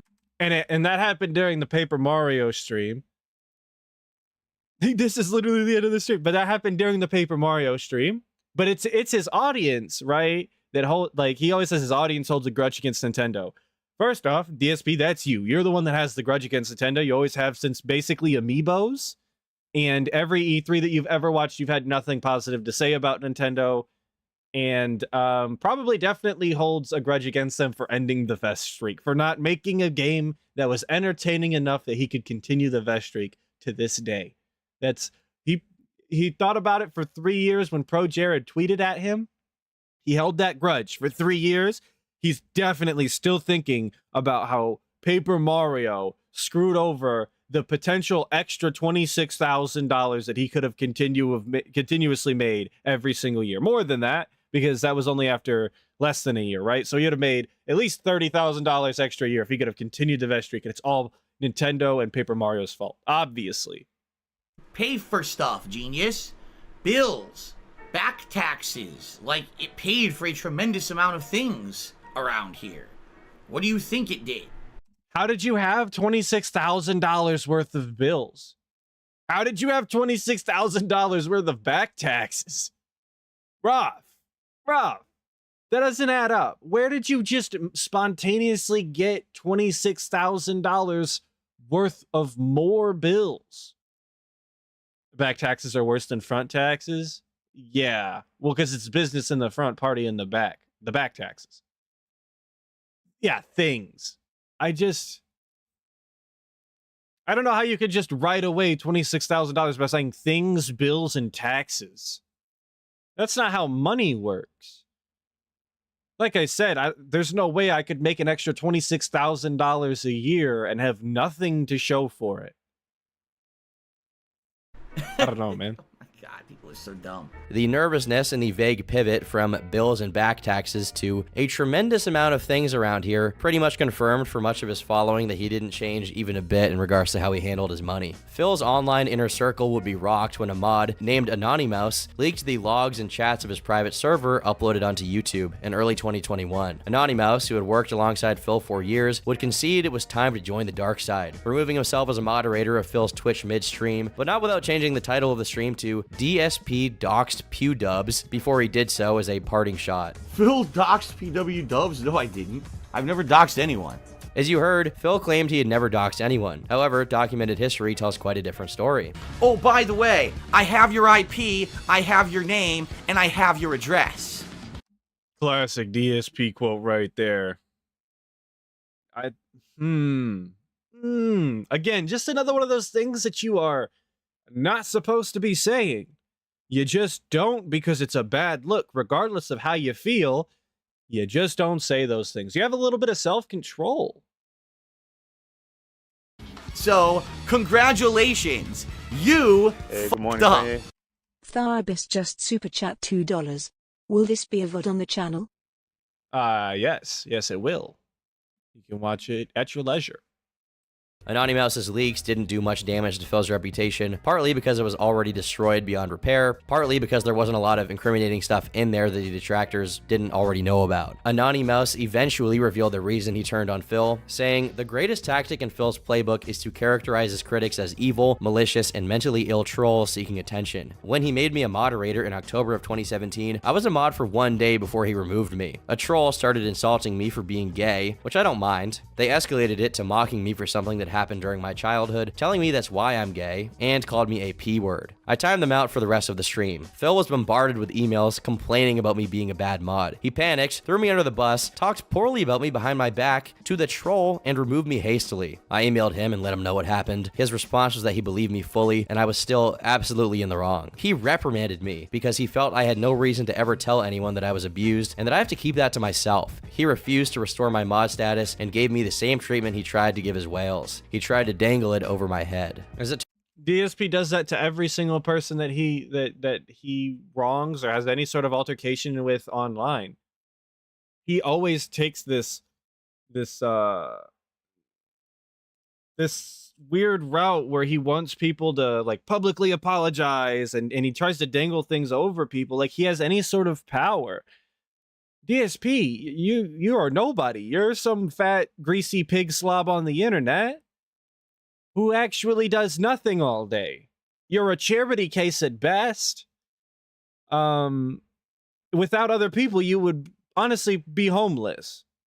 You are a nobody. You've always been a nobody. I don't know where he gets this weird idea that he gets to live out this power fantasy on all of these other people. It's very strange. Turns out, the mod Discord server was just the tip of the iceberg, as Anonymous released a plethora of information that was previously unknown. The user mentioned in the title that Mouse put on Phil's stream, probably along with many others, was asked by Phil to provide their personal information in order to get unbanned. I'm almost legally obliged to say, no matter how dedicated a troll you are, why on God's green earth would you give your personal information to anybody to get unbanned from a Twitch chat? I mean, unless you're a kid, I can't imagine that being a reasonable decision. Phil went directly to the private moderator Discord server and desperately tried to establish what had happened while he was live streaming. Because of the trolling today, I ventured onto the farms. Someone there has posted us impersonating at Anani, who insists it's not him. They're saying they're going to post definitive proof that is somehow going to incriminate me, but haven't been that specific. They think I would have loved to have seen DSP's genuine reaction to going on the farms. Like, if I could have been a fly on the wall while he read any of that. I couldn't imagine the things that he would have been saying about all of these crazy stalkers online that need the white coats. Look, Panda, come here and look at this. Come look at this. Or was this post Panda? Cat, please look at this. Look what they're saying about this guy. Man. I think it will be evidence that this Discord exists, although that doesn't actually prove anything. They are somehow convinced themselves, insanely, that as long as I'm using Discord in some capacity, that somehow everything they've made up about me in the last year and a half is true. They are hinging all this on the belief that I had a falling out with @Anani based on his Twitch suspension, which of course isn't true. They think I demodded and banned him from the channel, lol. So whoever this is apparently impersonating him to get me to think it's him and get rid of him. Soon it dawned on Phil that he was being fooled, and Mouse was indeed the leaker. He proceeded to confront him in the server. @Anonymous, are you still sitting on detractor streams talking about me? Because they are saying this is your YouTube handle that you just created, and I'd like to know what gives. Like, I'm giving you a huge benefit of the doubt here, but I'm hearing from every possible direction that you're actually trying to cause drama for me. And I'm seeing right here in the screenshot saying that Anonymous and King Go can talk to people behind the scenes. And they both confirm this Discord exists. King Goken still does this to this day. I wouldn't be surprised if he was in this chat. I haven't seen him. Mods, you know what to do. But if you go watch any of the restreamers, you will often see a King Goken in the chat. I don't know what his angle is. He's, I guess, half detractor, half dent. If you're half dent, you're all dent as far as I'm concerned. I don't really have any respect for playing both sides like that. Don't encourage the pig roach while you detract on the pig roach. I don't get it. I don't get it.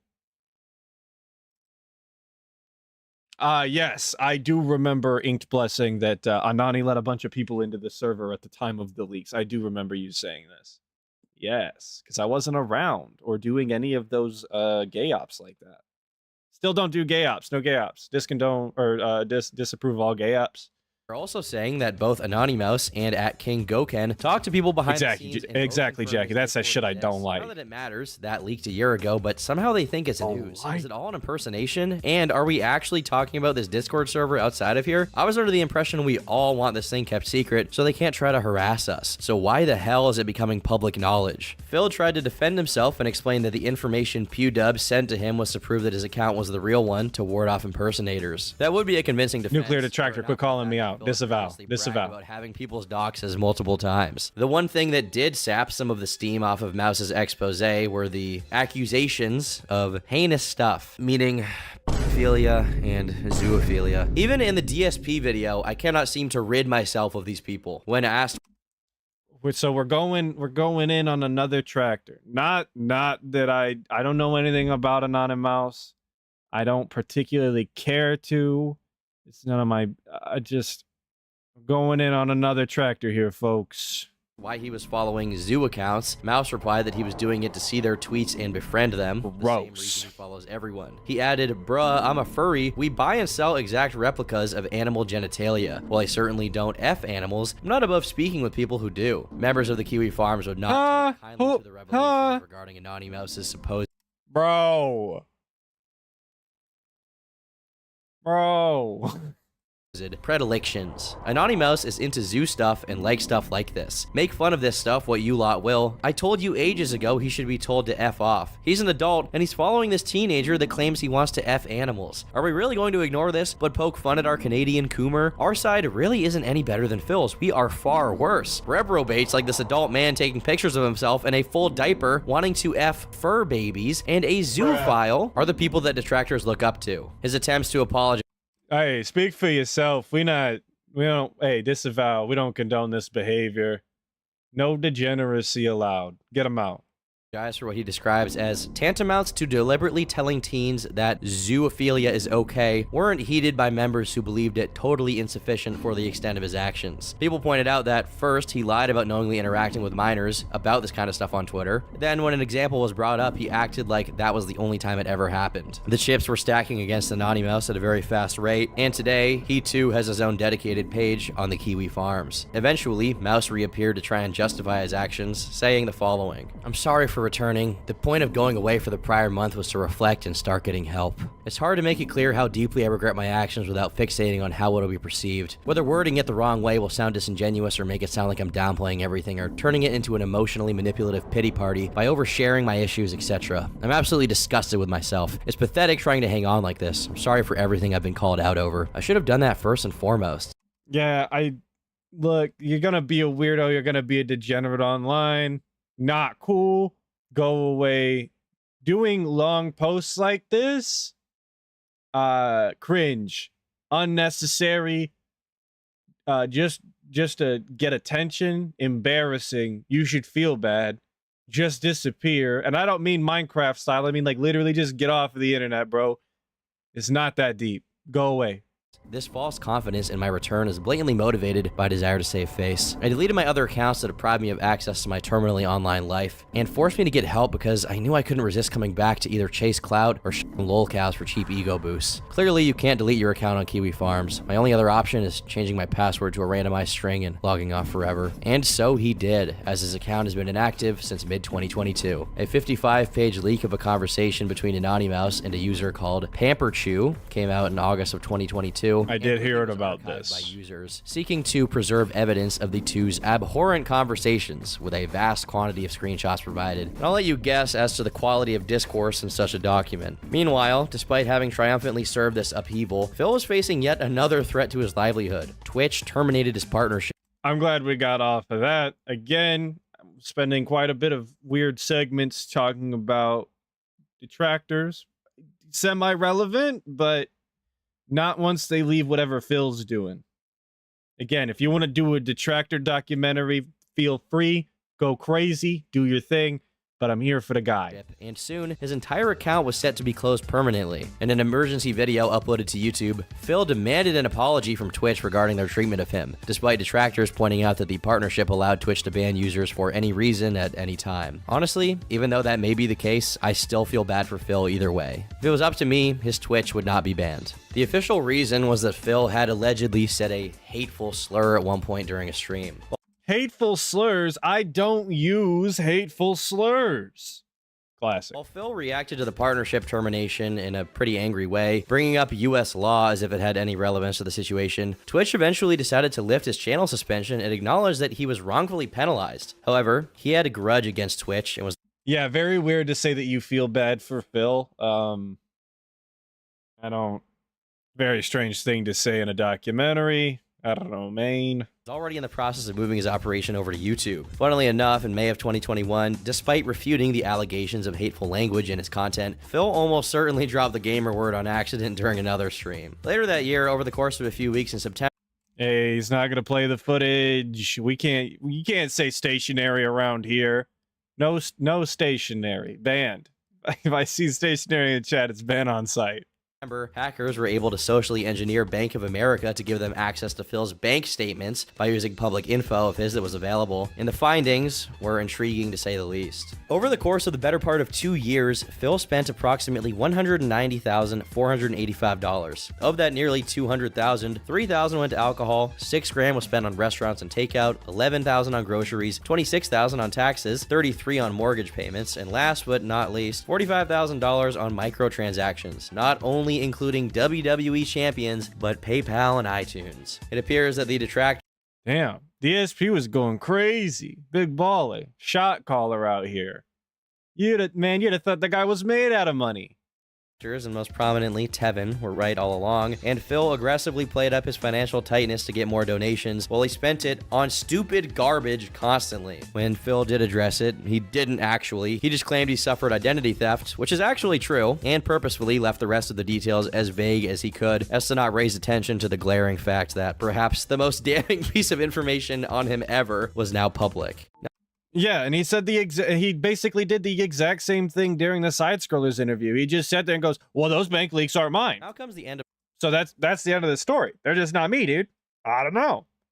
They just so happen to go to locations that are within a 15-minute radius of my house on the exact days that I said that I was going to some of these places and spending an amount of money there.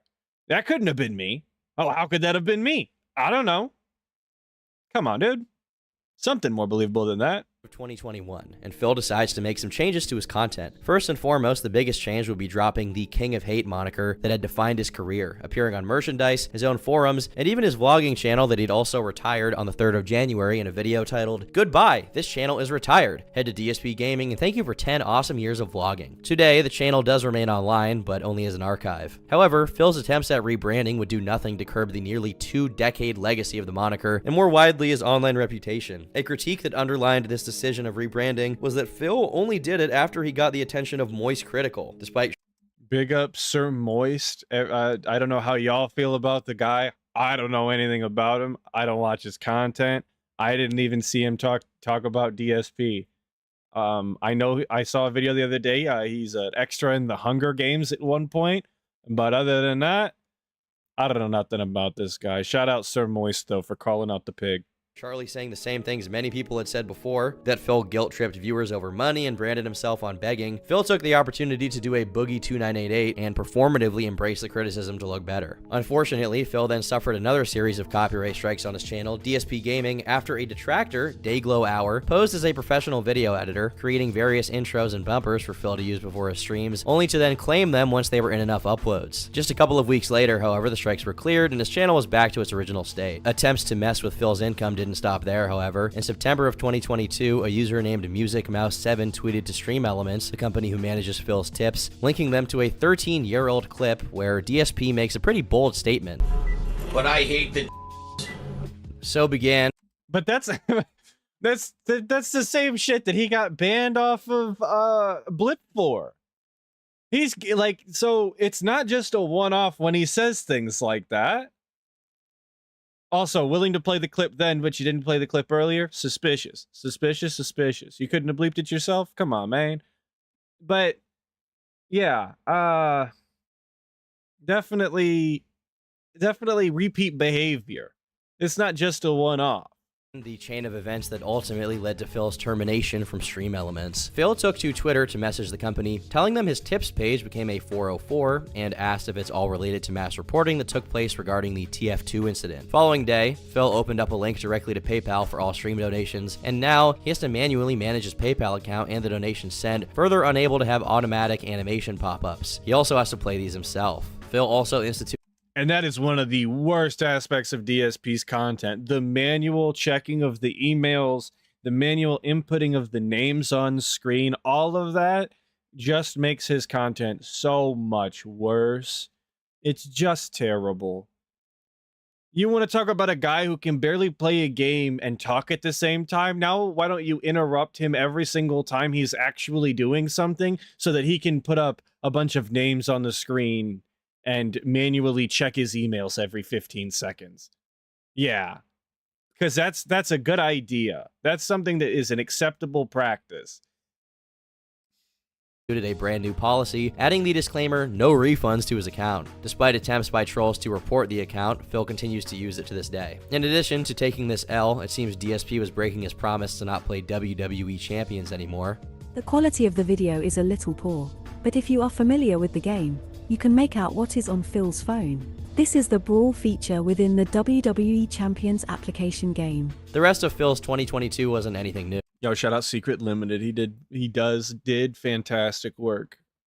He raged, e-begged, and guilt-tripped his audience over lack of donations while playing Elden Ring, called his audience bigoted when they made fun of a conspicuously feminine Halloween costume of Ken from Street Fighter, among other charismatic and lovable activities. The most recent major situation in Phil's career started with a podcast called Side Scrollers. This particular episode of the show starred online personality Adam Krigler and creator of the Screw Attack video game network, Craig Skitzimus, otherwise known by his online pseudonym Stuttering Craig, and they'd be interviewing the one and only Philip Burnell. As he always does given the opportunity, Phil used this time to defend himself against the accusations of detractors, and like every previous instance of it, it didn't go that well. Some of Phil's short...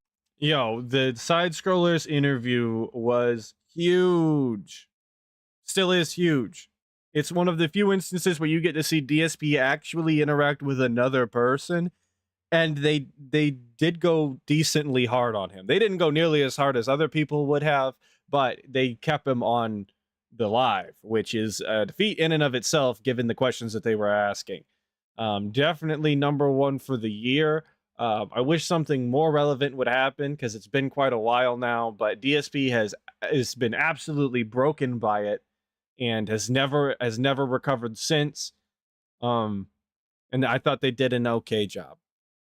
Shortcomings in the PR department were very familiar, such as him essentially admitting that he gave his viewers no value back for what they donated to him. However, some were novel. During the stream, the topic of WWE champions came up, and Phil instantly became a nervous wreck. The interviewers seemed familiar with it and effectively pressed him on the topic, eventually circling in for the kill and telling Phil that if he wanted to, he could prove that the WWE champions account that he had spent tens of thousands of dollars on the game wasn't his. All he had to do was show his account to a neutral third party that could verify his claims to fans and detractors alike. But Phil was not open to doing so and preferred to stick with his theory that a detractor of his spent that money just to frame him and incriminate him, which further solidified his guilt. You have my email, and this is a small ask. It's also a big ask. You can say whatever you want. Will you, and you can say no, and I'm totally fine with this, but just confidentially between us, will you send me a screenshot of your account, of your WWE account? And just so I personally, I will not share your name to anybody, but just between us. Man, I have to think about and vouch for you. Yeah, that was never gonna happen. Even live, I was like, "There's no way DSP actually commits to this," because he's gonna be caught red-handed. The dude actually does not have an out if he did this. Yeah, exactly, Darksea. He's you can see that he's gripping onto those armrests for dear life. Like, he is terrified, utterly shaken to his core. And I will vouch for you either way. And the idea that some detractor spent all of that money on WWE champions to frame Phil is absurd. That someone would spend $40,000 in 1 year just to mess with DSP, I don't think any detractor is willing to go to that length. Like, unless some like billionaire, social media CEO or something is a DSP detractor. If Bill Gates himself isn't a detractor, I don't think anyone's going to be willing to spend $40,000 just to mess with him. It's not going to happen. I have to think about what kind of risk that. I don't want to say. Here's the thing, I'll consider it, but I can't agree to it yet. I have to see what's the risk. Another topic covered during the podcast was DSP's interactions with Keemstar, the official side character of every lolcow story, apparently. He has to pop up. Keem had recently decided to move past Phil's drama with him over the coverage of the incident from a couple of years prior to make him an offer. A total of $50,000 to join the lolcow podcast alongside Wings of Redemption. See, but Nave what? Navy what? I'm pronouncing it like that. I don't even think Fred Fucks would spend $40,000. Exactly, Excalibur. I don't think Fred Fucks has money like that. Even that's too much. And Boogie 2988. I got a brilliant idea. Why don't I take the three of you, put you on a podcast? We will call it the Lol Call Podcast. In an extremely unfortunate turn of events, Phil turned it down on principle and sought to make his thoughts clear on the matter during the Side Scrollers episode. This was some kind of like a big project he wanted to be involved in. I don't know exactly what. Let me explain. So he says, well, I don't want to talk about it in a DM. We got to have a phone call. I'm like, okay, that's reasonable, right? Let's have a phone call. Here's my number. Here's when to call me. I'm available at these times of the day, okay? I wait, the call never comes. It's been like 2 days, the call never comes. Maybe he's not serious about it. I don't know. I don't know what's going on in this guy's head.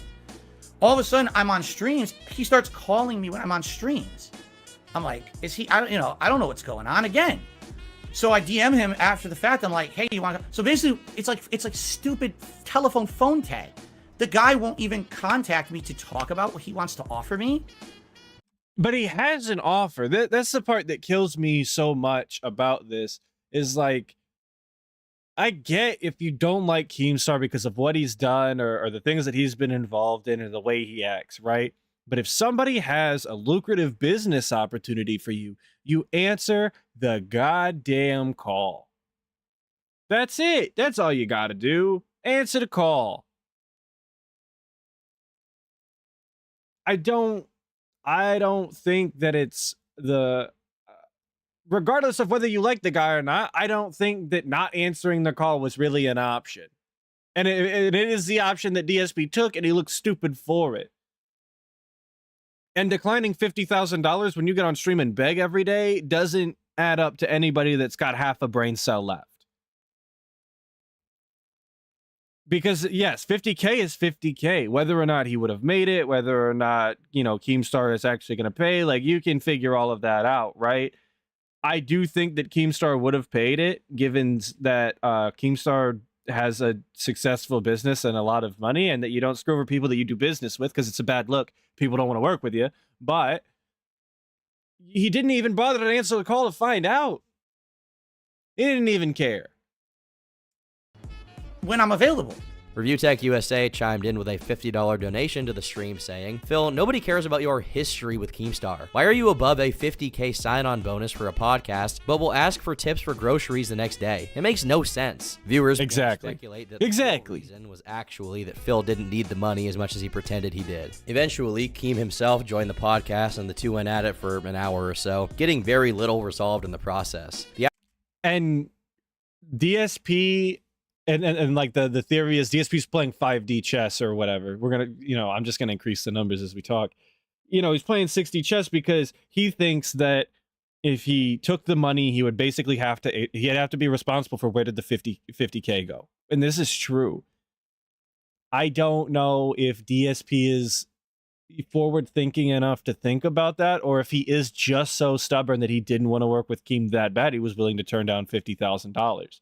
So I don't know if he's playing 9D chess or not, but looking at it in hindsight, maybe he was. We don't know.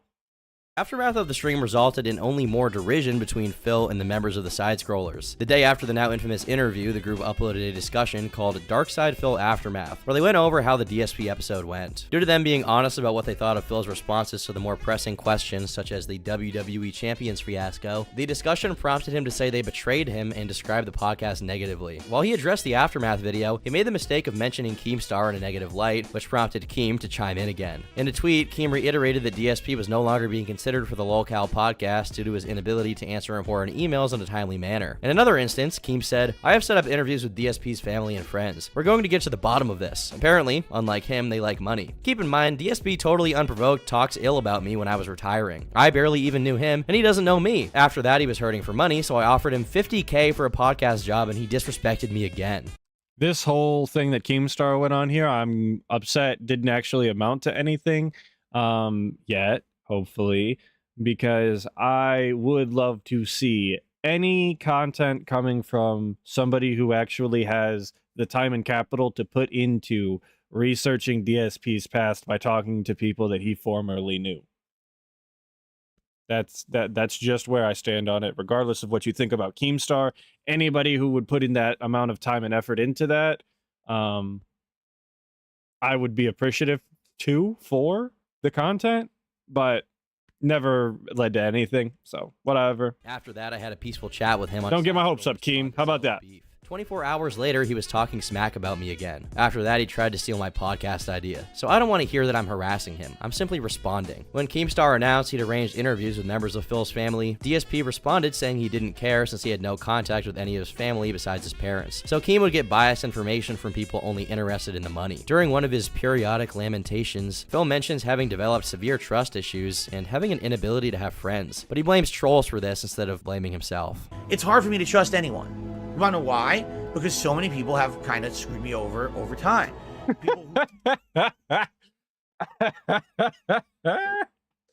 Yo, I love the white run in the background. That's so funny. Thank you, Fausto Toribio. Appreciate the subscription. Big ups White Run. Big ups Judy Streams. I'm glad that even in this documentary, we could get a little bit of White Run. Swear to me.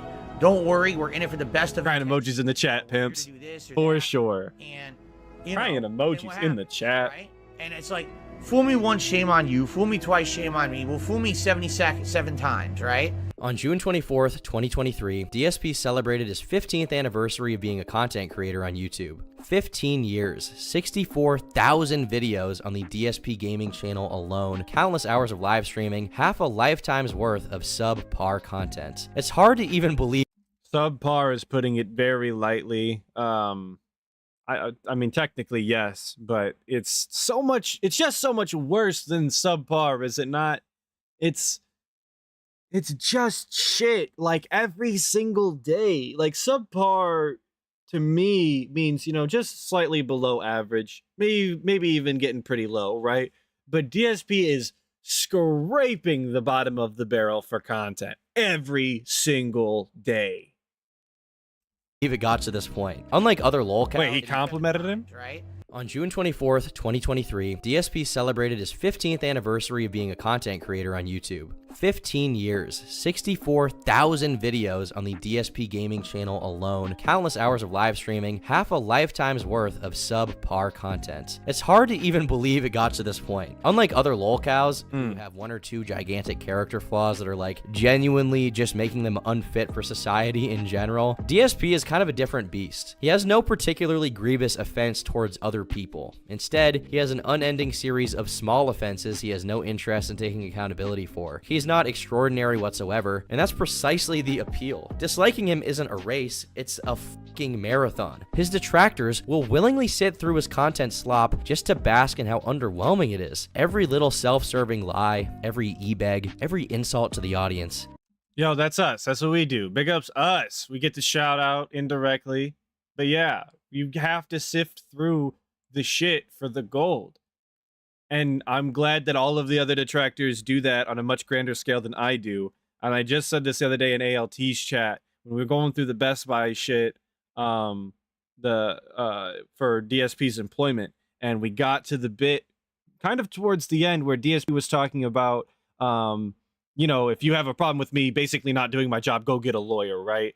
Like, we sat through so much nonsense, nothing material to just hit gold every once in a while. It's about sifting through this shit sometimes. And that's not the kind of content that I do. I just watch the guy and I fill you guys in every once in a while. Every once in a while being about every day, right? Give you a little tidbit here and there. But man, big shout out to everybody who actually sifts through the lore like that, the Dead Sea Scrolls, the icebergs, everybody who goes back and documents from the beginning. Like, all of that shit is crazy.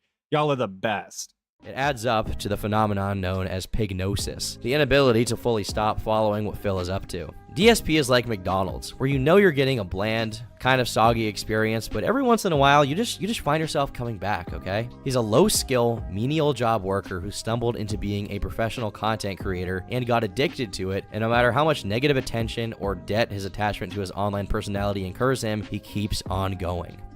And I'm not taking that Big Mac slander. I'm not taking McDonald's slander.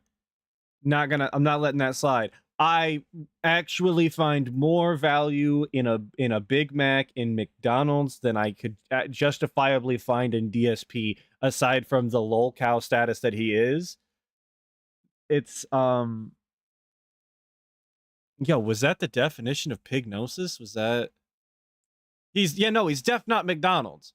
McDonald's is, I have a weird relationship with McDonald's and the fact that I love it. Big Macs are delicious. No, Rayma, I'm not letting the Big Mac slander slide.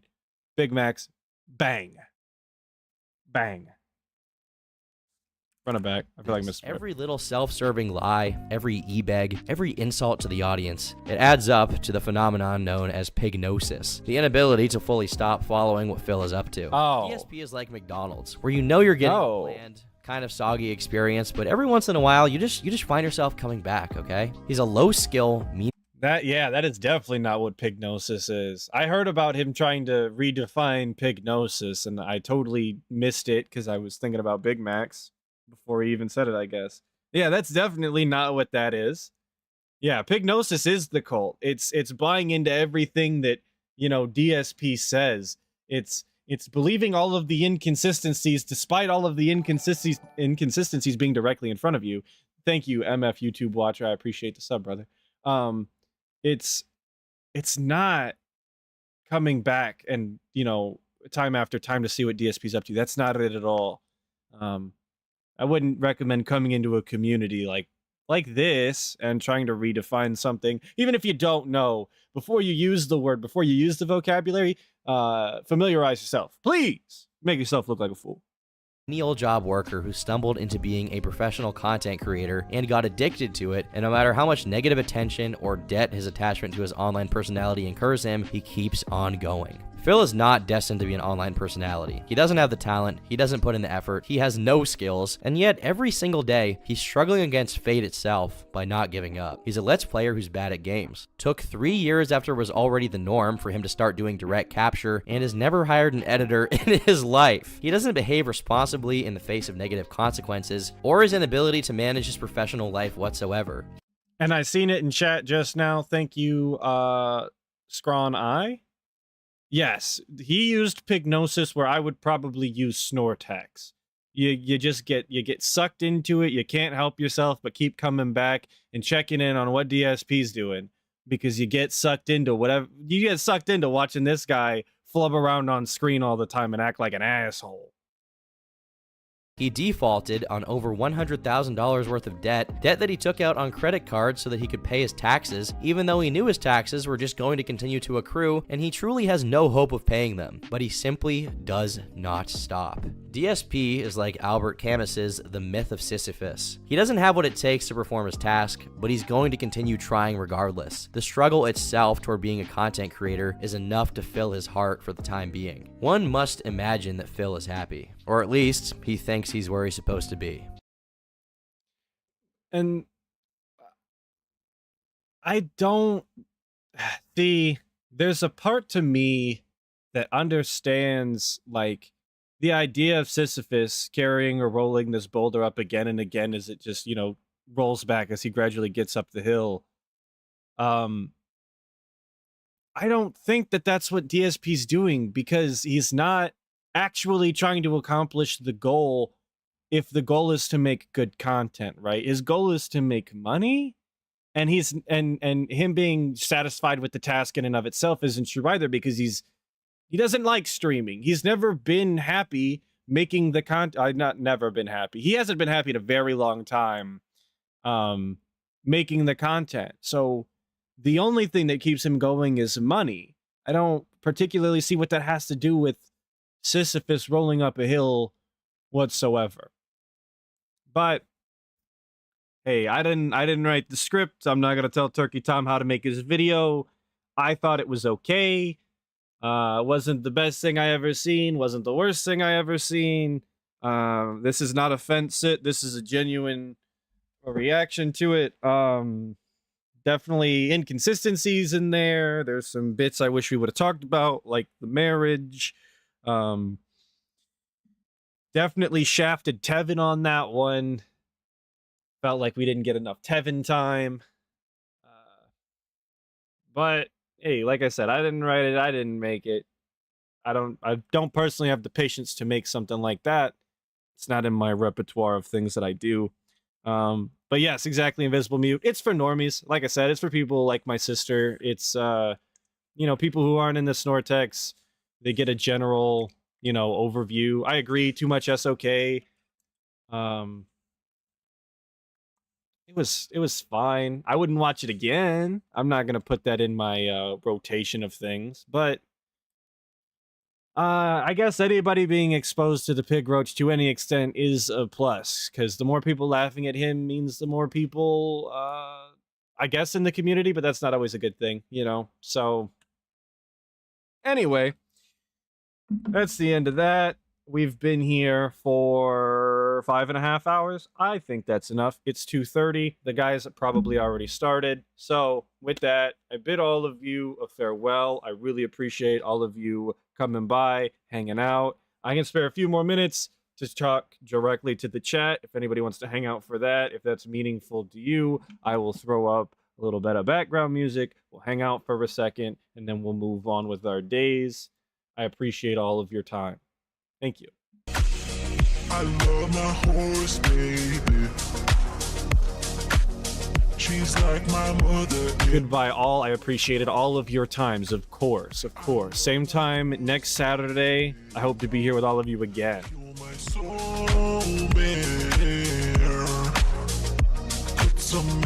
Oh yes, and check out the upload. It came out 30 minutes ago at noon. I think it's like 40 minutes long or something. I don't remember. I finished it this morning. I forgot to do my thumbnail till this morning. So yes, check out the upload. You're my soulmate. Bye, everybody. Appreciate it. I will hope to see you later. She's like my mother and my lover. Yes, and me on, that being said, tomorrow. Make sure to come by and check it out. First time, hopefully not the last. I need my horse, baby. What do I think Phil's family thinks about his legacy, or Kat's family? Well, Kat's family is something else. I don't particularly think... Well, we already know what Jenna thinks. Officer Sanders. So that's pretty self-explanatory, but Phil's family probably is embarrassed, probably doesn't talk about it very often, probably doesn't address it. I would be ashamed and embarrassed, but, that's fine. She's like my mother and my lover. I would be surprised if Kat's mom even knew, given the circumstances with the exorcism and Foster and all of that.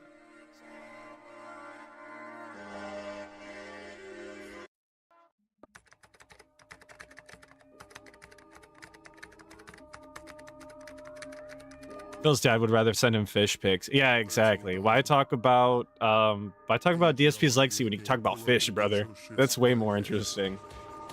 Exorcism, yes. Kat's mom genuinely thought that she had like demons in her or something, so she had Kat exorcised, like at home. That's the lore. 10-year legacy on life support, now the Patreon. The mod's a bitch. Oh yeah, but DSP's mom is probably pignatized to high heaven. There's no saving her. She's in too deep. Call a hit.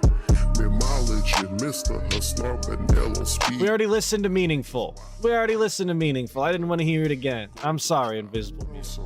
We listened to Meaningful during the break. No, during the intro. And then we listened to Soulmare on the intermission. I just made a brand new socket. What we do, huh? We just troll. Who's the worst lolcow in my opinion?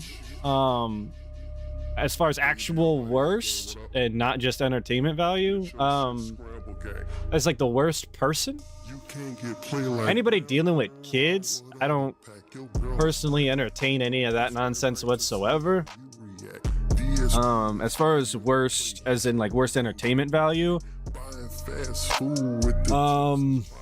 I don't particularly find Wings interesting lately. I'm glad he's doing kind of better. He seems to be handling the whole lolcow live thing a lot better than Boogie is. But his content at this point is just like him complaining on stream and playing games and moping about money. Like it kind of sounds like what DSP does, but it's so low energy and not interesting to me.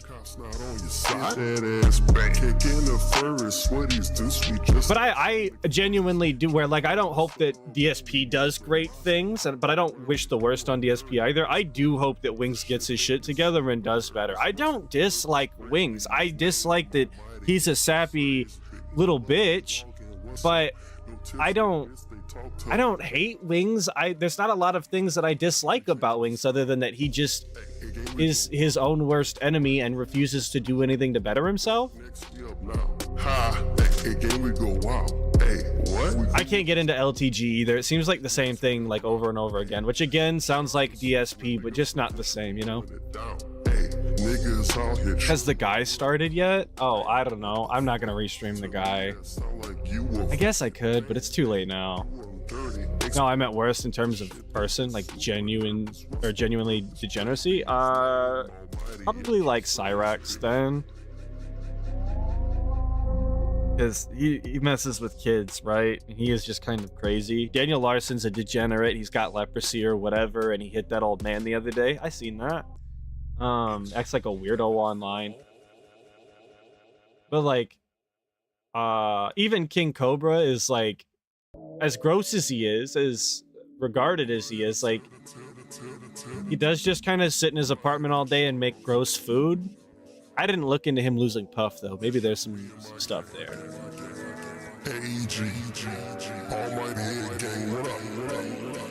Baller alert. Yeah, I got my bits on me.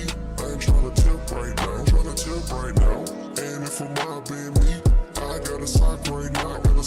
Yeah, the guy does have a very festive overlay. It's the same one he was using yesterday for sure. Rip Puff, for facts.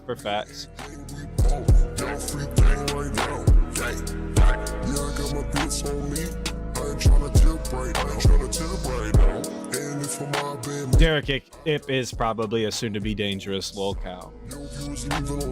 I agree, Jackie. I don't think there's anything inherently wrong with being regarded. As long as you're not hurting anybody and being violent about it, like you could be as regarded as you want, you know?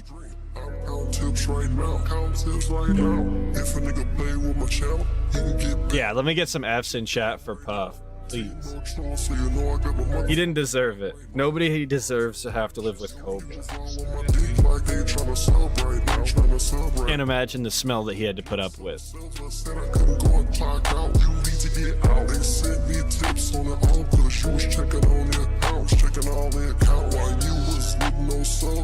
So when this song is over, I'll head out.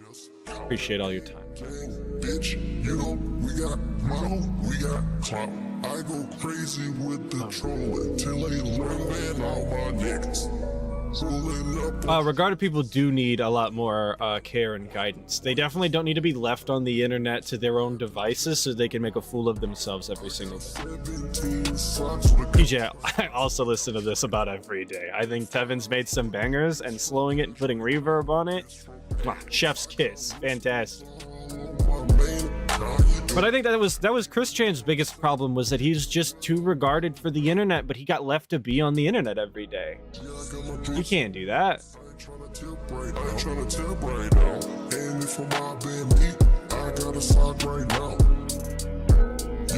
Leaving on site for turn on the stream right now. Me and A gang, we ballin'. Y'all free throw right now. The Angriest Reptile Alive, I'll have to look into King Cobra deeper then. The projections of age alive, non-related, cis. Yeah, yeah.